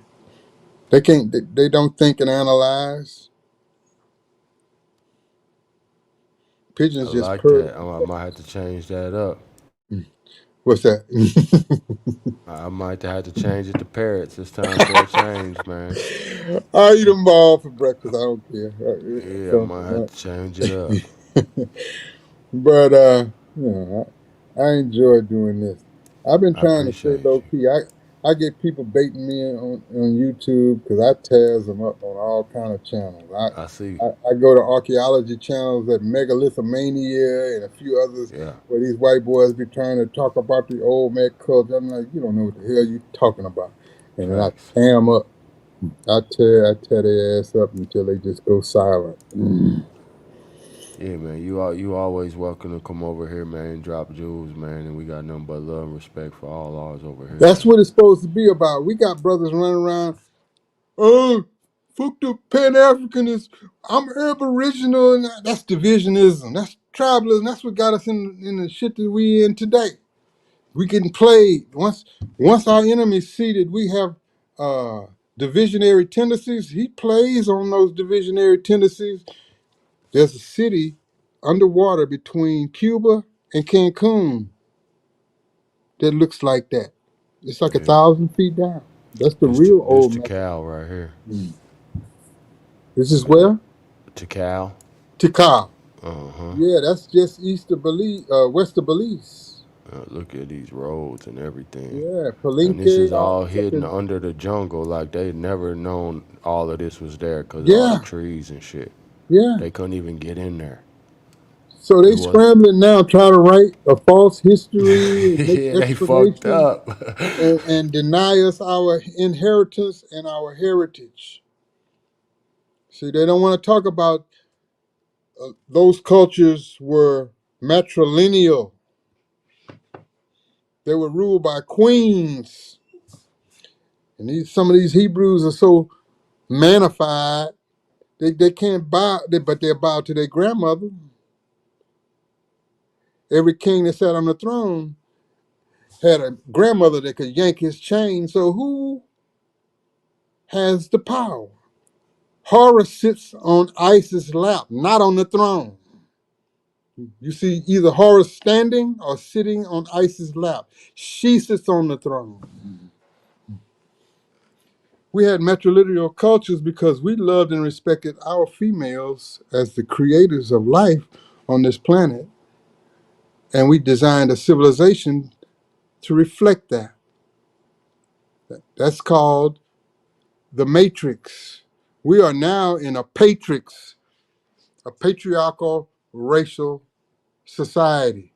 There's a sister wrote a book about it. It's called The Conspiracy to Destroy Black Women. Y'all need to read that book. The Conspiracy to Destroy Black Women. She talks about the patriarchal aspect of dominance in the society. It don't take away from nothing from the brothers. Brothers like, well, man, I can't. The scripture said, which scripture are you reading? Are you reading something that the Roman or Greeks put together, or where did they get it from? They are Johnny come latelys. We've been around for 5 and 6 digit history. Okay, I call them 5 digiteers. 15,000, 60,000. That's 5 digit history. 6,000 years, 4,500 years, 2,000. That's 4 digit history. Come on now. You're not supposed to learn that in Indian boarding school. You don't ask them kind of questions. Facts. Mhm. You get you get took outside and whooped, or you end up in one of those mass graves they've been digging up, finding all those melandiginal brothers and sisters up in Canada and so forth. They had a whole study that they did, completed it, and then they apologized in 2018. I was in Canada in 2018 about the abuse that went on. A 600-page study that entered the congressional record up there. And they came out publicly and apologized to the native people up there. Well, those native people are the next to the last wave. People have come here in waves. The Anasazi were the original people. But there are people that came here in waves that sailed across the Pacific way before anybody walked across some land bridge.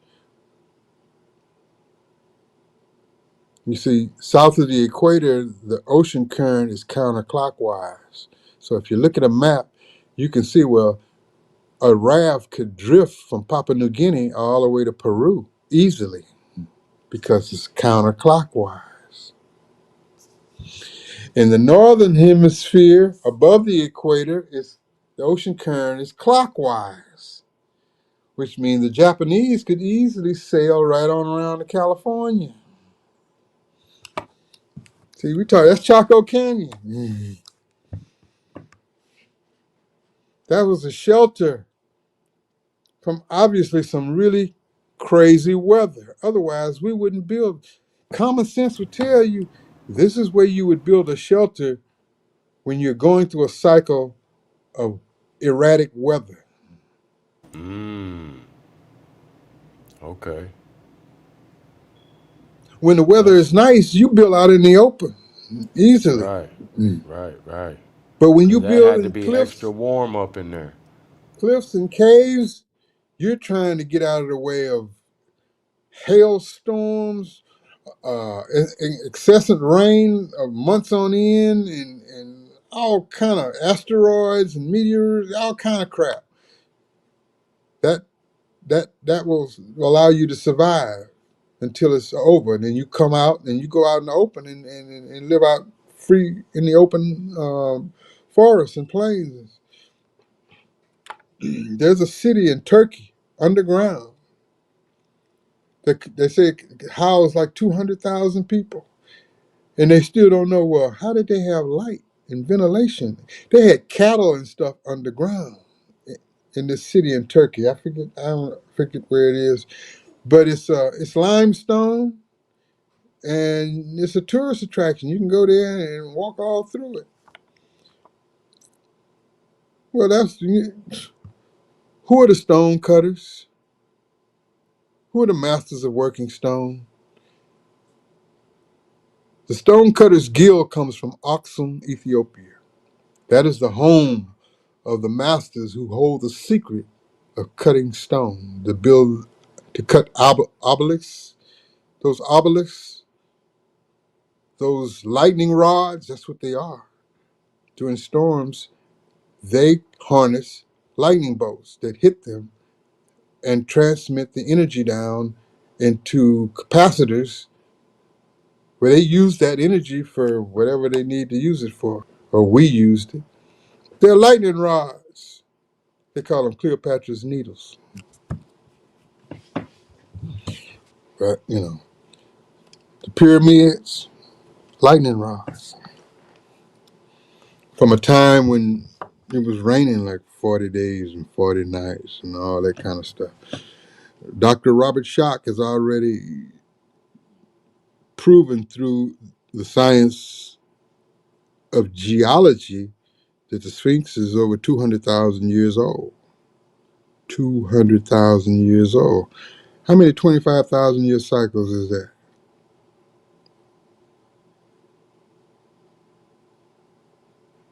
That's pretty old. And it's a female. And people are still arguing on whether it was originally a lion or a dog, Anubis. It don't matter, whichever. It's beautiful now, because I know it's a sister. Mm-hmm. Yeah. Is that Turkey? That's Turkey right there. It's excuse me, Nevşehir, Cappadocia, Turkey. I'm gonna Yeah. put it on the screen. Oh, the pictures inside is what blow you away. Yeah, so And it goes down hundreds of feet. Hundreds. They showing like a little recreation of it in this one. That's one of the places I hope to go to. I've been to a few places. There you go. It's supposed to be like a recreation. There you go. But look up top now. Yeah. Those little houses up top. Yeah. They got cattle down in there. I see. So they preparing for something. And they have a lighting system. You got to have a lighting system. You have to have ventilation. I don't see no fires lit. That's for sure. So how did they do that? Electricity ain't nothing new. Nicholas Tesla basically proved that, and they shut him down. Yeah, that's that kind of knowledge common people cannot have, Mr. Tesla. I'm sorry, but we can't make no money if you're just going to tell people how to have free energy. That ain't happening. They got lights strung up in those caves now, but we had a different type of system. We had wireless energy. It's kind of hard for people to believe, but you know.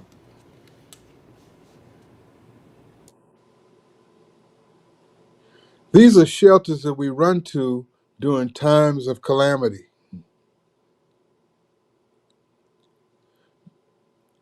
When we're going through clean space in that 25,000 year cycle, and we're not going through any debris clouds, and the space is clear, we can live out in the open. Just run around like our brothers down in Australia, the black fellas, and just live, you know? Don't need no clothes. We ain't tripping on our women's body parts. I mean, the morality is on a different level. We hunt, we fish, we grow stuff. There's a white boy who's doing research in Australia. He says that the east coast of Australia is full of megalithic sites that were dismantled when the white boy moved in. Stone circles and walls and all kinds of megalithic structures were bulldozed. We had a farming system that was so complex that it could feed hundreds of thousands of people. Irrigation systems in Australia that the so-called Aborigines had developed. They're origines, they're not Ab. If you read the dictionary, Ab is a prefix of, from. So Elijah was correct. We're original people. It was Malcolm got up and started talking that Aboriginal, but you got to understand who Malcolm was talking to. Elijah was talking to us, to the nation. Malcolm was talking to the people in the street that wasn't in the nation. Now, I want to hear Malcolm use the word Aborigines inside the temple. I don't think you will ever hear that. He said that out on the street corner because he has to speak a language that we understand. But we got parrots now running around trying to start whole organizations of Aborigines and then want to draw a line between us and the Pan-Africanists and be hating. Man, look, if they want to give me some land in Ghana just because I show them some DNA paper saying that most of my ancestors came from the Niger Valley, I'm going to get me some land. So that he can stay his Aboriginal butt over here and starve to death. Facts, I feel that. You understand? I'm going to be over there farming and eat some yams. But, I mean... So what is your perspective, you know what I'm saying? Because you older than me. What is your perspective On what? What have your what did your grandparents tell you about their origin as far as the slavery and the whole Indian thing? My family's from Louisiana, Natchitoches, Louisiana, Natchez. And they all spoke French, Creole. And they talk about one in particular. They call him the old African, but they don't know if he came from Africa or not. But we did as far as we could find on Ancestry, we traced my great-grandfather back to Abbeville, South Carolina. That's Yamasee territory. Them was some bad boys. That's a history they don't want you to know about either. The Yamasee, they had to take them all the way out. They had to do them like they did the Tasmanians, because they wouldn't give up. They fought to the last man. And the survivors were captured, as always. Women sold, the children were sold, or those that ran away merged into other tribes during those wars. Do a history on the Yamasee Wars. They merged it into, call it the Seminole Wars or the Gula Wars, but those are the words. Those are all words. We're Southeast Indian Wars. How about that? Let's just end it with just say that. There were Southeast Wars. You know, during war, people become refugees and they run for shelter. And if other tribes give them shelter, they accept them. and you become a part of that tribe. So I don't trip. I know I'm melindigenous. I'm melanated. I'm indigenous. I'm original. That's the word, melindigenous. I got white folks be on me like, oh, so that's supposed to mean like that? I said, yes. And they just back up and shut up because they know they can't mess with that. Because they are not melanated. They are not indigenous to nowhere on this planet. They were bioengineered by Hanno's laboratories. When I bring that up, they really get upset. The last pages of the Periplus of Hanno. Read them and then notice how it abruptly ends, like somebody ripped some pages out and just gave us what they wanted us to read. The last pages of the Periplus of Hanno. Barry Fells told us we were sailing all over the planet. They have found Phoenician scriptures in Polynesia, which is another word. There's a section north of Australia called Melanesia, the Solomon Islands and Fiji and all that. I am really surprised that they finally got a term right using the language. Melanesia, the black part of the Pacific. When the whole Pacific, before they come out of the incubator of Europe, was Melanesia. So I call it Lesser Melanesia. And I call the Pacific, the whole Pacific, Greater Melanesia. I use terms like ancient day and latter day. I got that from the Mormons, and it works for me because the people in Hawaii and Samoa, New Zealand, they're latter day Melanesians. They are not the original, but they are related to it. They still have remnants of the ancient bloodline, but they have been mixed so much through rape. I'm saying that word because YouTube won't let me say it, but that's what it was. Them sailors rolled in there with their muskets and they raped whoever they wanted to. And these people carry a deep shame and they perpetuated sexual abuse to this very day in those islands. It's still going on. But they the Neanderthal albino injected his bloodline into the Polynesians and then separated them from the ones that he couldn't really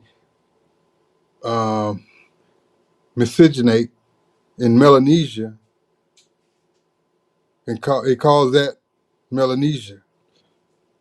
Well, why not call Australia Melanesia? Well, there's a lot of rape going on. There's more sexual. That is of all the countries, that is probably one of the worst. See the rabbit-proof fence and that scene about how they breed out. You know, see, I see your head moving. You already know. Yeah, You about need the to show that clip. Aborigines, about them wiping them out. When the man is standing up there in the classroom with those wives, the white women schooling them on white supremacy or Neanderthal albino domination. That's what it is. It's not white. There are no white people. There are no black people. Some dark brown people and some pink and pale looking people.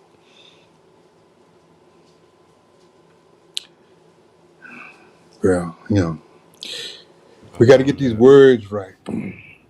Architect. To the people that's in the chat, we're gonna give you this. I got some questions.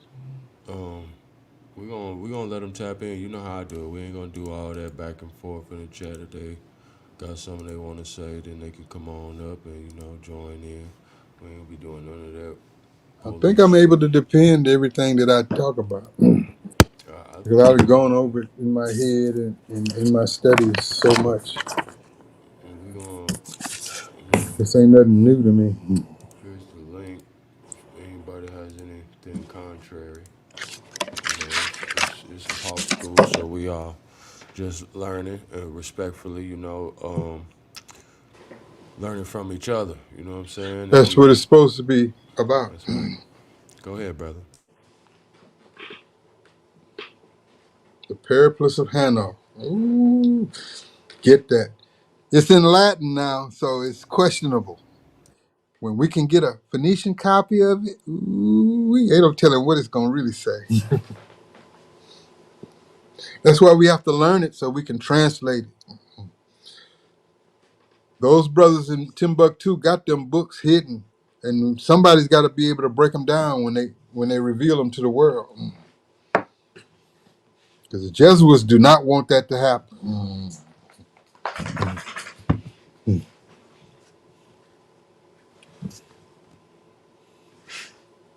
That's a fact. You know me, man. They gonna do fuck with my channel, do all what they gonna do anyway. So I ain't really tripping off of none of it. I just want to get the information out here and document it the best I can for the future and shit. Even me, I go back. I'm probably gonna watch this a couple times just because of all the jewels you dropped, man. I sure appreciate you. Do a quick search on the 24 Tirthankaras. Let me type it. Oh, I think I typed it earlier. That's what I want brothers to get into and claim your history. Don't look at the Indian people that's there now that's dominating it, that done hijacked it. No, there were Dravidians, the black, kinky-haired, Buddhist-looking people at that time. See, I've been That's hearing what a lot of people talking about that lately. I haven't the really looked into it. Tirthankaras. Mahavir was the last one before the Buddha.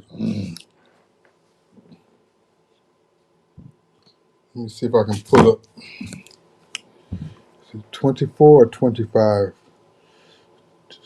Elijah talked about the 24 scientists, and then the 25th one presides over, something like that, in the theology of time.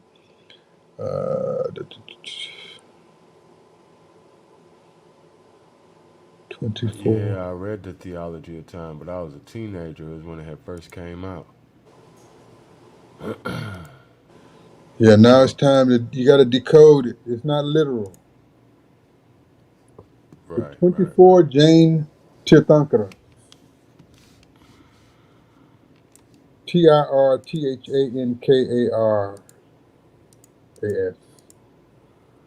24 Tirthankaras of Jainism.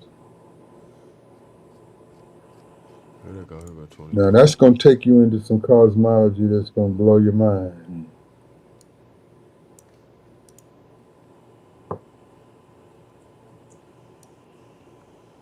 Yeah,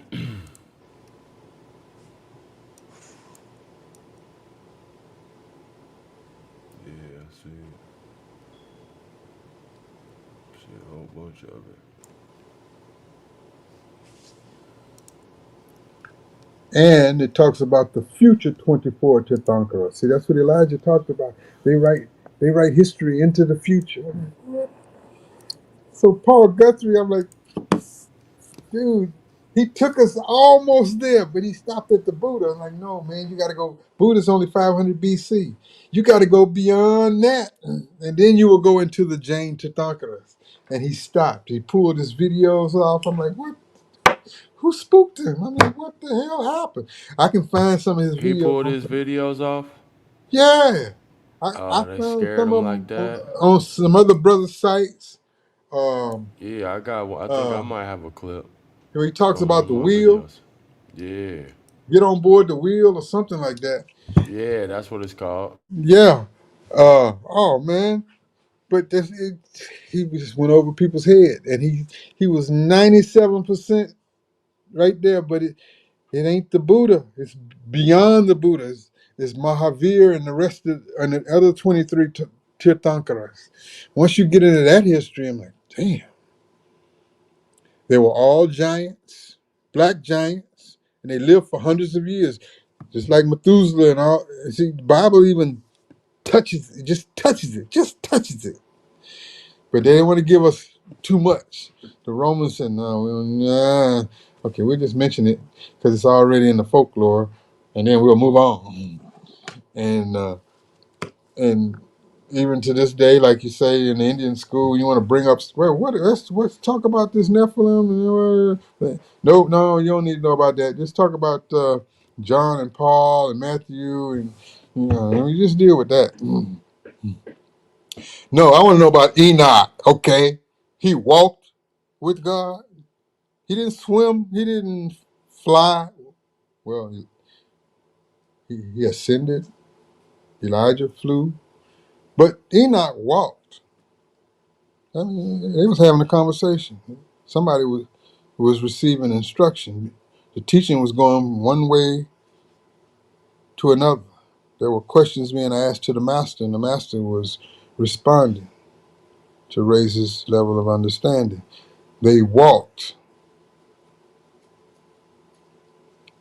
Enoch. Now, when they found that book, they just found the book of Enoch, and was it in the 1800s, and they translated it in the 1920s. Oh, Rome, the Cardinals, and the Jesuits, they went mad. That's when they wanted to try to, didn't they try to invade Ethiopia, and Haile Selassie kicked their ass, I believe, or something? No, he got his butt kicked, but he had kicked some butt before.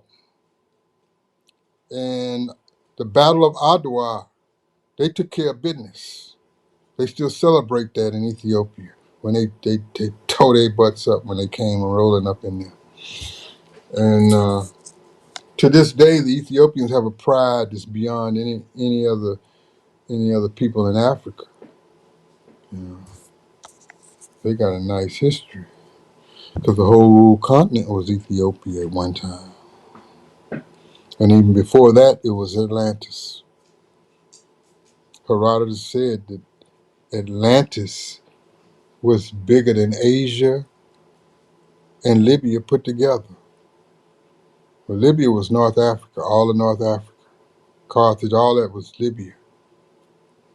And when Hanno sailed around past the Congo River, that was the rest of it. The whole continent was Atlantis.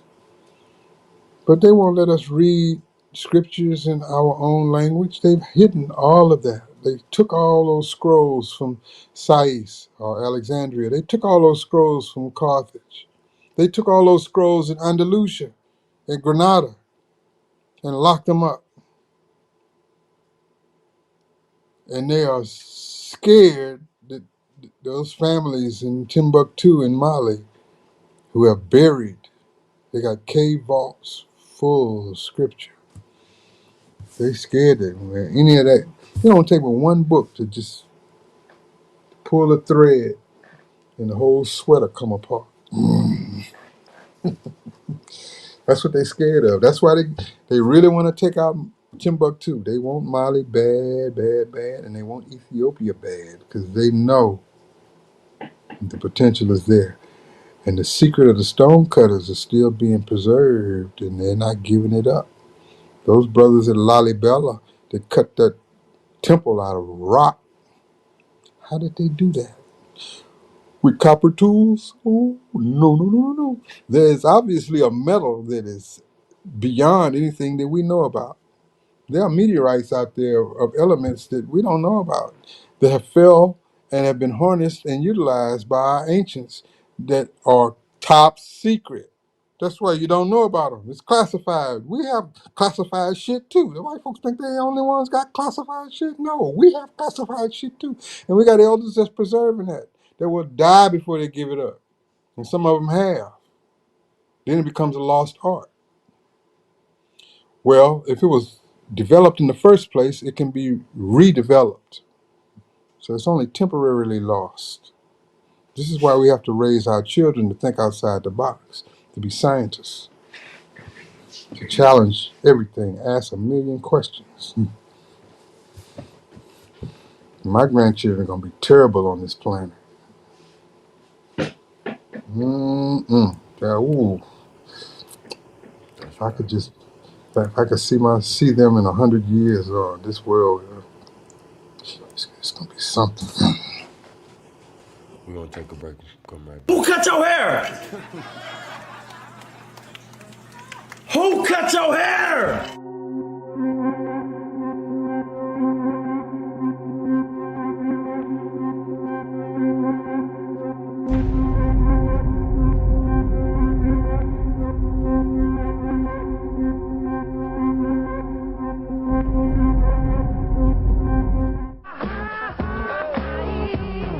Respect, but this is business that needs to be taken care of, you know. Slap on the back is all fine and dandy. Yeah. But it needs promotion. It needs promotion. It needs, yeah. Big tip. Are you laughing, biatch? You find it funny? You find it funny?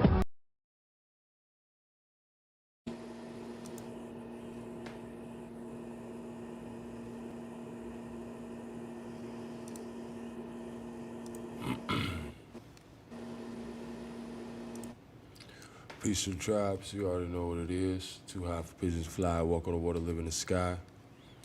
Live with Big Brother Hunt No Show, dropping some jewels on us, giving us some good books to read. If anybody has anything, you know, to the contrary, you're more than welcome to come up and speak your piece. We ain't gonna do none of that trolling in the goddamn chat or none of that, you know what I'm saying? Nothing but respect up here, you know, we all learning together. You already know how I'm rocking, you know what I'm talking about? Appreciate everybody tapping in. Appreciate this brother bringing his wisdom, you know what I'm saying, and sharing it with the people. And that's what we gotta be. We gotta be a little more appreciative of the people, you know, that take time to share their research with us, whether we agree or disagree, you know what I'm saying? It's still, you know, their research and they took time out. And sometimes we need each other's research just to piece everything together, you know what I'm saying, to get a full understanding. And that's why we was tribes, you know what I'm saying? It wasn't no one motherfucking Indian, it was tribes. So we need each other, we build off each other, you know, and we get different perspectives from each other. You know, we might be looking at the same thing and looking at it from a different angle, and we just see it better once we can see the whole 360. But on that note, you know what I'm saying, shout out to all the tribes, you know, you rocking with the unconquered tribes. You know what I'm talking about, cream of the crop. Shout out Shannon Porter, I see you. Shout out Some Baby, you already know what it is. Big Hawkin, Lil Yo, Shy Alpha. We gonna let the brother Hunt the show get back to it, drop some more jewels. We gonna soak up all we can, brother, till you ready to pass out. I just made me a fresh pot of coffee. I'm ready to learn.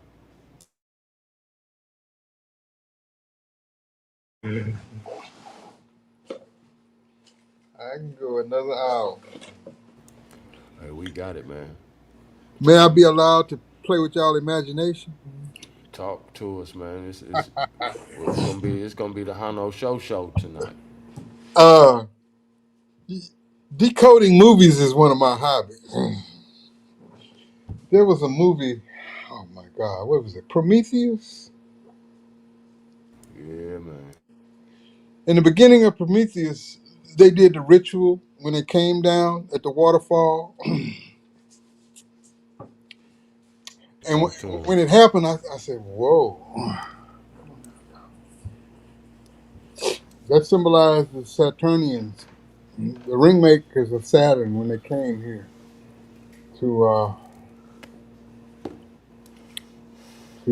how you call it,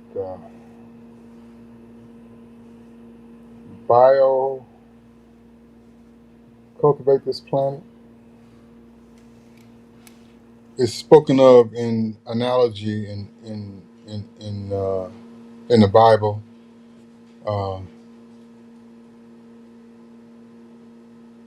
In a garden, being fruitful and multiplying and all that. That symbolizes an arrival in a new environment. And we know it was us. In the movie, They use what is called the Roman face. This is a hijack, a continuous hijack from the day Carthage fell to Hannibal. The giant that they found in the spaceship, that was an Olmec head. It was just compressed, and that made it look like a Roman face. But if you took a snapshot of it and used Photoshop and expanded that head, it would be an Olmec head. This is how they manage our perception. In the movie, Day the Earth Stood Still with Keanu Reeves, he was laying on the bed in the army hospital, and a woman asked him, "Why have you come to our planet?" And he said, "Your planet?" She said, "Yes, our planet." And they say, "No, it is not. They are just visitors here, temporary squatters." Once we go through that part of the 25,000 year cycle, when the solar flares and the sun's intensity peaks, anybody that don't have melanin saturation within and without are going to go away. They already know this. This is why those with big money are running to marry into some melanin. I think it's, who is it? Venus or Serena? Serena married the billionaire, white boy. He wanted his legacy to live on through us. He had to pay for it, though. She saw something in it that she wanted to do. I can't judge it. That was her choice. There are people hating on her. Why she wouldn't marry a black man? Well, it's her damn choice. And she had enough money to do whatever the hell she wants. So I have to respect her, because I ain't got that kind of money to do whatever the hell I want. I can do a few things. But it's up to her child to decide whether it wants to continue the legacy of marrying into the lighter side or the darker side. I'm quite sure if she's educated or he's educated properly, I don't know whether the child's boy or girl, that child would decide to procreate into the phenotype that is best suited for the future survival of that family's bloodline, if it is intelligent. Now, somebody will interpret that and say, I'm hating on white folks. No, I don't have no time or energy to be hating. Facts and logic, that's all I'm dealing with. Okay.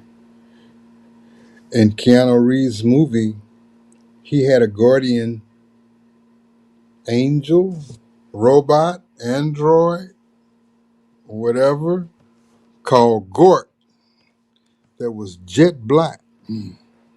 It was a black giant. It was his protector in the movie. In the book, the black giant was the master and the little human was the servant. See, this is what they do. Sometimes you got to read the book, just like in the book Hannibal. The ending is completely different from the movie. The ending of Hannibal is so deep, they couldn't put that in a movie. This is why you need to at least just read the last chapter. But I digress. That black giant who raised his hand That's an Egyptian position. When he raised his hand in that missile silo, he sacrificed himself, or he transmuted himself into all those little, whatever they were, that consumed everything. He was about to end this whole thing. That's some raw black power. That was black power. But we're not trained to see that. A black giant with black power who could not even be scratched. They drilled on him. They did everything they could. They filled the missile silo with fire. And like Meshach and Bendigo and that other one, he just walked right through it. It didn't affect him. These are they're using symbolism for entertainment, but they don't even understand that they are being used by forces on a level they don't even understand to create some of these movies. Quest for Fire. Make sure your children see that movie. You got to dig for it because they'll never show it on TV again. I don't know where you can find it, but it's out there. Quest for Fire. It doesn't show them in a very good light. It shows them pretty primitive. And our children need to see them in a not so superior state.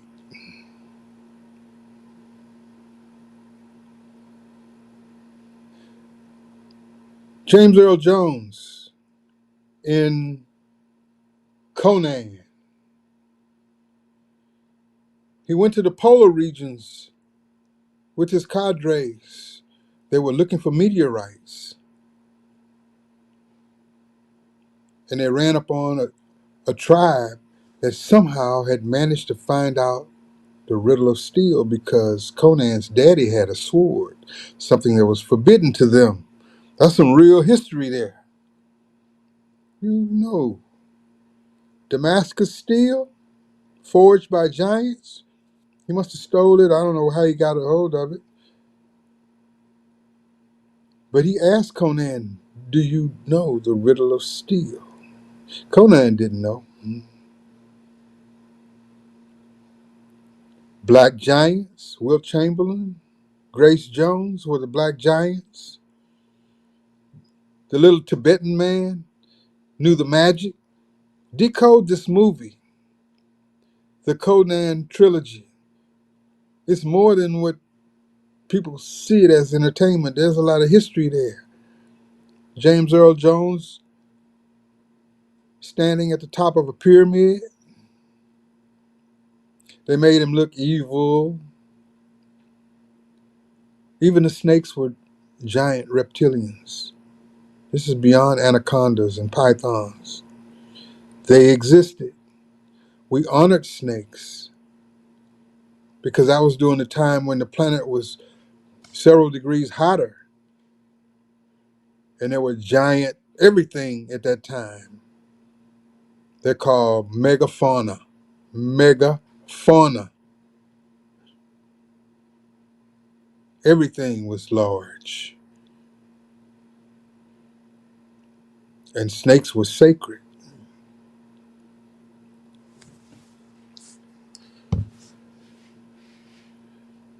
They manipulate our imagination with movies. But if once you learn proper history, then you can decode all these movies. I'm still decoding this new Matrix. I'm working on it. There's more to it than what they put into it because the directors, these are some magicians on a level of Cohen and Kubrick. Denzel's coming out with Macbeth in black and white. I can't wait. That's Shakespeare. Our children don't need to know a little bit about that. Wow. In black and white. Othello.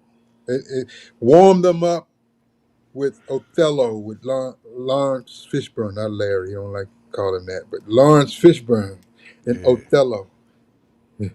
That's some deep shit right there. Especially how that white boy tries to play him at the end. That's educational. But there's another one called Titus with Anthony Hopkins. It's a 2-disc set. It's a long one. That's Shakespeare, but it's set in ancient Rome. An old play by Shakespeare. Titus. And it shows a black man as the antagonist, the evildoer. It's still educational, and you see what they're trying to do, but still see it, and it's worth a watch. Our imagination has to be harnessed and controlled by us, and we saw that in the movie The Harder They Fall, and Jordan Peele's participation in this other flick, Lovecraft Country. Whoa! You need to do the science on this guy called Lovecraft. There's a site called The Mysterious Middle East on YouTube. You got to put your mellow filter on to decode it. Don't just swallow everything, chew everything, and then digest it. Chew it hard. Some of it's bullshit, but some of it is pretty deep. Sequoia. There was a time that was all over Africa, so-called Africa, Atlantis. How else were the Moors, the giant Moors, able to build those giant ships? They used giant cedars.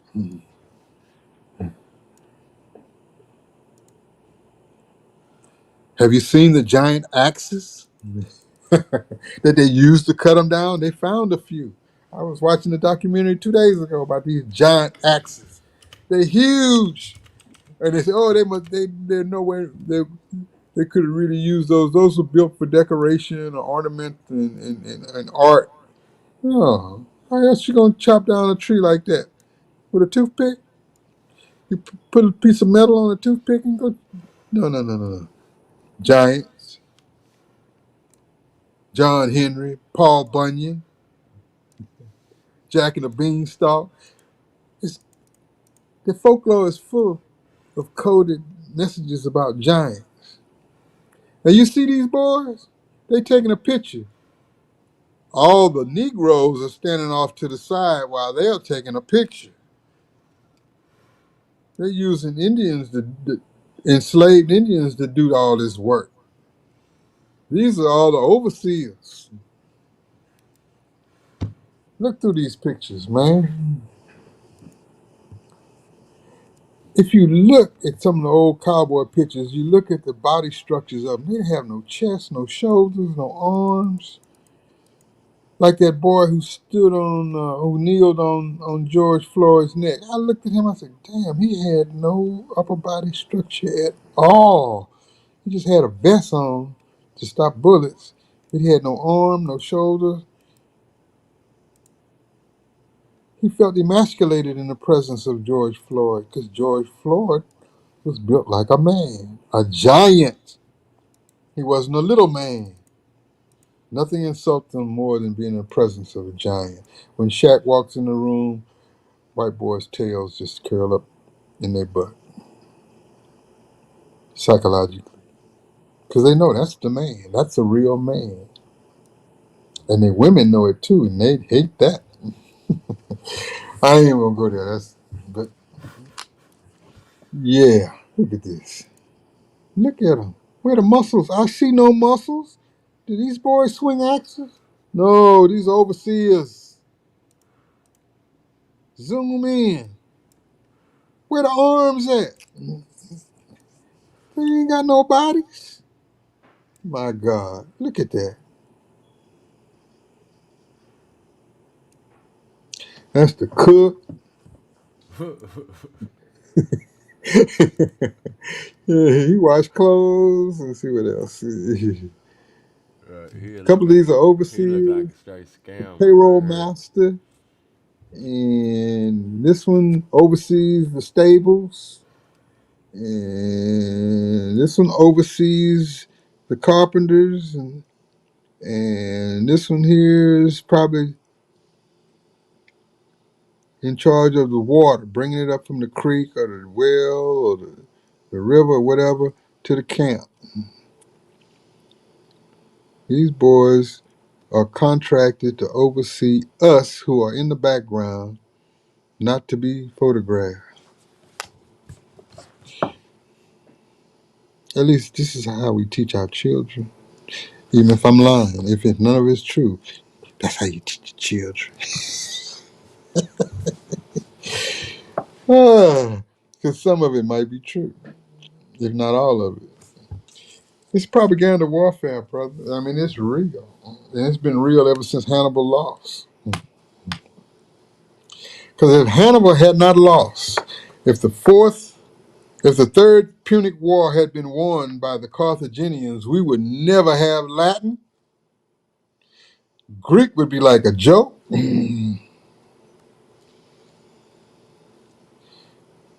All them pale people living down in the Nile Delta would not even be there. It would all be Ethiopians. And I'm talking about the jet black Ethiopians, the ones now who are tribal, who've been suppressed, been woke.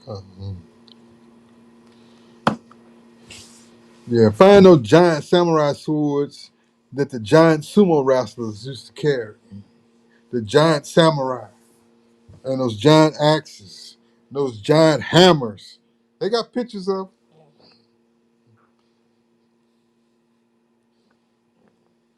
We rode those things. No, that's a small one. That's probably a baby mastodon.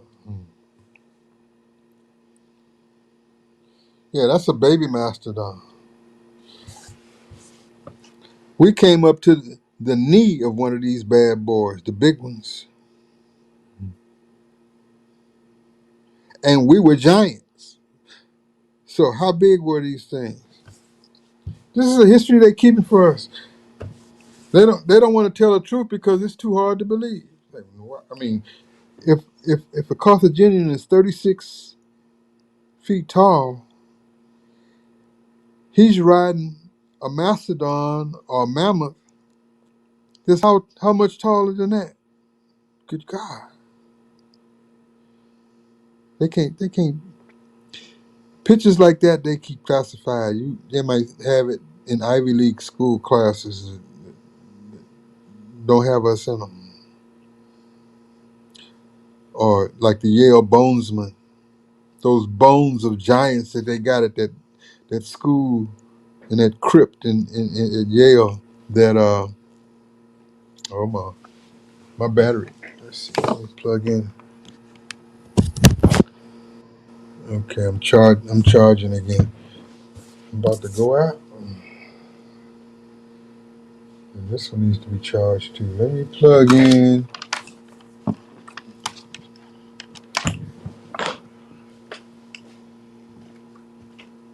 Decode these movies, man. The Day the Earth Stood Still. Gort is the master. Where is my charger cable? My desk is a mess.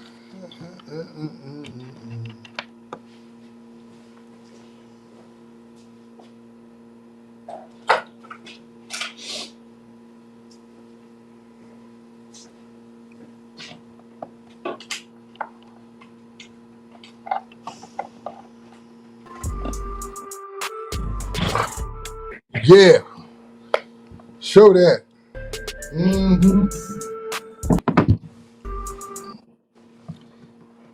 That is a lot of BS when you show that. And you're like, where that come from? They like to show that one. It's doing something strange. Hold on. They like to show that one with a monkey all the way up to the Cro-Magnon man. But they don't like to show this one.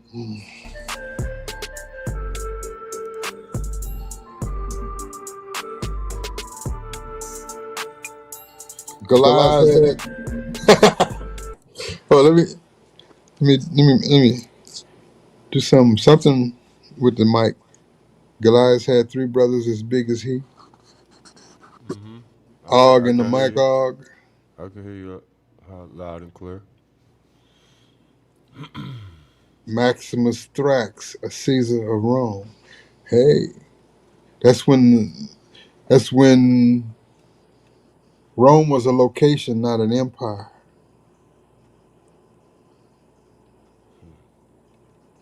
He was just the mayor of a city. He was Etruscan. The city of Tuscany is named after him. You ever heard of a place called Venice? It's almost underwater now. Well, it didn't used to be. The sea level rose. That's an ancient city. Venice comes from Venus, which comes from ice. Venice was the first Paris. Paris is supposed to be Isis too, but Venice is Venus. Mm-mm-mm. That's a big tree. That tree is supposed to be, what, 1,500 years old? Okay, now that's a joke, but it's a nice one. But they got some real ones.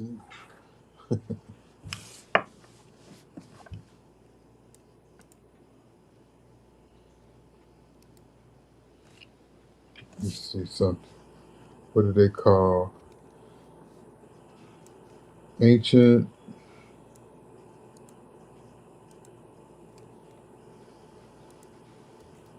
You type ancient hammer found. See what we get. Click on images. Ooh, yeah.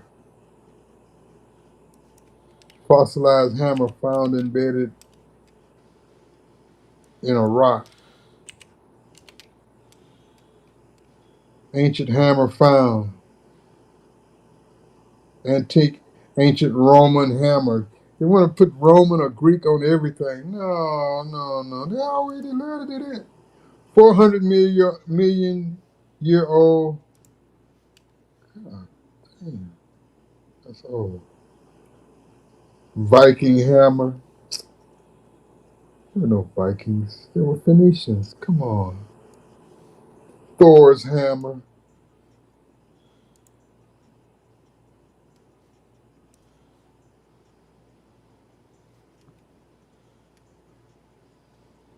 Found in London, Texas.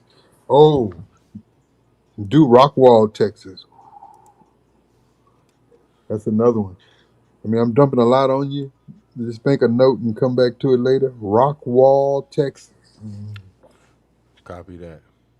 Found in London, Texas, 1934. Yeah.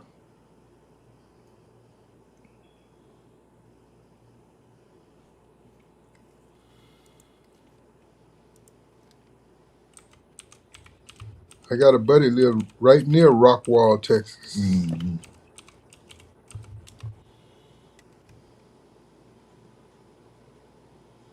Max Hahn. That's a German name if there ever was one. Embedded in rock. Somerville County Museum.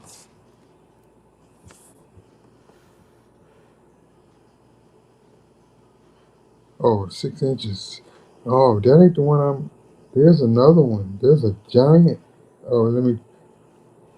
Ancient giant hammer. You got to use the right words when you do the search. Giant. Giant hammer. No. Where is it at? They hiding it. That should be Cave of Giant Skeletons. God.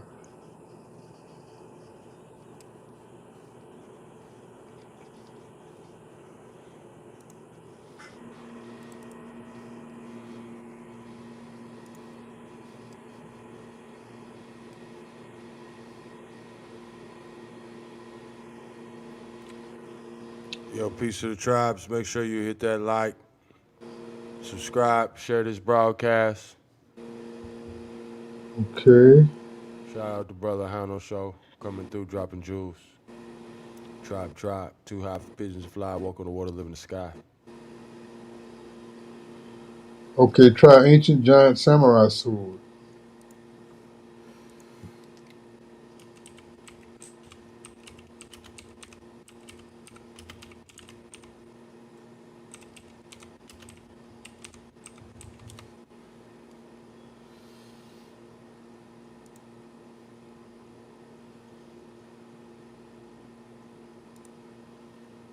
Yeah, that's a bad boy right there.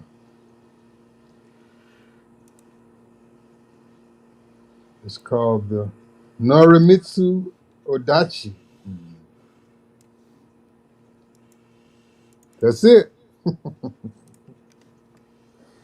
Oh, Tom Cruise can't swing that. He's a midget.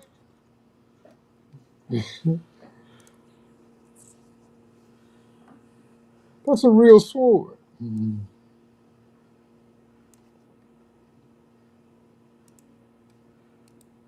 The original sumo wrestlers were giants. A lot of them still are compared to us. Them some big boys. 14 and a half pounds. Oh, that's kilograms. That's 2.5 times 14. Oh, man. That's 30. That's a 40-pound sword. And it's forged. It ain't cast. Forged as one piece. The sword is from the 15th century. You see how they write? We're supposed to believe every word of this. No, it's written for us to believe what they want us to believe. That sword is way older than the 15th century.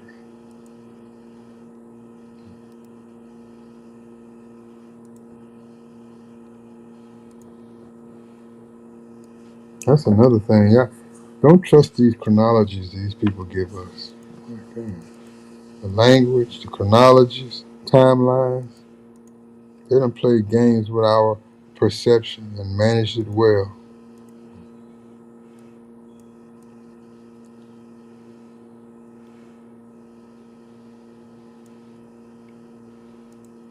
They like to use phrases like, we will never know, no one knows, it's been lost. Them cardinals in Rome know the truth of everything, of our history. This is why they rule. They have the knowledge to rule over us because they control our history, and that allows them to control our future. We will not control our future until we can control our own history. George Orwell told you that.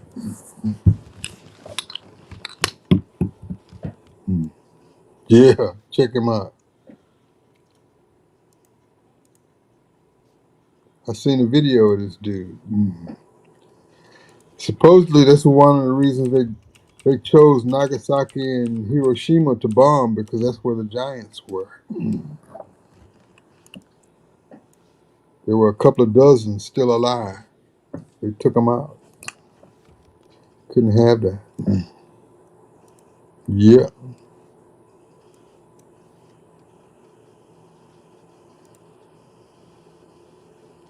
This is when the Japanese were brown. I don't know how they got, too much rice and not enough food with chlorophyll. Chlorophyll supports melanin. In fact, chlorophyll is the melanin of plants. If you don't get enough of it, you can't support your own melanin. So eat all that white and brown rice that you want.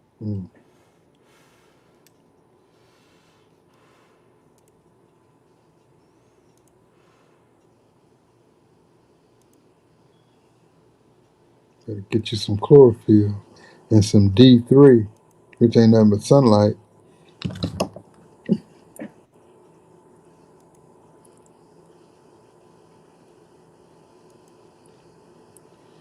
When I say 6, 5, 10, that's 15, 15, 15 to 17 feet tall.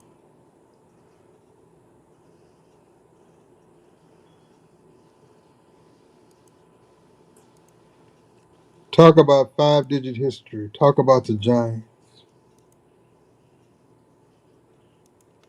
when you study your history.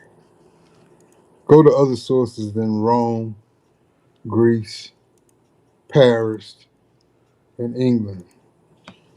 Check out some sources in the folklore of the so-called Aborigines, the black fellas. Check out some sources from the Chinese, the ancient Chinese. Sun Tzu, The Art of War, last chapter, identifies him as being part of the Shang. The Shang was the black dynasty of China.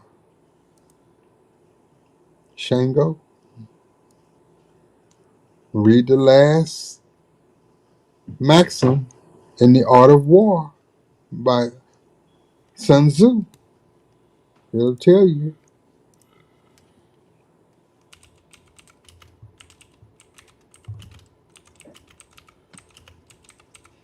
Connecting dots is a hobby.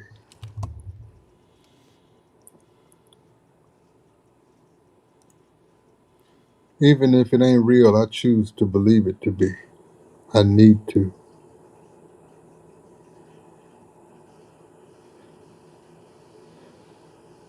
The messenger Elijah had an affinity to the Japanese. He never considered them white, even though they were honorary whites in South Africa. He knew they were melandiginal, and he liked their industrial nature, something he wanted us to emulate. They were bombed almost into the Stone Age, and they rebuilt their country. Now their cities are more modern than anything in Europe or America. And they did it with the support of their women, because at the end of a war that you lose, the men are emasculated. They're psychologically beaten. The women stepped up and patted them on the back. It's okay. We didn't lose a war. We just lost a battle. Let's rise again. And those women supported those brothers. Those are the kind of women we need.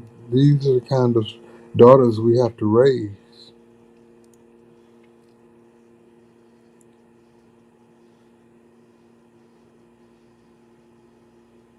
The geishas.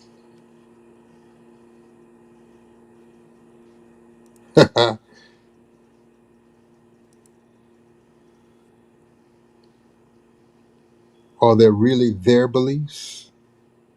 Or are they just parroting beliefs that the Indian school teachers have programmed them to believe?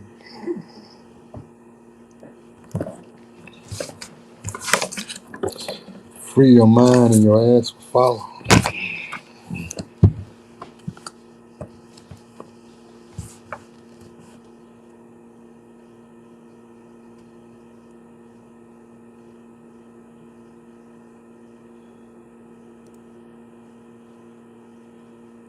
$13, what I said? I said 15.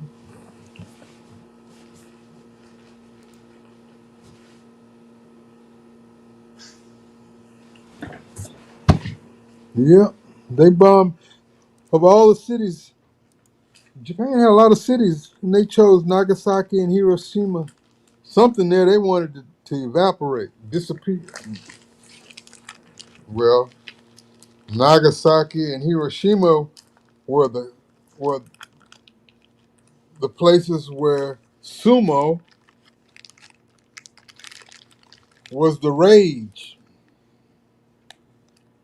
They call them the stables, where they raise and train those boys.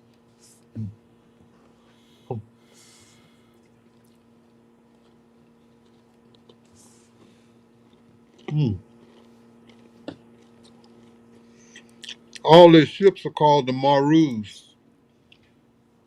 Kitagawa Maru, Ichigumi Maru. What is Maru? That's a Phoenician word for sea. Mar means sea, ocean.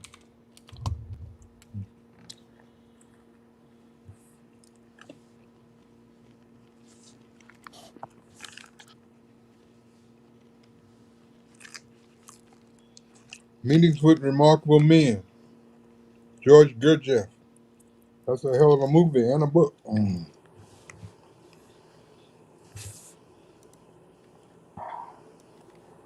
The Rising Sun flag. After they lost, the devils made them take the stripes off and just left them with the sun that wasn't emitting any rays.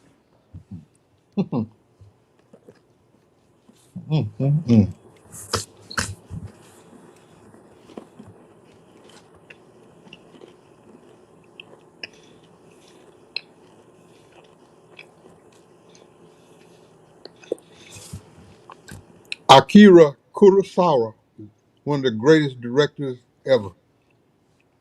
See any and all of his movies produced in Japan. Akira Kurosawa. My favorite is Ran, R-A-N. It's a spectacle.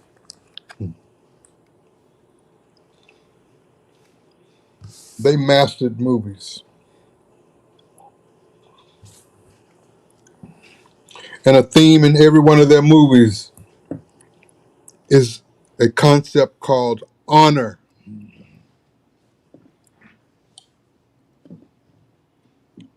They're dealing with loyalty, allegiances, dealing with betrayals. They're dealing with the 48 laws of power in all of their movies. There are principles. They don't make a movie that don't involve certain principles. Their movies aren't just for entertainment. They're educational for their children.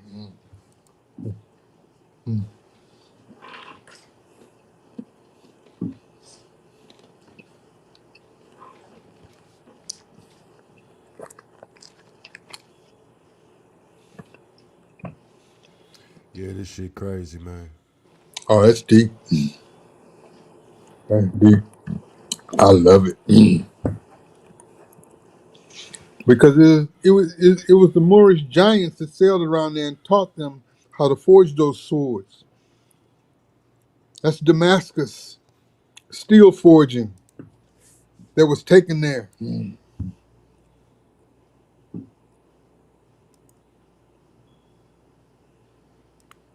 Can you imagine a 36-foot man swinging a hammer down on some steel, forging it, and a 6-foot man swinging a hammer down on some steel, forging it, and then you go to battle? Which sword would you want to have in your hand? The giant sword will cut through the little man's sword like butter. Mm.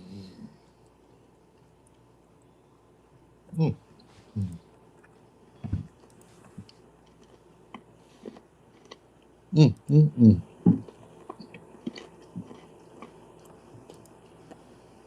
That's a giant fighting a little man.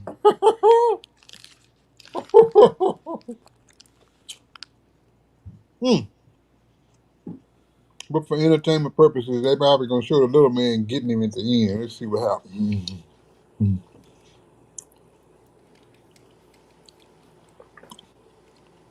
A black giant.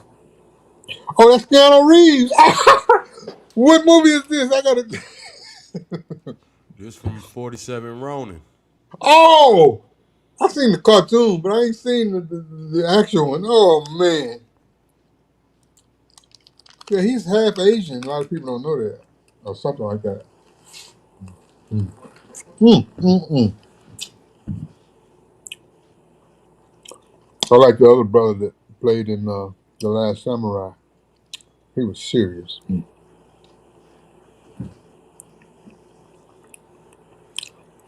Mm, mm, mm. I got to see this. I must have been involved in something when this came out and missed it.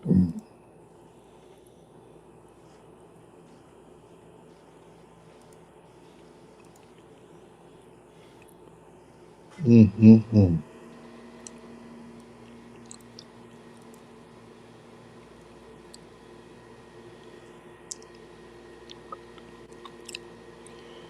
That mask reminds me of the mask in 300 of the Immortals. High cheekbone, flat nose. Those were Moors. Mm.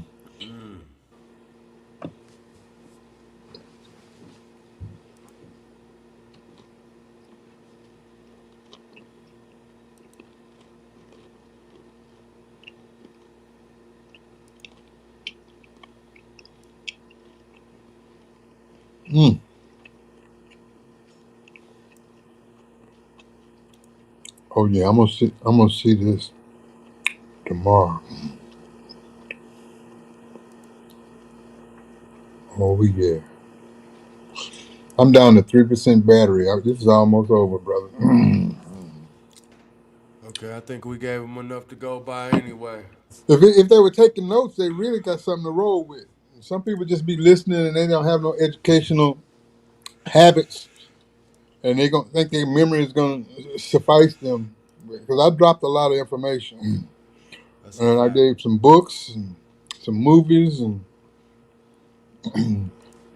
get a grip on your perceptions, brothers and sisters, and manage it yourself, and decode all of this crap that they throw at us. Enjoy it. See what they're trying to do to us with it, and claim for themselves, and teach the children to run on autopilot. You can walk out the room and they can sit there and figure it out that this is bullshit, or hey, this ain't yeah, I see what they're doing. That's the way they should be sitting there talking and not playing these stupid video games.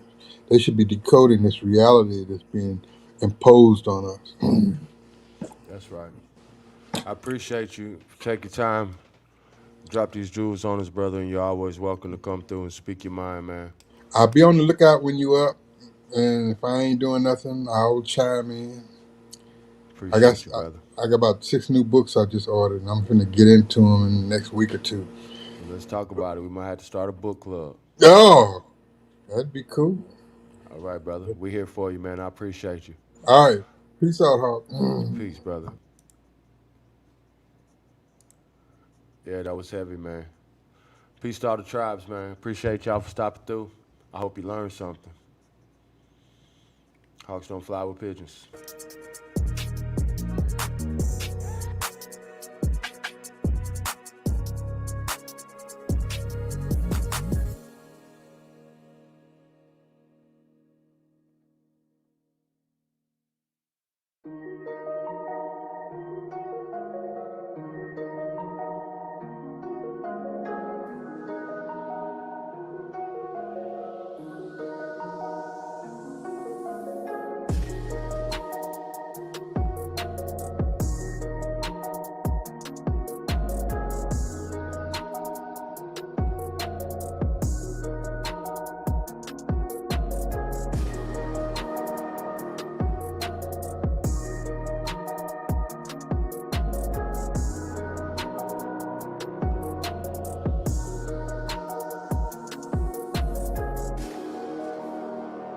Who cut your hair? Who cut your hair?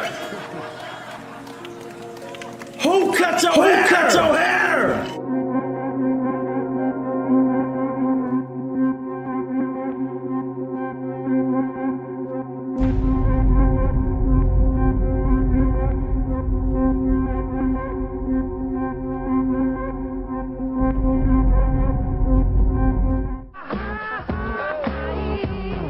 Respect, but this is business that needs to be taken care of, you know.